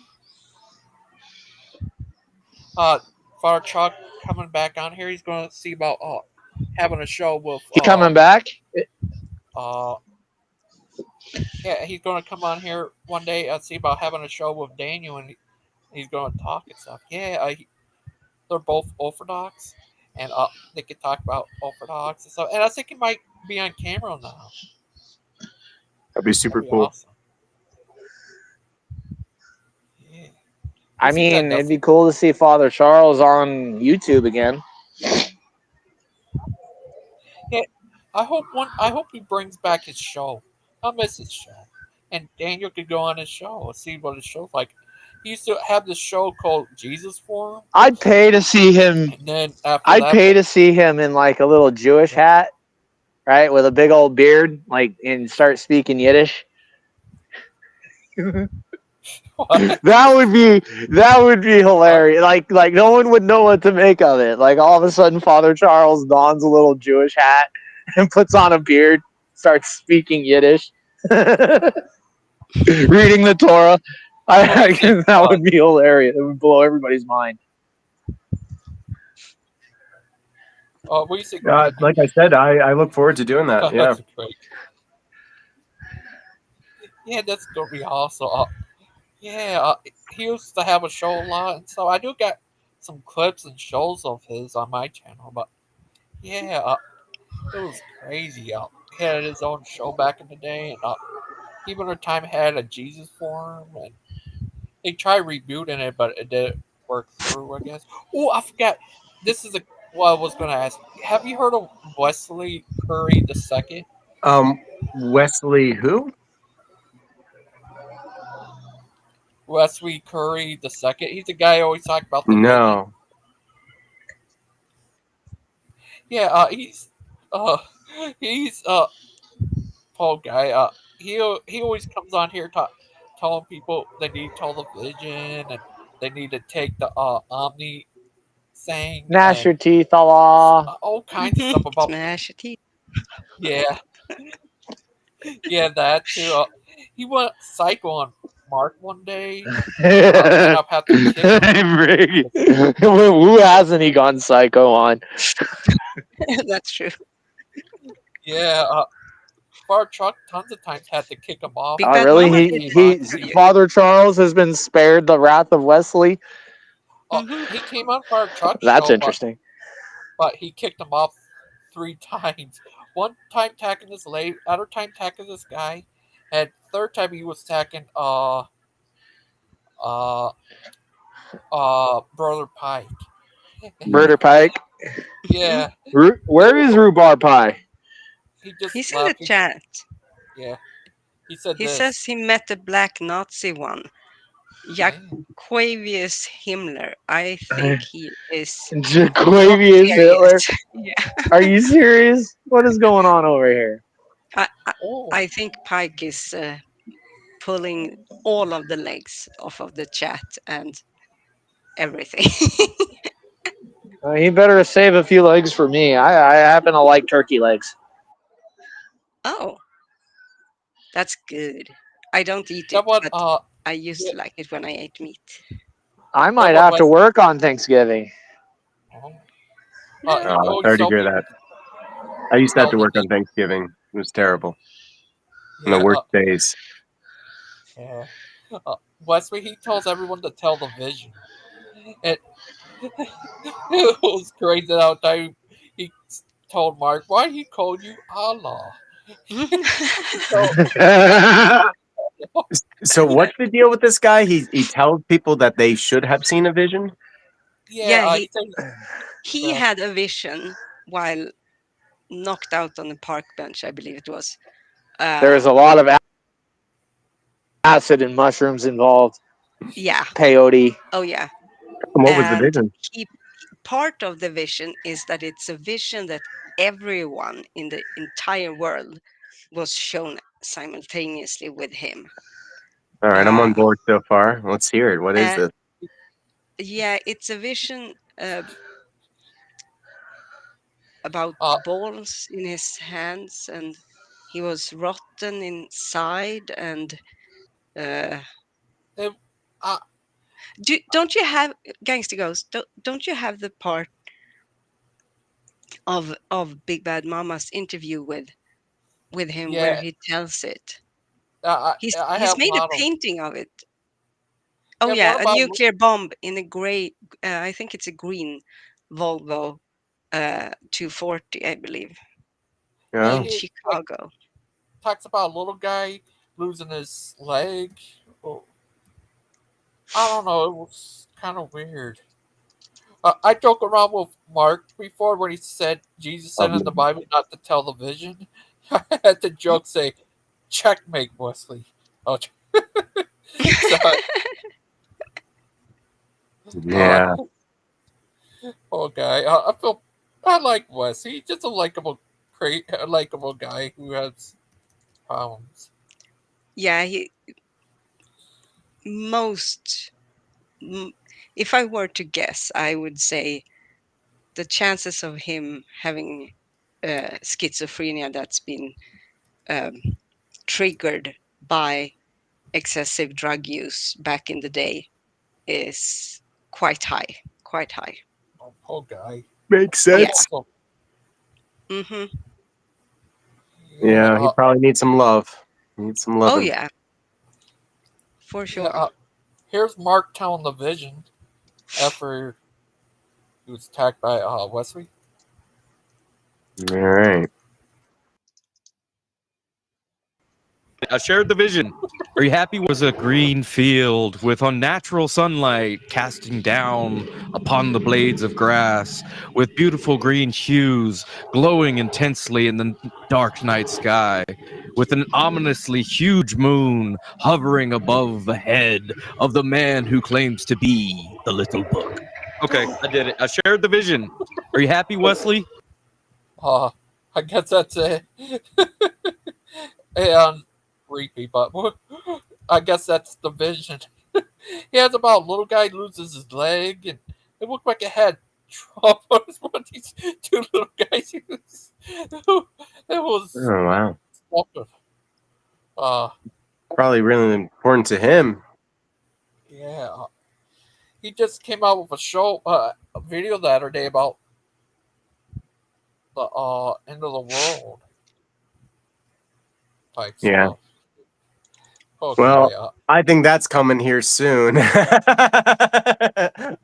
Unlike a lot of other people, but see, I'll fully admit that the saints that I respect highly, obviously, like Saint Patrick, he believed that it was the end of the world. Most of the saints that I care about believed it was going to be the end of the world very soon. And were they wrong about that? Yeah, I guess so. But I I understand why they feel that way. I feel like it's always right around the corner, and it's just by the grace of God it hasn't happened yet because it's going to be terrible. Once we hit those 7 years, people are going to wish that we didn't. But then you got to wait 3.5 years until things get a little better. He said the green Volvo will be around to blow people up, I guess. You know what's kind of creepy? You know what's coming up in 8 years? What? The 2,000 years since Christ has been here. 2033. If that is indeed when he came, a lot of people believe he did in 2033. Some say maybe it was a different date, but most people say it's 2033. So that's something to think about. People who think, oh yeah, of course there was a scare in the first millennium. So when the first 1,000 years hit, of course after that the split happened. But lots of people thought for sure it was going to be time for Christ to return. I'm trying to. I'm talking to Big Bad Mama in the chat, and I have to highlight what he said also, that he's an excellent musician and composer, and he really is. There is a great mind there, which is even more sad given where he is now. But Big Bad Mama did an excellent interview with him, and I am trying to find the where in, because it's like 48 minutes long, the whole thing. But at some point I know he told it or told about it, and he also had like a painting he had made that connects to it. From what I understand, it's what he's part of what he saw in this vision. So I'm trying to ask Big Bad Mama to help, because I don't want to like bring up a 48-minute long video and then try to find it and we start watching it and no, that's not it. Oh, go back forth there. Because it is interesting, and Wesley is such a character.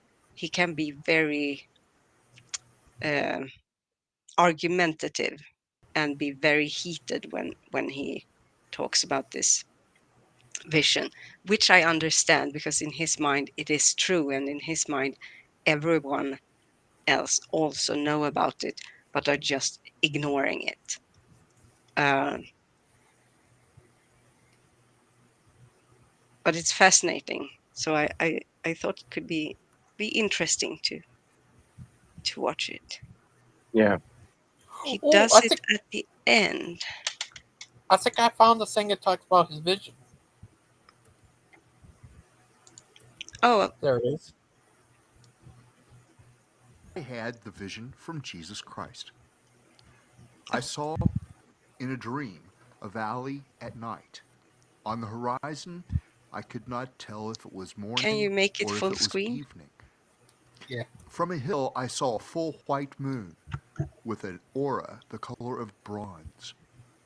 All of the stars were gone from the night sky. In the middle of the valley, I saw a river. It was gently curved, like a letter C, but there was no wind upon the surface of the water. To the left of the valley, I saw a straight row of branchless, thin trees. They looked like birch trees, were silver and gray, thin, evenly spaced, about 10 paces of a man's walk apart, side by side. On top of them was a single group of bright green leaves. Those leaves were about the size of my open hand. That was on the left side of the valley of vision that I saw from Jesus Christ. On the right side of the valley, I saw many things. Furthest to the right,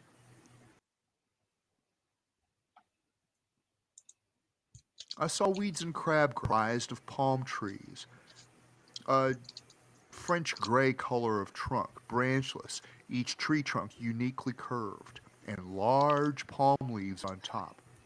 The upper portion of those leaves were all a dark green or forest green color. The lower half of those large palm leaves were the same dark green color as the top ones, but in their centers was a color of orange red. These trees were on the right-hand side of the valley. Just to the right of the river in the front, I saw a square hole, or a pit. It went straight down into the green grass. I do not know how deep the pit was. It was big enough, the opening, to fit a car or a van. I could see inside the pit from the hill where I stood. There were people in the pit. They were perfectly cut into pieces. They were each and every one of them alive, but their parts were mixed in a heap. There was an empty space from the ground down about 2 or 3 feet. And inside of that pit, 2 or 3 feet down, is where I could see the body pieces, mixed, unable to move, unable to speak, and not dead. In the far left-hand corner of that square hole, I saw a man's head. It was missing like a hemisphere or a slice of melon taken away from its skull. In the center of the pile, I saw a torso cut through the belly at a 45-degree angle. Above the heads of all of the people in the pit were sand. The walls of the pit were comprised of glittering gold-like, but it wasn't gold. All through the valley, about an acre of size, that valley. There were tufts of grass, and it was as rich and plush of a green grass as I have ever seen to grow. Now once more, on the right side, behind the pit, I saw 2 short ghouls. They had enormous heads and mangy hair. Their ears stuck out like pointed ears. Their teeth were sharp, and they smiled. They enjoyed what they were doing. They were wearing black tuxedos with white pinstripes. They had little string ties like Colonel Sanders of Kentucky Fried Chicken. On their shoes were little square colonial-style brass buckles. They were no taller than my hip. The one on the right was holding a man's severed leg, and I watched that ghoul cut the foot off of that leg. And then the other ghoul on the left lifted its hands up and smiled, but neither ghoul ever said a word. The foot, and it did not bleed or spill any blood when it was cut off in the vision that I saw from Jesus Christ. It was wearing a white sock, that foot. Also on that foot was a black shoe that had looked like it walked a dusty mile. There was a square toe to the fashion of that black shoe. And it was cut off on a spinning circular saw.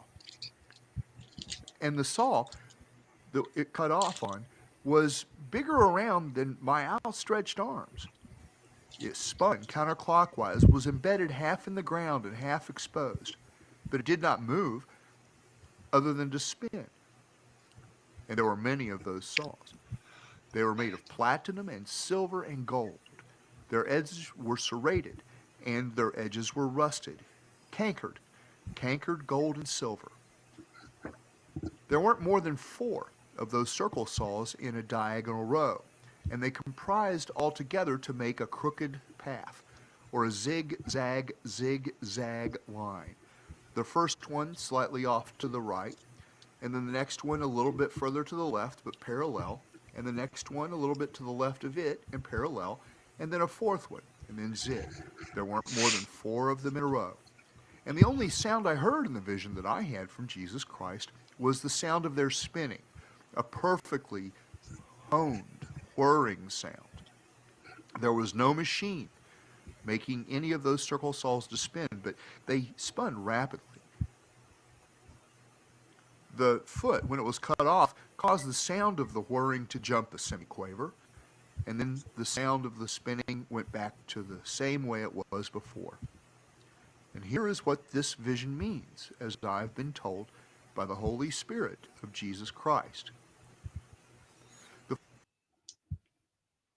full moon that I saw from the hill means that I am failing and accusing anybody of anything.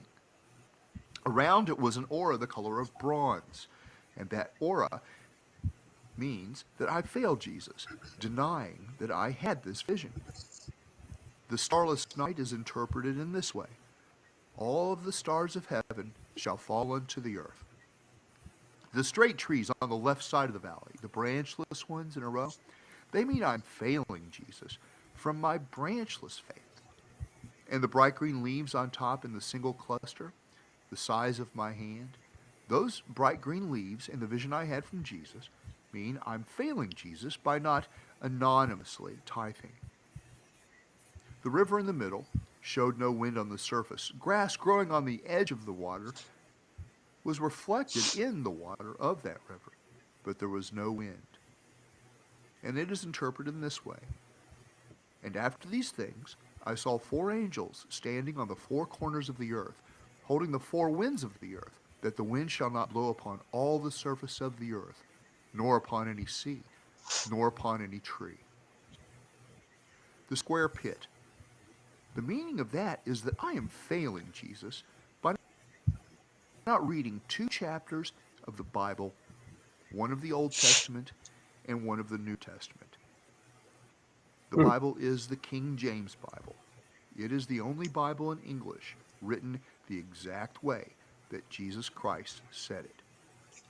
But I fail him by not reading it every day, and that's the meaning of that pit. The people in the pit, well, that's written in the Bible too. In those days men shall seek death and shall not find it.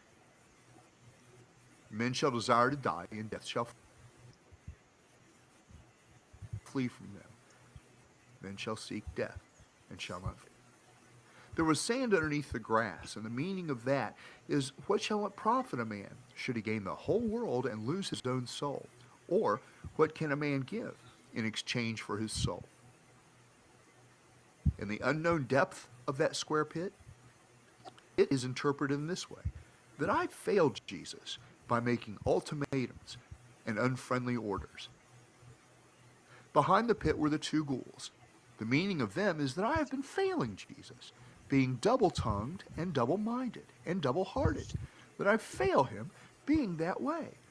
Please don't be that way, but I have been, and I failed Jesus in those ways. The meaning of the foot that was cut off is simple. It means one will do, and that it didn't bleed. The meaning of that is that I failed Jesus by not forgiveness. On the foot was a white sock. The interpretation: I am failing Jesus by not uplifting the Holy Spirit like a pearl of snow-white light in my soul. I fail him by not uplifting it. And on the foot was the black shoe. The meaning of the black shoe is, why? The metal, there are 4 meanings to it: the spinning, the metal, the formation, and the buzzing. The spinning means I failed Jesus by watching too much TV, or that's magic. I failed Jesus by selling the Holy Spirit. That's wizardry. I failed Jesus by denying that I saw him, and I did on August 25th in the year 2005. Or should I be sluggish with the Holy Spirit in that way? Well, that's witchcraft. I failed Jesus doing witchcraft. And I failed Jesus by smoking cigarettes or using any drug without a doctor's prescription, because that's sorcery. So I failed Jesus doing magic, wizardry, sorcery, and witchcraft. And that's what the spinning of the circle saws mean. And they buzzed as they spun. The whirring sound means this: I am failing Jesus. I cuss. I speak ill of my brother, and I have impure thoughts. And I fail him by being that way. In the metal, platinum, silver, and gold, cankered, it means that I failed Jesus Christ being silent about this vision. And the formation of those circle saws, well, that's an easy one. I failed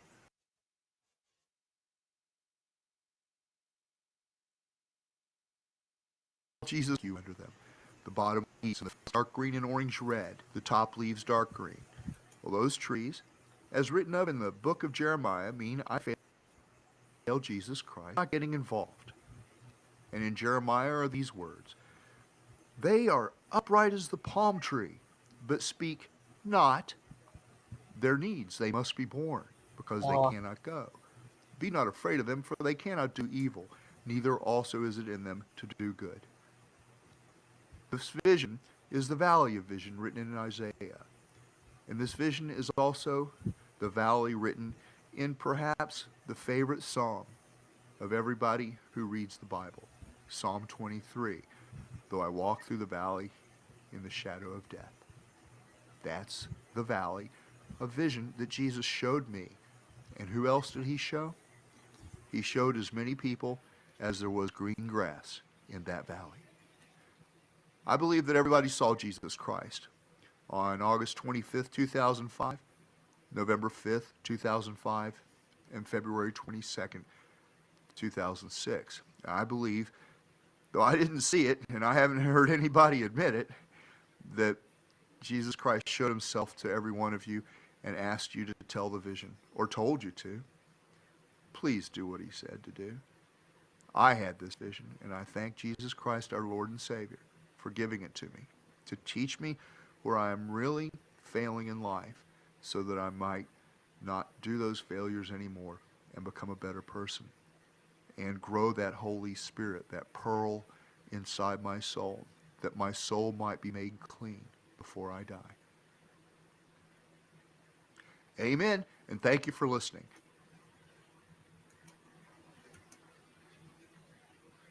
What do you thought of that? Well, I liked his interpretation of it. I mean, that's one thing that's really important about visions is like, what does it mean? Typically, an angel tells a prophet what it means, not Jesus himself. But you know, who am I to question this man's testimony? I mean, I certainly I certainly won't. Given what I've said myself, you know, I have no place to question it. Yeah, Big Bad Mama had an interview with him once about his life and stuff, and he used to be a great piano player. Yeah. Well, it sounds like it was really important for him to learn how to get closer to God. Now, this idea that everybody also had this vision, you know, I think that obviously isn't the case. I mean, I know those 3 dates, I can't remember that happening to me.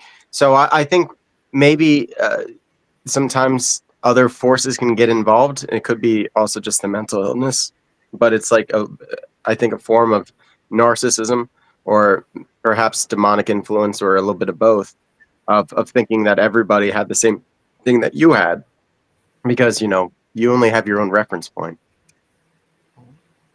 Hi, Big Bad Mama.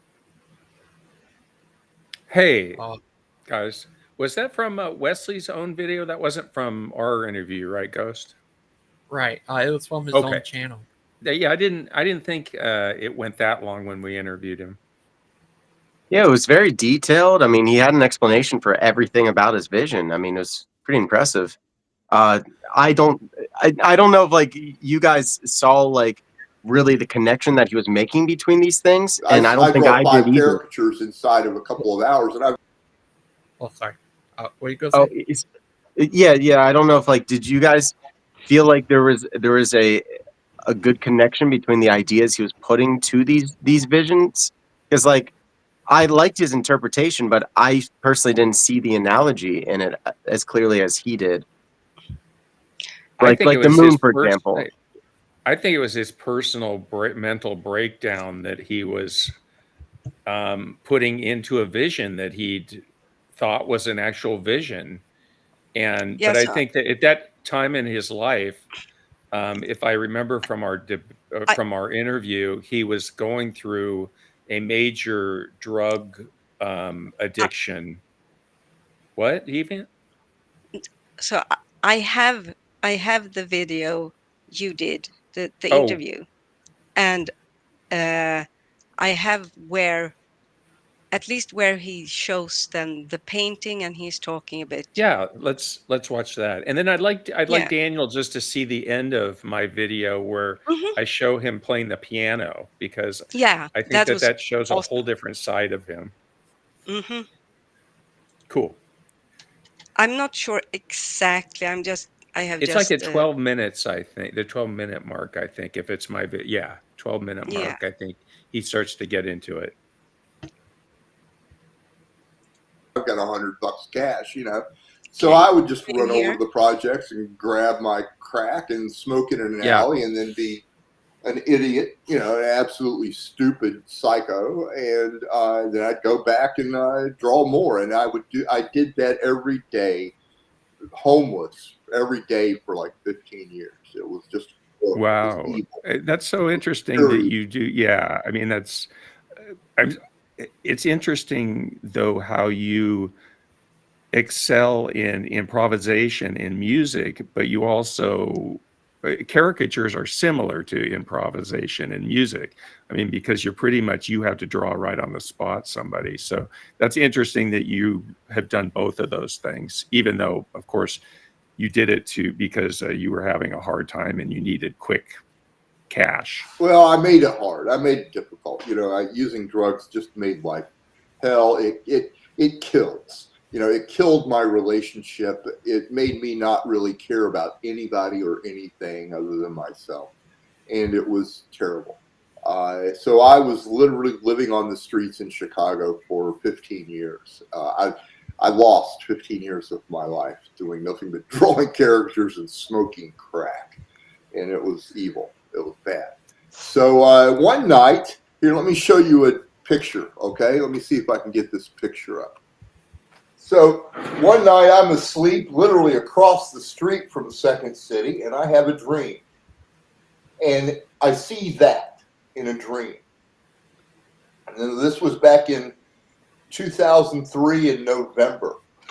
And I saw that in a dream. I saw those palm trees with orange red in the bottom leaves. I saw the straight trees over there. And I saw these two little creatures and a leg with a fashionable dirty black shoe and a white sock. And this creature cuts the foot off on the first circle saw. And the circle saws are in a crooked path. And they're all parallel to each other. And they're all spinning. In front of them was a square hole, and there was a river, and there was no wind on it. There seemed to be a ripple in the middle of the water. There was green grass with tufts of grass all over the place. So I saw that dream. Yeah, and I woke up, and I knew immediately. I knew as soon as I saw that this is from Jesus. There's no doubt about it. You know, this dream is from Jesus Christ. What the heck? What? So I went across the street to Starbucks at North and Wells and poured my milk, and the milk made a shape like 1, 2, 3, 4, 5, 6, 7 circles in a perfect pattern, a perfectly bisymmetric pattern. And you know, I looked at it like, you can't pour milk. You can't accidentally spill a glob of milk and it makes a perfect pattern. You know, this is a sign from Jesus. There's just no doubt about it. So I began telling that dream from that day. And a few months later, I would be shown my soul by Jesus. He showed me my soul. You know, in those days I claimed that I'm washed in his blood. I'm saved. I'm baptized. I believe he is God. You know, I say it with my lips. I believe it in my heart. But the fact of the matter was, I was saying it with my lips. You know, I was saying, when I would say, I believe in Jesus in my heart, it was all lips. There was no heart in it. It was just for show.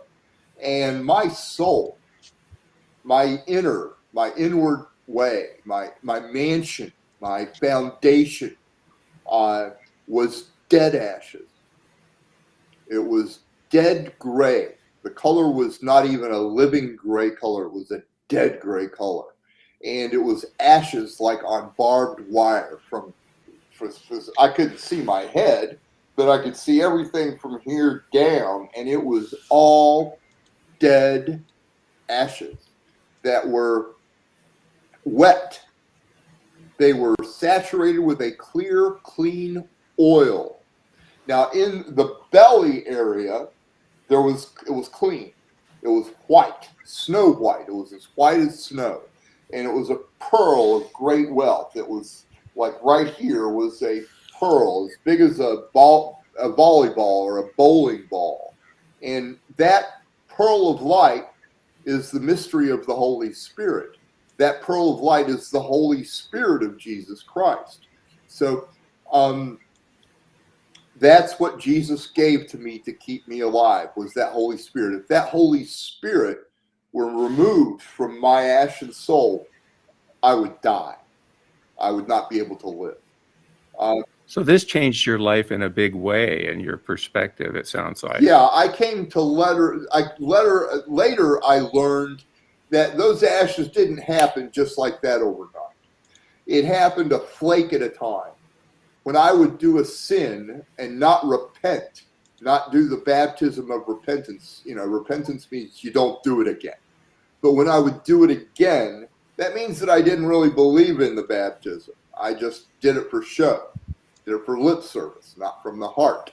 So if I would sin again, every time I sinned, a little piece of my soul would become an ash flake.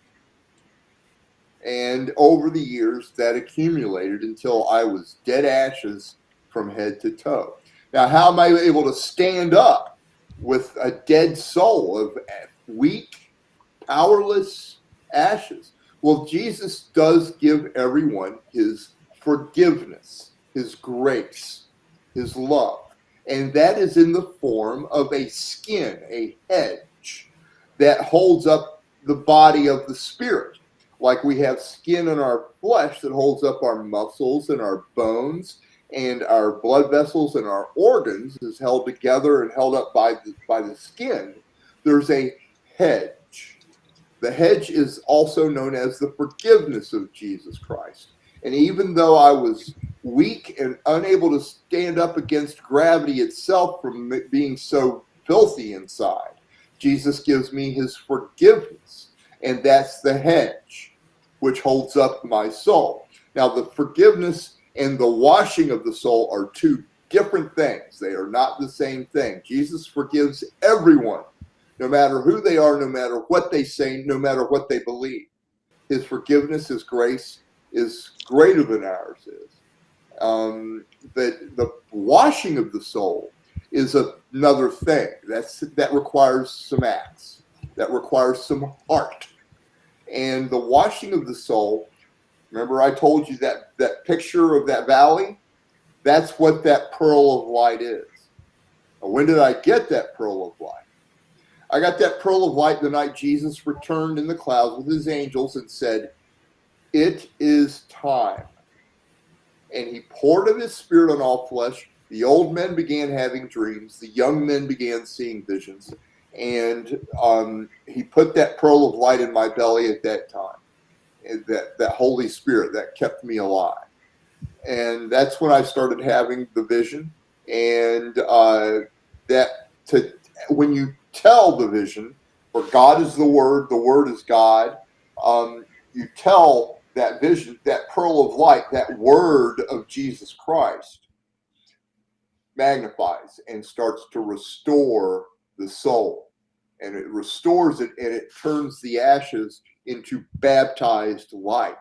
When that light gets up, when I told the vision enough, it got up to my chest. So I had a breastplate of righteousness. It's a real thing. And what it is when the soul is clean and white up in the chest, you have a breastplate of righteousness. It's clean in the chest. When you're baptized all the way to the top of your head, you get a helmet of salvation. When the ashes in your mind, in your spiritual body, become light. So that's where the helmet of salvation comes from. And only Wesley, can I ask you a question about that? Sure. So I watched your short film, which was excellent, by the way, called The Four-Handed Part. And it seems a lot of what you're describing there. I mean, that's a really autobiographical film. Very. It's about a guy who has a drug overdose and then either has and I'm not sure, maybe you could clarify this, but has either a near-death experience or a resurrection type. Right. And afterwards becomes really like a creative, their creativity is renewed.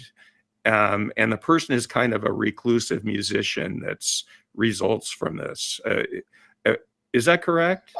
Yes. I'm also seeing Robin Webster's asking, did he stop smoking crack cold turkey? No, I did not. It would be about 3 years after that, 3 or 4 years after that, that I finally quit the crack cocaine. From the time I had the vision and I began telling it, as I told it, that pearl of light started restoring my soul. Jesus gave me, let it restore my soul and magnified his word. And, I would tell it to 40, 50, 100 people every day on the streets. So eventually it made me strong inside, where I was no longer conflicted with the desire for pleasure over Jesus. So I eventually did quit the crack cocaine completely. It's been 14 years now, and I never looked back. So that answers that question. I don't do drugs anymore, and I don't drink liquor. I never really was a big drinker. So when did you move Deviant, back do you want to go to Mm-hmm. the end? Or when did you move to? Let's see. There. Just any, yeah. We don't need. Cool.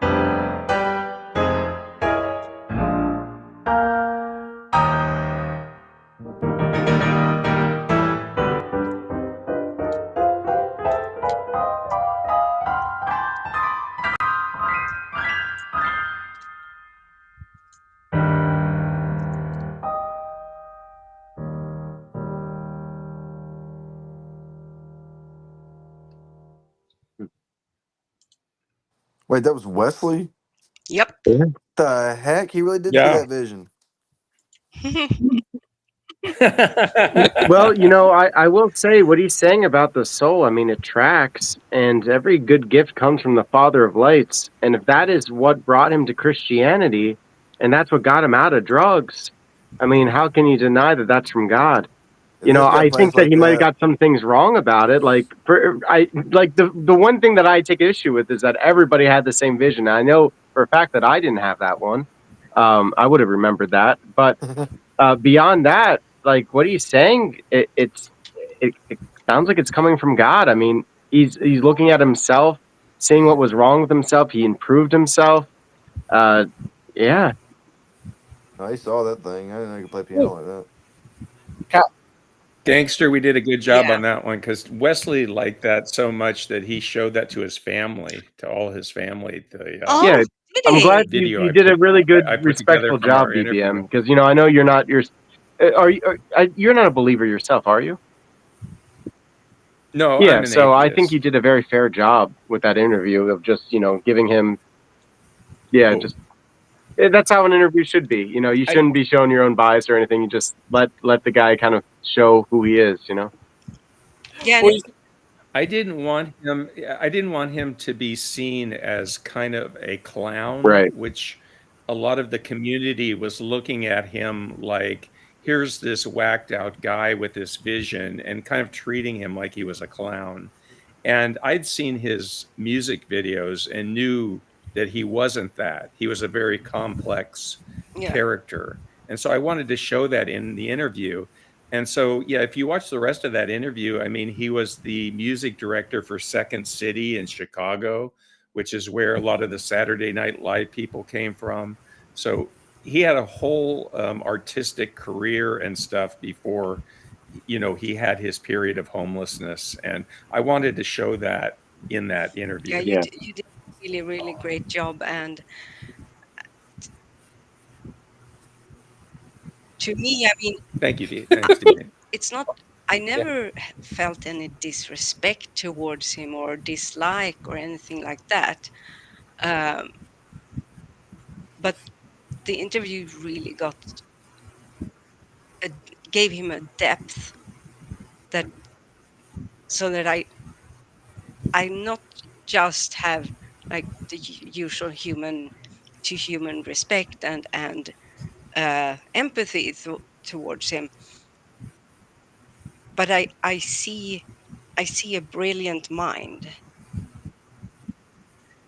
and Right. Right. Probably someone that turned to drugs. I would, if he was someone I knew personally, it would be someone I really cherished. Yeah. A That's a lot of good way to those put people it. with those brilliant minds, they're all more prey to addiction. Yeah, unfortunately. Because think about like how intense life must be for someone like that. To have that kind of emotional attachment to everything that you see, that everything has like a story to it. Like how overwhelming that would be. Yeah. Well, I just want to show you this guy. Look, I looked at Dan's channel. He has a thing where he's fucking a guy, and everything he's over there with these other people. And I think at a wedding. Little Dan. Dan Paz. Ghost, you can play anything you I want. just want to show you this. That's all. Yeah, is that crazy, Daniel? Okay. Look at Dan Posey. What? He's getting married again? No, he was in the Philippines.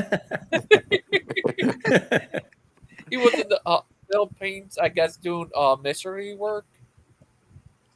Okay. Yeah, look at little Dan. He's a crazy guy. He's over talking to this guy with his thingamajiggy, and he's over here, and this is on his channel. Yeah, party. Yeah. Deviant, you should watch last night. We were all on a stream together. We were all on Daniel's channel, and we all prayed, and we got Bruce to pray. Finally. What? It was good. Once he finally got around to it, it was pretty good. Bruce Yeah. made It a was good, yeah. Bruce really good prayer. It was hard to get him to kind of get to it. He had to ask me some He was question. saving it for last. I don't know what it was. He kept stalling. He He saved kept it being for like, I last, gotta yeah. read one more Bible verse first. One more 3 chapters. Why didn't you? You should have called me, mail bombed me. It was probably like 5 in the morning I was for you, awake. if not. It was early. Don't you know me, BBM? Well, if you subscribe to Daniel's Burning channel, bushes. you'll get Oh, those I thought notifications. I had. Maybe I turn didn't. it around on you. Yeah. I mean that's how I found out about it. Said he got the update, Deviant. Unless I'm shadow banned, you gotta hit that bell. Said he got the notification.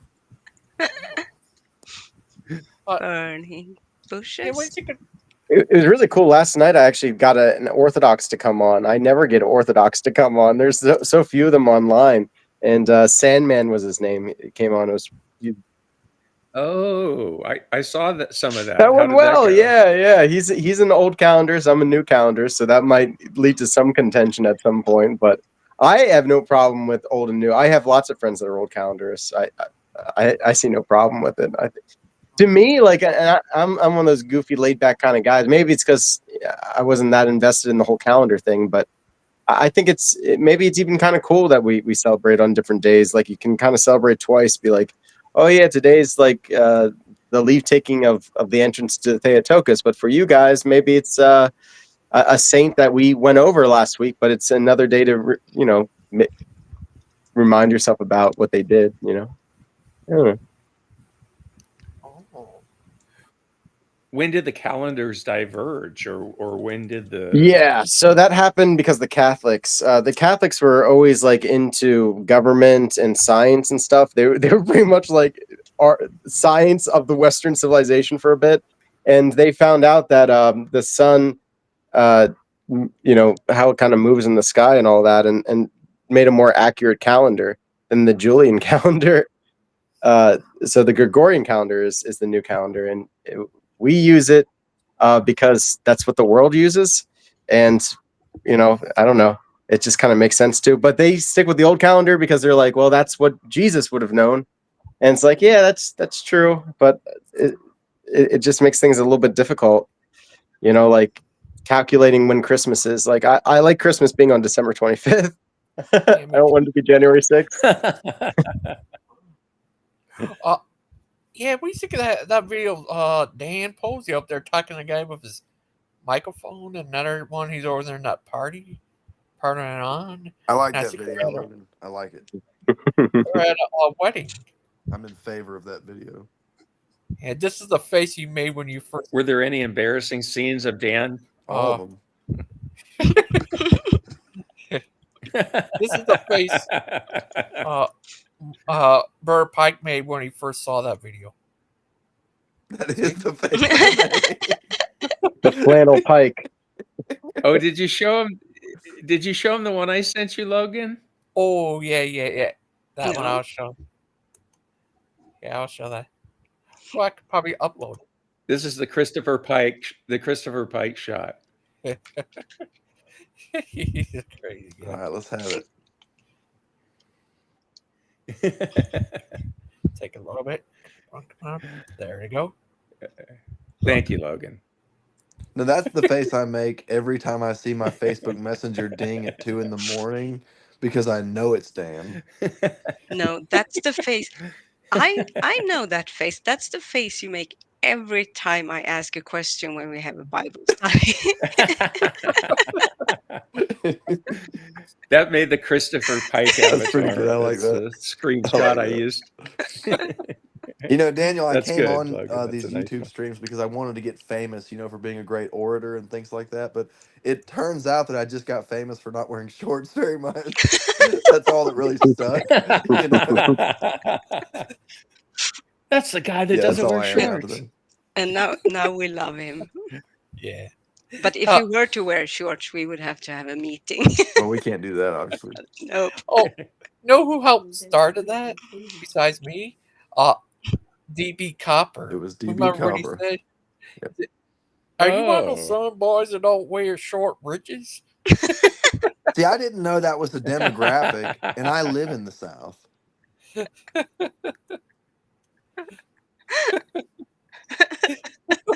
So funny.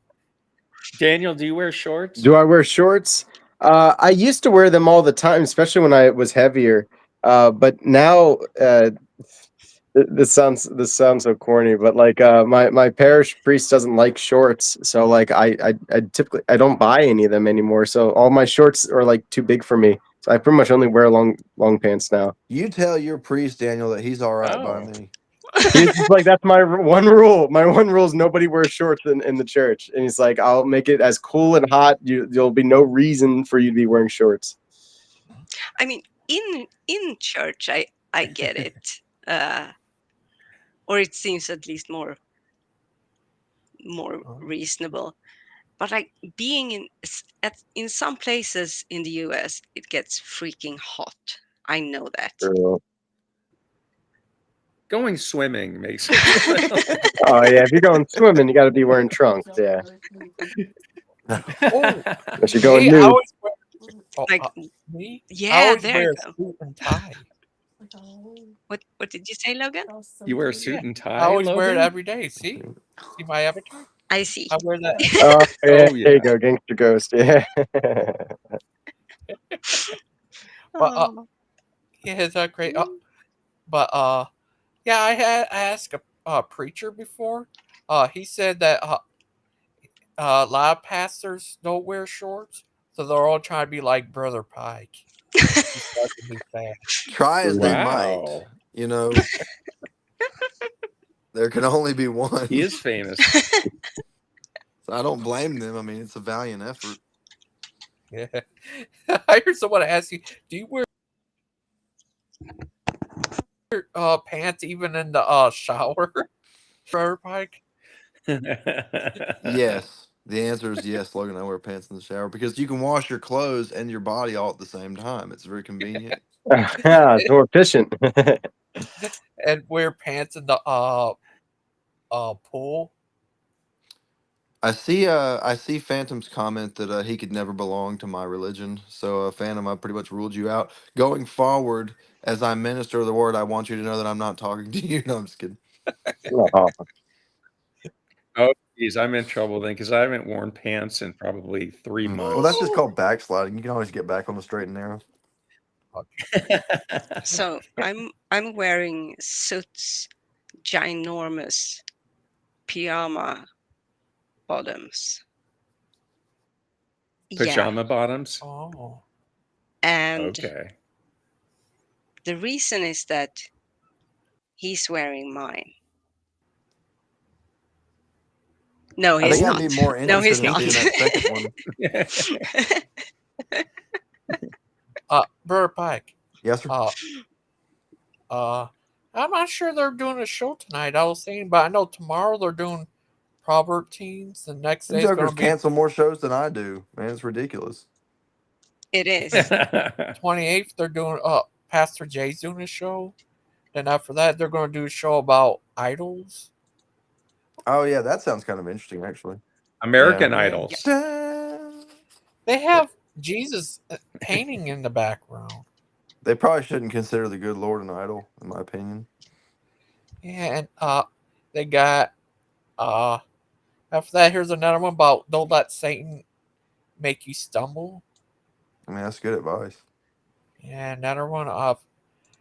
Heard something that they pushed this one back, the one about finding Moses in Egypt. Oh yeah, they keep on going back to that. I've noticed they're trying to find everybody in Egypt. You know, I don't understand the whole YEC approach to things because the whole point of having faith is to have faith. You know, if you had like a historical proof for every single thing that you believe, then it wouldn't be belief. You know what I mean? Like, I feel like they're trying to find all these things to like justify having faith.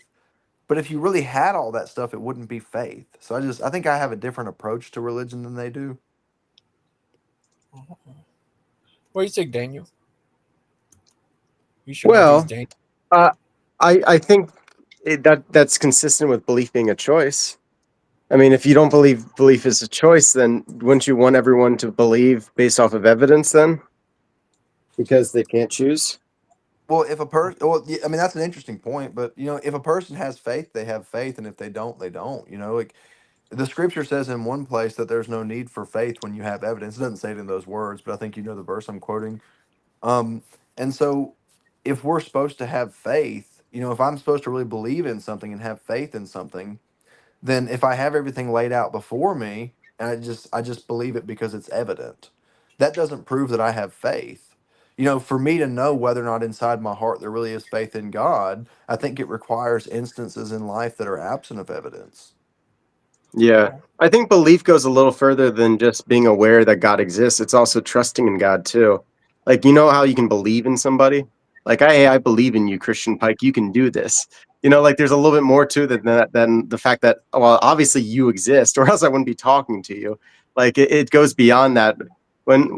And unfortunately with Christianity in the West, sometimes we don't get beyond that point of just like, do I know you exist? It's like you can't have a personal relationship with a God you're not even sure exists. So Yeah, like no, that's a good you got to point. get beyond that step before you can get any further. Yeah, that's a good point. Oh. Yeah. I'm not sure what show. Are they going to have one tonight? If they, I tried to get in last night because I wasn't doing anything. And so I went backstage and just stayed there in the comments, like, let me in, let me in, let me in. They never would. What, on PGs? Yeah. Yeah. Oh, okay. I was in the Yeah, backstage. They I had never this guy tried to get on into last their night. channel. Look, they had a guy on last night that was Oh, just they would like, let you he was in. like the king of sounding his own trumpet, And so I was in the private chat and I was like, somebody get this guy an ice pack for his shoulder, And I was telling Dan, I was like, get this guy an aspirin. He's going to have backache after all this statin. Yeah. I don't see any show for today, but I see. For some reason, Okay. Crick. Oh, you go ahead. Logan. That's all I had need to say. Go ahead. Oh, I was just going to say, for some reason, Christian is the most disliked person on the channel. And I just don't get it. They won't, I mean, Claude Balls and I, as atheists, we have a much better chance of getting on there and being on their channel and being in the chat than Christian has. In fact, if Christian comes on a stream, Steven will just disappear immediately. I mean, there is It's very might be strange. intimidated.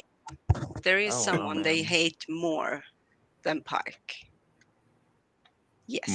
Mark Stoney. Yeah. I mean, Mark and Steven share the dinosaur I don't know Adventureland, though, man, because I've personally heard Steven say on like 3 different occasions, "Hey, Mark, if you can stay on topic, you can come in," and he doesn't even say that about me anymore. Yeah. But I still think it's Christian. did any of the PGs make a like 5-part quote unquote documentary that was a hit piece? No, that's a good About point. you with false That's a good point. accusations of That's you true. being a That's a good freaking point. murderer. That's a good point. Yeah. They did accuse Mark of actual I'm a little murder. bummed they didn't make that about me. They accused you of murder? Mark, No. they accused Mark of like plotting out the demise of many people. Of Kent Hovind. Yeah, well, Mark is a wild card, right? Now I don't even know You Mark. never know what he's gonna do. I've been watching those Proverbs guys streams. He's a wild card, all right. Hey, look, okay. Point Mark for is me. like one of They the started the Pike kindest, Files. Remember the Pike Files? chillest, I best know. people out there. Look, the Pike Files ran for 2 episodes. It was a pretty good run. You were a PG. Not officially, then. but they Oh, offered me a gosh. weekly show. I just You've never been took it. avoiding this No, question it's from true me for a though. long They time. offered me a weekly show. I just never accepted it. Okay. Yeah, that's what they all say. But I am the honorary PG. Yeah, that's what they all say. Mark says, "Have you met me?" He's talking What? about why do they hate him so bad? That's what he commented. Oh. Mark, we love you because we know you and we crazy. see you for who you are. Mark has And barely we're plotted to kill anybody terrified. with drones. Barely, like it's almost never happened. So they act like it's like this repeated behavior. Weird. Mrs. Mob was very angry at Mark. Yeah, I earlier. mean, Not as Hope angry as she everybody was at me. It's Tuesday tomorrow, so she's revving up the engine, maybe. I'm just guessing. I don't know. She was kind of mad last night in the chat, though. No, yeah, she was mad. She was What mad at in the, me. So I had to go on her show and kind of make peace with her this morning, which I think in I the did. chat of Logan's show? No. Of Daniel. Daniel's show. Oh, okay. The one that you excluded me from. I get it. Yeah, you would have knew, like, if you were Yeah. there, you know. Right. You would have got the notification like, a normal Okay, YouTuber. I am subscribed now. I just thought I was before. I am subscribed, and I even said I want all notifications, which I know means that I won't, but sometimes I will, because I have the same for GG, and I don't get them either. Oh, I'm the same way. When I sometimes, like, I don't see GG's notifications either. I normally get the emails from GG, and then I'll go on to YouTube and I'll see, like, he's live, but I'm like, why didn't I get a notification for this? Yeah, no, I hit get the the bell? emails, but sometimes he forgets, or something happens, and those times sorry. it's just mere chance or luck. Do you click the bell? Think Yes. that what? Okay. I click Did the you bell smash and that shows like subscribe button? all. Yes. You don't Yes. think I'm subscribed to Gangster Ghost channel? Are you But did you insane? smash it? Did you smash it, though? No, I licked it. No, it says to smash that subscribe button. Okay, I will do that when I get back home to my apartment, where I have a screen that's no longer functioning. I think Soot would be angry with me if I did it here. Not just because he's sleeping, but also because, the screen. Oh. Yeah, I gotta go, but No, you don't. bye. Oh, bye. Yeah. Bye, It Christian. was Look. good to see you. Let me leave you with these words of wisdom, okay? Okay. Lupin sucks. I'll catch up with you guys later. Thank you. Those were deep words. Yeah, I want to ask you, Daniel, what if it turns out you're a clone of Father Charles? It would explain a few things. It would explain a few things. Yeah, that would be crazy. Did you want to become a priest, Daniel? Ever? I've been asked that like a million times, but no, I don't. I don't want to be a Sorry. priest. If I had to become one, I would. But I don't. I mean, like in the past, did you ever have that desire to? No. So, like, when I was an occultist, I was in that sort of position. So I don't seek that at all. But if that's like something, if that's something that the church needed, I'd do it. But I don't seek it. Oh. I mean, you have to go to college to become a priest, don't you? Seminary is you have to typically get the way to a go. theological Yeah. degree. Yeah. Yeah, and I'm good at school, so I'd probably do a great job. I mean, I'd love the course material and everything, but to be a priest is a lot of responsibility, and you actually are responsible for the souls of your flock. So, like, if something goes wrong with them, like, you're accountable for them. You're their shepherd, basically. That's a lot. Yeah. I right now I only have to worry about my own salvation. Yeah, I think that's wise. You'd be good at it. Well, Yeah, I thank mean, you. But yeah, I could see I think that. it's wise the way you're thinking, Daniel. I also think that things in life change, and one day maybe you feel you're ready, or maybe by then you have found some other way that you can contribute and express your faith, or not express your faith, Well, he's or doing it with his whatever. YouTube channel. Yeah, I try to do it with my YouTube, like Big Bad Mama said. Yeah, like I as laity, doing what I do is fine enough for me. I mean, that's that's plenty. You know, being Yeah, able to write contemplative poetry and share it online, even if only like 3 people watch it or listen to it, it's still worth it to me. Just the fact that I made it, and the fact that some people actually like it so much, that's an added bonus.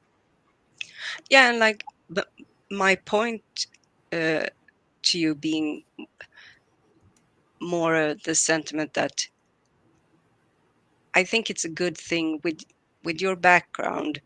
It's and your sobriety. It's a good thing to not take on too much on yourself and find yourself burnt out or stressed out or whatever it may be. But like finding solid footing. Yeah. I think that's good. And finding a wife. That's what I really Yeah. need at some point. Yeah, I mean that's the next step, like getting to know yourself again fully with the new experiences of uh, alcoholism and also sobriety, and make sure you're stable and know what you want and what you need in life and all of that. I think Yeah. that's good. And I Yeah. believe in you. Oh, thank you. Whatever Thank you you. do, whatever you do, I believe it's going to be good. And God takes care of the birds. I know He'll take care of me. As long as my ambitions aren't too lofty, and they're not. They used to be a long time ago, but now I am just fine with being able to pay the bills and to help people out here and there, and keep my nose down and do my prayers, until death comes again. Oh, Cass, do you believe in ghosts? Me? Yeah. I believe in the phenomenon. I think it's probably linked. I believe it's linked to demonic activity. But I think that phenomenon is certainly real because I've had experiences like that before. Oh, well, that's nice. Oh. Cass, what would you do if you actually met this guy? I think we just did. Oh. He's a crazy guy. Well, here's this other guy I like to see you talk to. He's also Orthodox. He's Greek Orthodox. It's been a while since I talked to him. Oh yeah. Oh, I I'd be don't down to remember talk him. to him. He used to come on the show. I don't think so. He was on this one episode. It was really weird. It was a while back ago when Fire Chalk and Steam were still friends. Fire Chalk said the church does allow him to get married or something, be with his wife or something. And then some ways I don't know where Steven says he wants Fire Chalk to marry his mom, I guess. It was weird. What? Oh, I do kind of remember And that. he was on there. Huh. Yeah, it was weird. Interesting. But yeah, Jason, That's the last thing Father Charles needs is to get involved in that family. Yeah.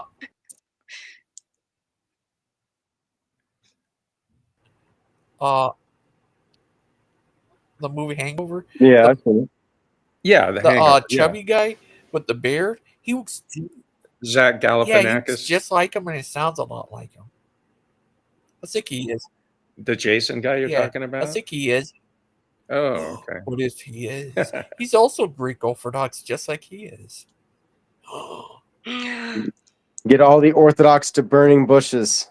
We'll have an Orthodox party. Yeah. We'll bring on just like one Protestant, just gang up on him for once, like just complete reversal. Like, what are you crazy? You don't take the Eucharist? What's wrong with you? You don't believe it's the body You're and not blood? Man, saved. you're insane. Go to school. Your prayers are wrong. That's what Bruce was saying Yeah, yesterday. he's like, Your prayers are not good. yeah. I've heard that from so many people, and it's just like, man, that's a really rude thing to say. Especially since you wrote your own prayer, which I thought was a really nice prayer. And it's like Claude wanted. Daniel wrote his own prayer, which is a really good, it's a really good prayer. And Bruce was just, even before he read it, he was like, I don't know, he was just criticizing. It's like, it sounds like you. you just read that. I'm like, yeah, I did just read that. That's how you do it, though. I mean, and I did an impromptu prayer too for him, so you can see that, like, I know how to do that too. Which I don't know. He has a weird thing about it, because I think he just likes to argue with people, and that's what I feel like was the grand insight that I had last night. Is like, man, he at one point he said, me and Father Charles had a good time talking to someone about this thing, and then, like, it kind of clicked with me. It's like, well, this isn't a theological issue to you. You just like to argue with people. You're on here to say something, and that's how you know how to engage with people, is to have an argument. But, like, you haven't learned how to just chill Right. with people, you know. Right. Oh, I showed. I linked Claude to your video where you're singing. Yeah, you're a good Me? singer. Oh, thank you so much. Yeah, That's very you're sweet very for you to good. say, for both of you to say. Yeah, I didn't recognize your voice, but you're a very good singer. When you sing and stuff. Yeah, or you could be an opera guy or something. I don't know about that. Yeah, I think I'd make ears bleed doing that.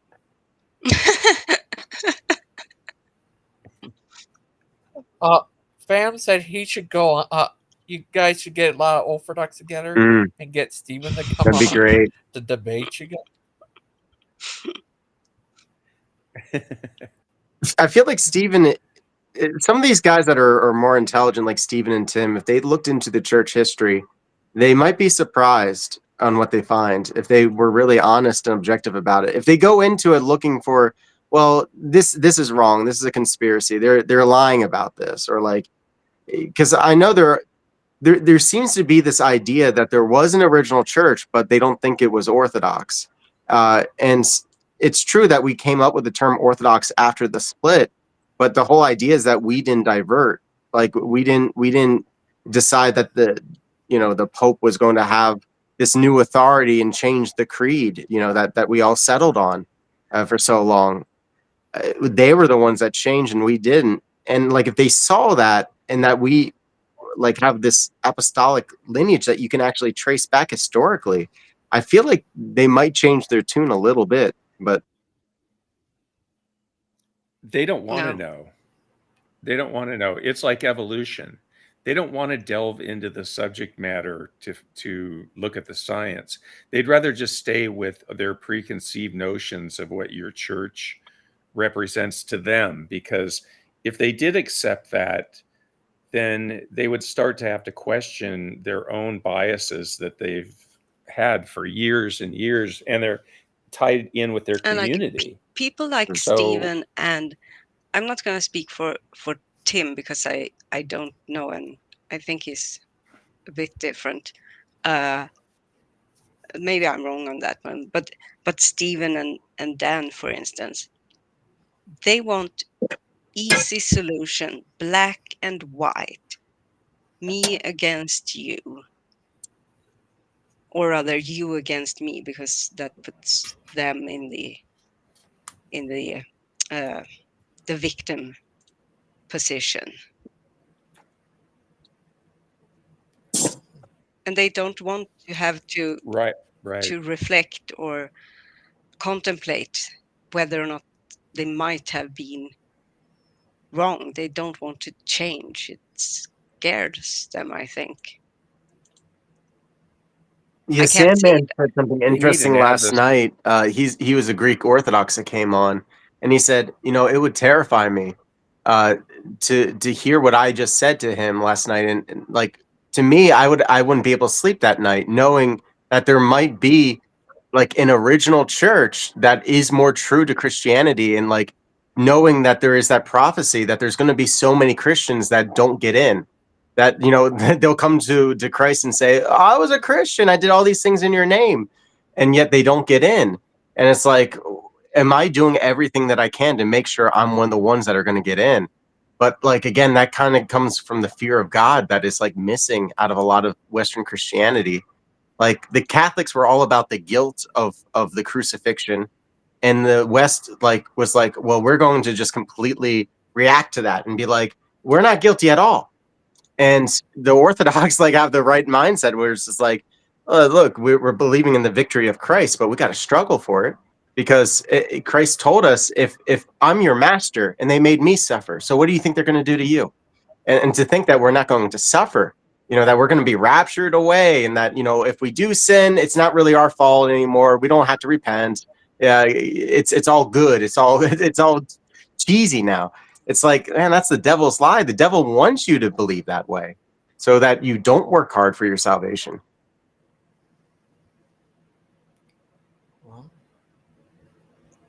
I got to drop off. See you See ya. guys. See you, Big Bad See ya. Mama. Love you. Good Oh, Big Bad talking to you Mama, guys. don't miss our show tomorrow. Bye. Yeah. Okay, this is the Imhotep the Yes, Third. Imhotep 3. Okay. Okay. What time is it? So it was noon Mountain Time, and that would make it 2 Oh. p.m. For Logan, which is So that would be 11 Yeah. o'clock my time. Okay. Cool. See you See you there. there. Bye. Adios. But Danny, you're a nice young man. We're all proud of Yes. Thank you. And I happen to know that you have 2 new subscribers, because I subscribed and Speedy Roman subscribed as well. Oh, well, thank you. I'm honored to have you as subscribers. Just know that we are Gonna downvote godless everything that I heathen. post. downvote.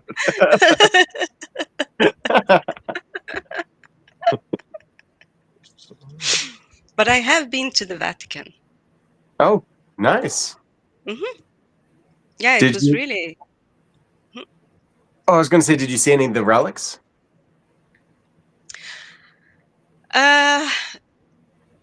Some, but we didn't have much time, and we went like through the entire thing, and it's huge. But there were, oh goodness, so 2 of my friends invited me. They paid for my trip to Rome. We were gonna stay there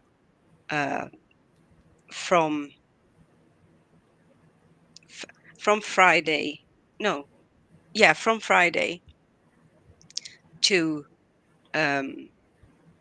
Monday, I believe it was Monday or Tuesday. So it was a bit longer than it wasn't a week, but it was longer than like a weekend. 2 weeks or 1.5 weeks before, like 10 days before we were gonna go, I got this bad pain in my back, and I thought it was just muscle pain, because I often have that.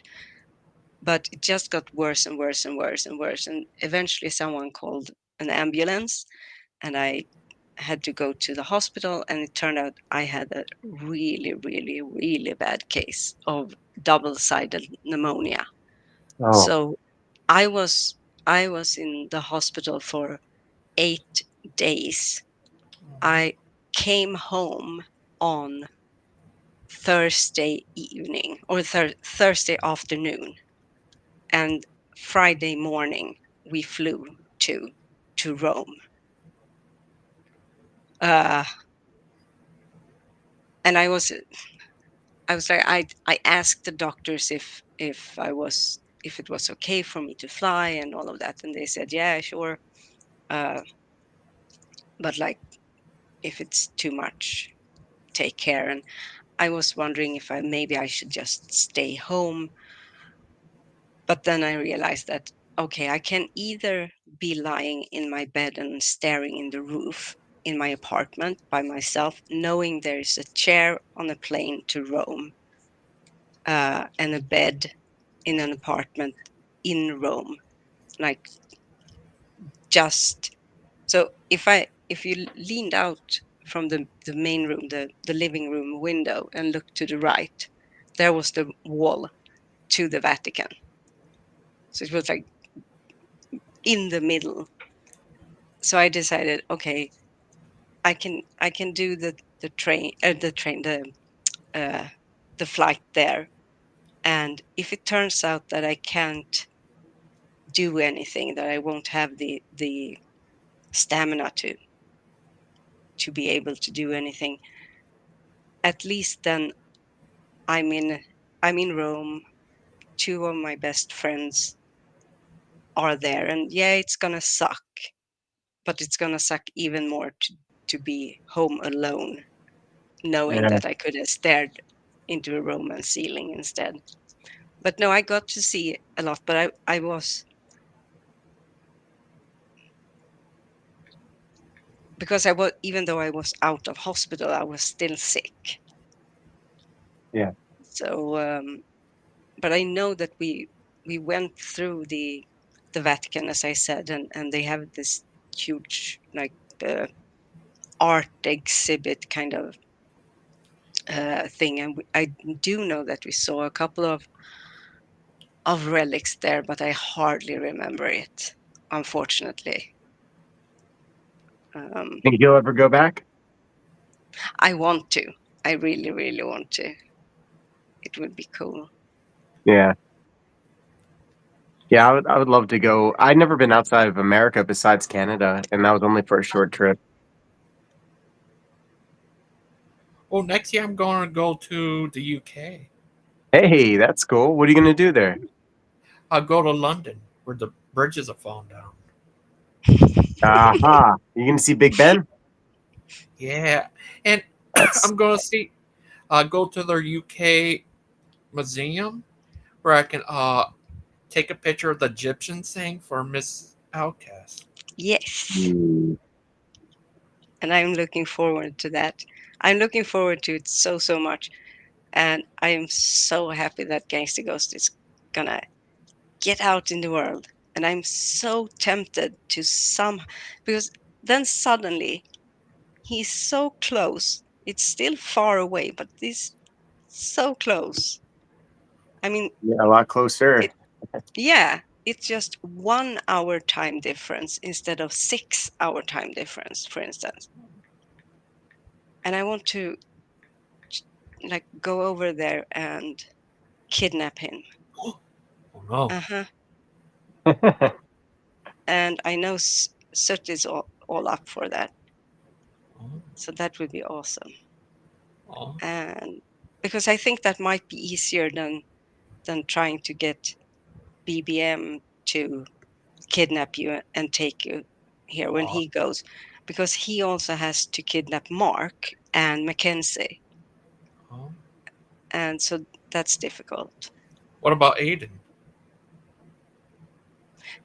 I think we have to confer with Brianna on that one, because she might be miffed at us if we just take her fiance. She'll want to go What if too. she says all right and pays you money? Yeah, she might want to go too. Yeah, that makes sense. That'd be romantic, right? Steve London. In this case, I think Sweden. Is that right? Yeah, and then Sweden. Yeah, England and then Sweden. Mm-hmm. Yeah, it's very sweet there. Sweden. It's all because Miss Outcast lives there. Oh. And then, of course, we want Pike to come over. He asked me if he came to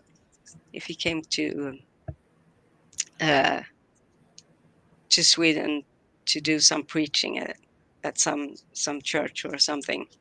He wondered if I would come and listen, and I was like, of course. Yeah. Like, try and stop me. Of course I would. Of course I would. Oh, you serious? Yes, sirree. Oh. I want to meet all of you. I want to meet Daniel too. Oh. Yeah. He's new, but he's a friend. So he's a new friend. Oh. Yeah. I think the first one I'll see out of the group of you is probably gonna be Father Charles, Yeah. because he's in PA as well. So that'll be real easy. Oh, you're in the same state? Uh-huh. Oh. Yeah. Yeah. So once he's Cool. free, we could probably actually like meet in person and do a stream that way. That'd be pretty cool. Oh, that would be so cool. So cool. Yeah. Oh. Yeah, but yeah, you do look a lot like Father Charles. Like if he was 15, you would just like him. He was 15. Hey, I'll take the compliment.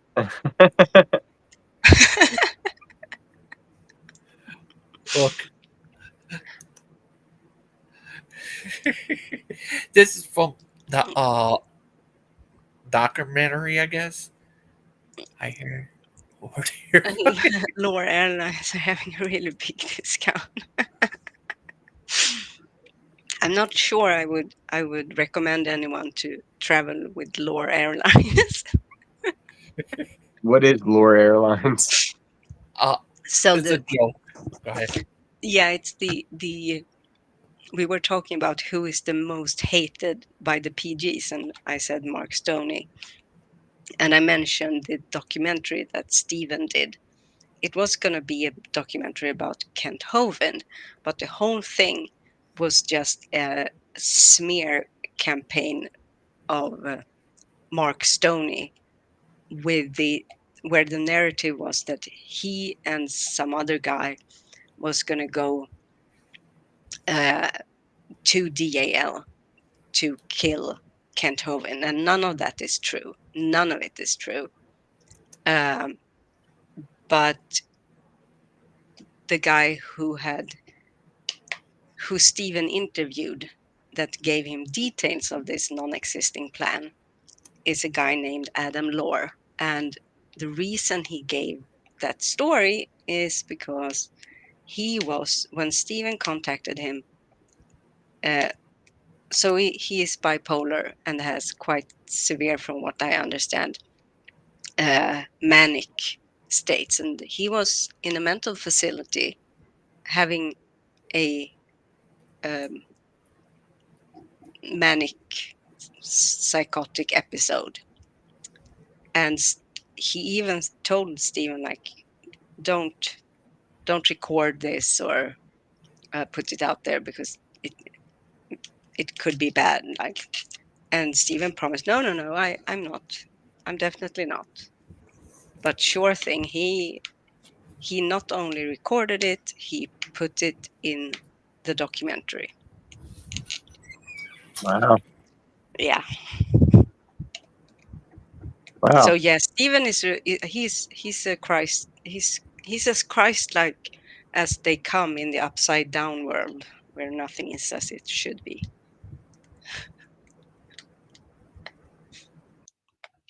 There's No, got to so be something going on in his personal life to cause so much, turmoil, right? yeah, I think what's going on in his life is actually himself. And I'm not saying that to be like cold or uncaring or anything, but I think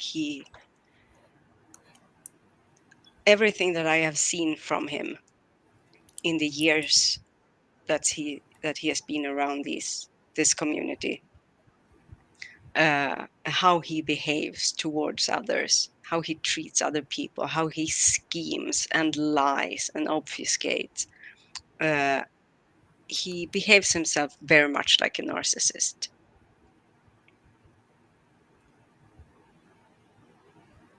Oh. Which is sad. But I don't really feel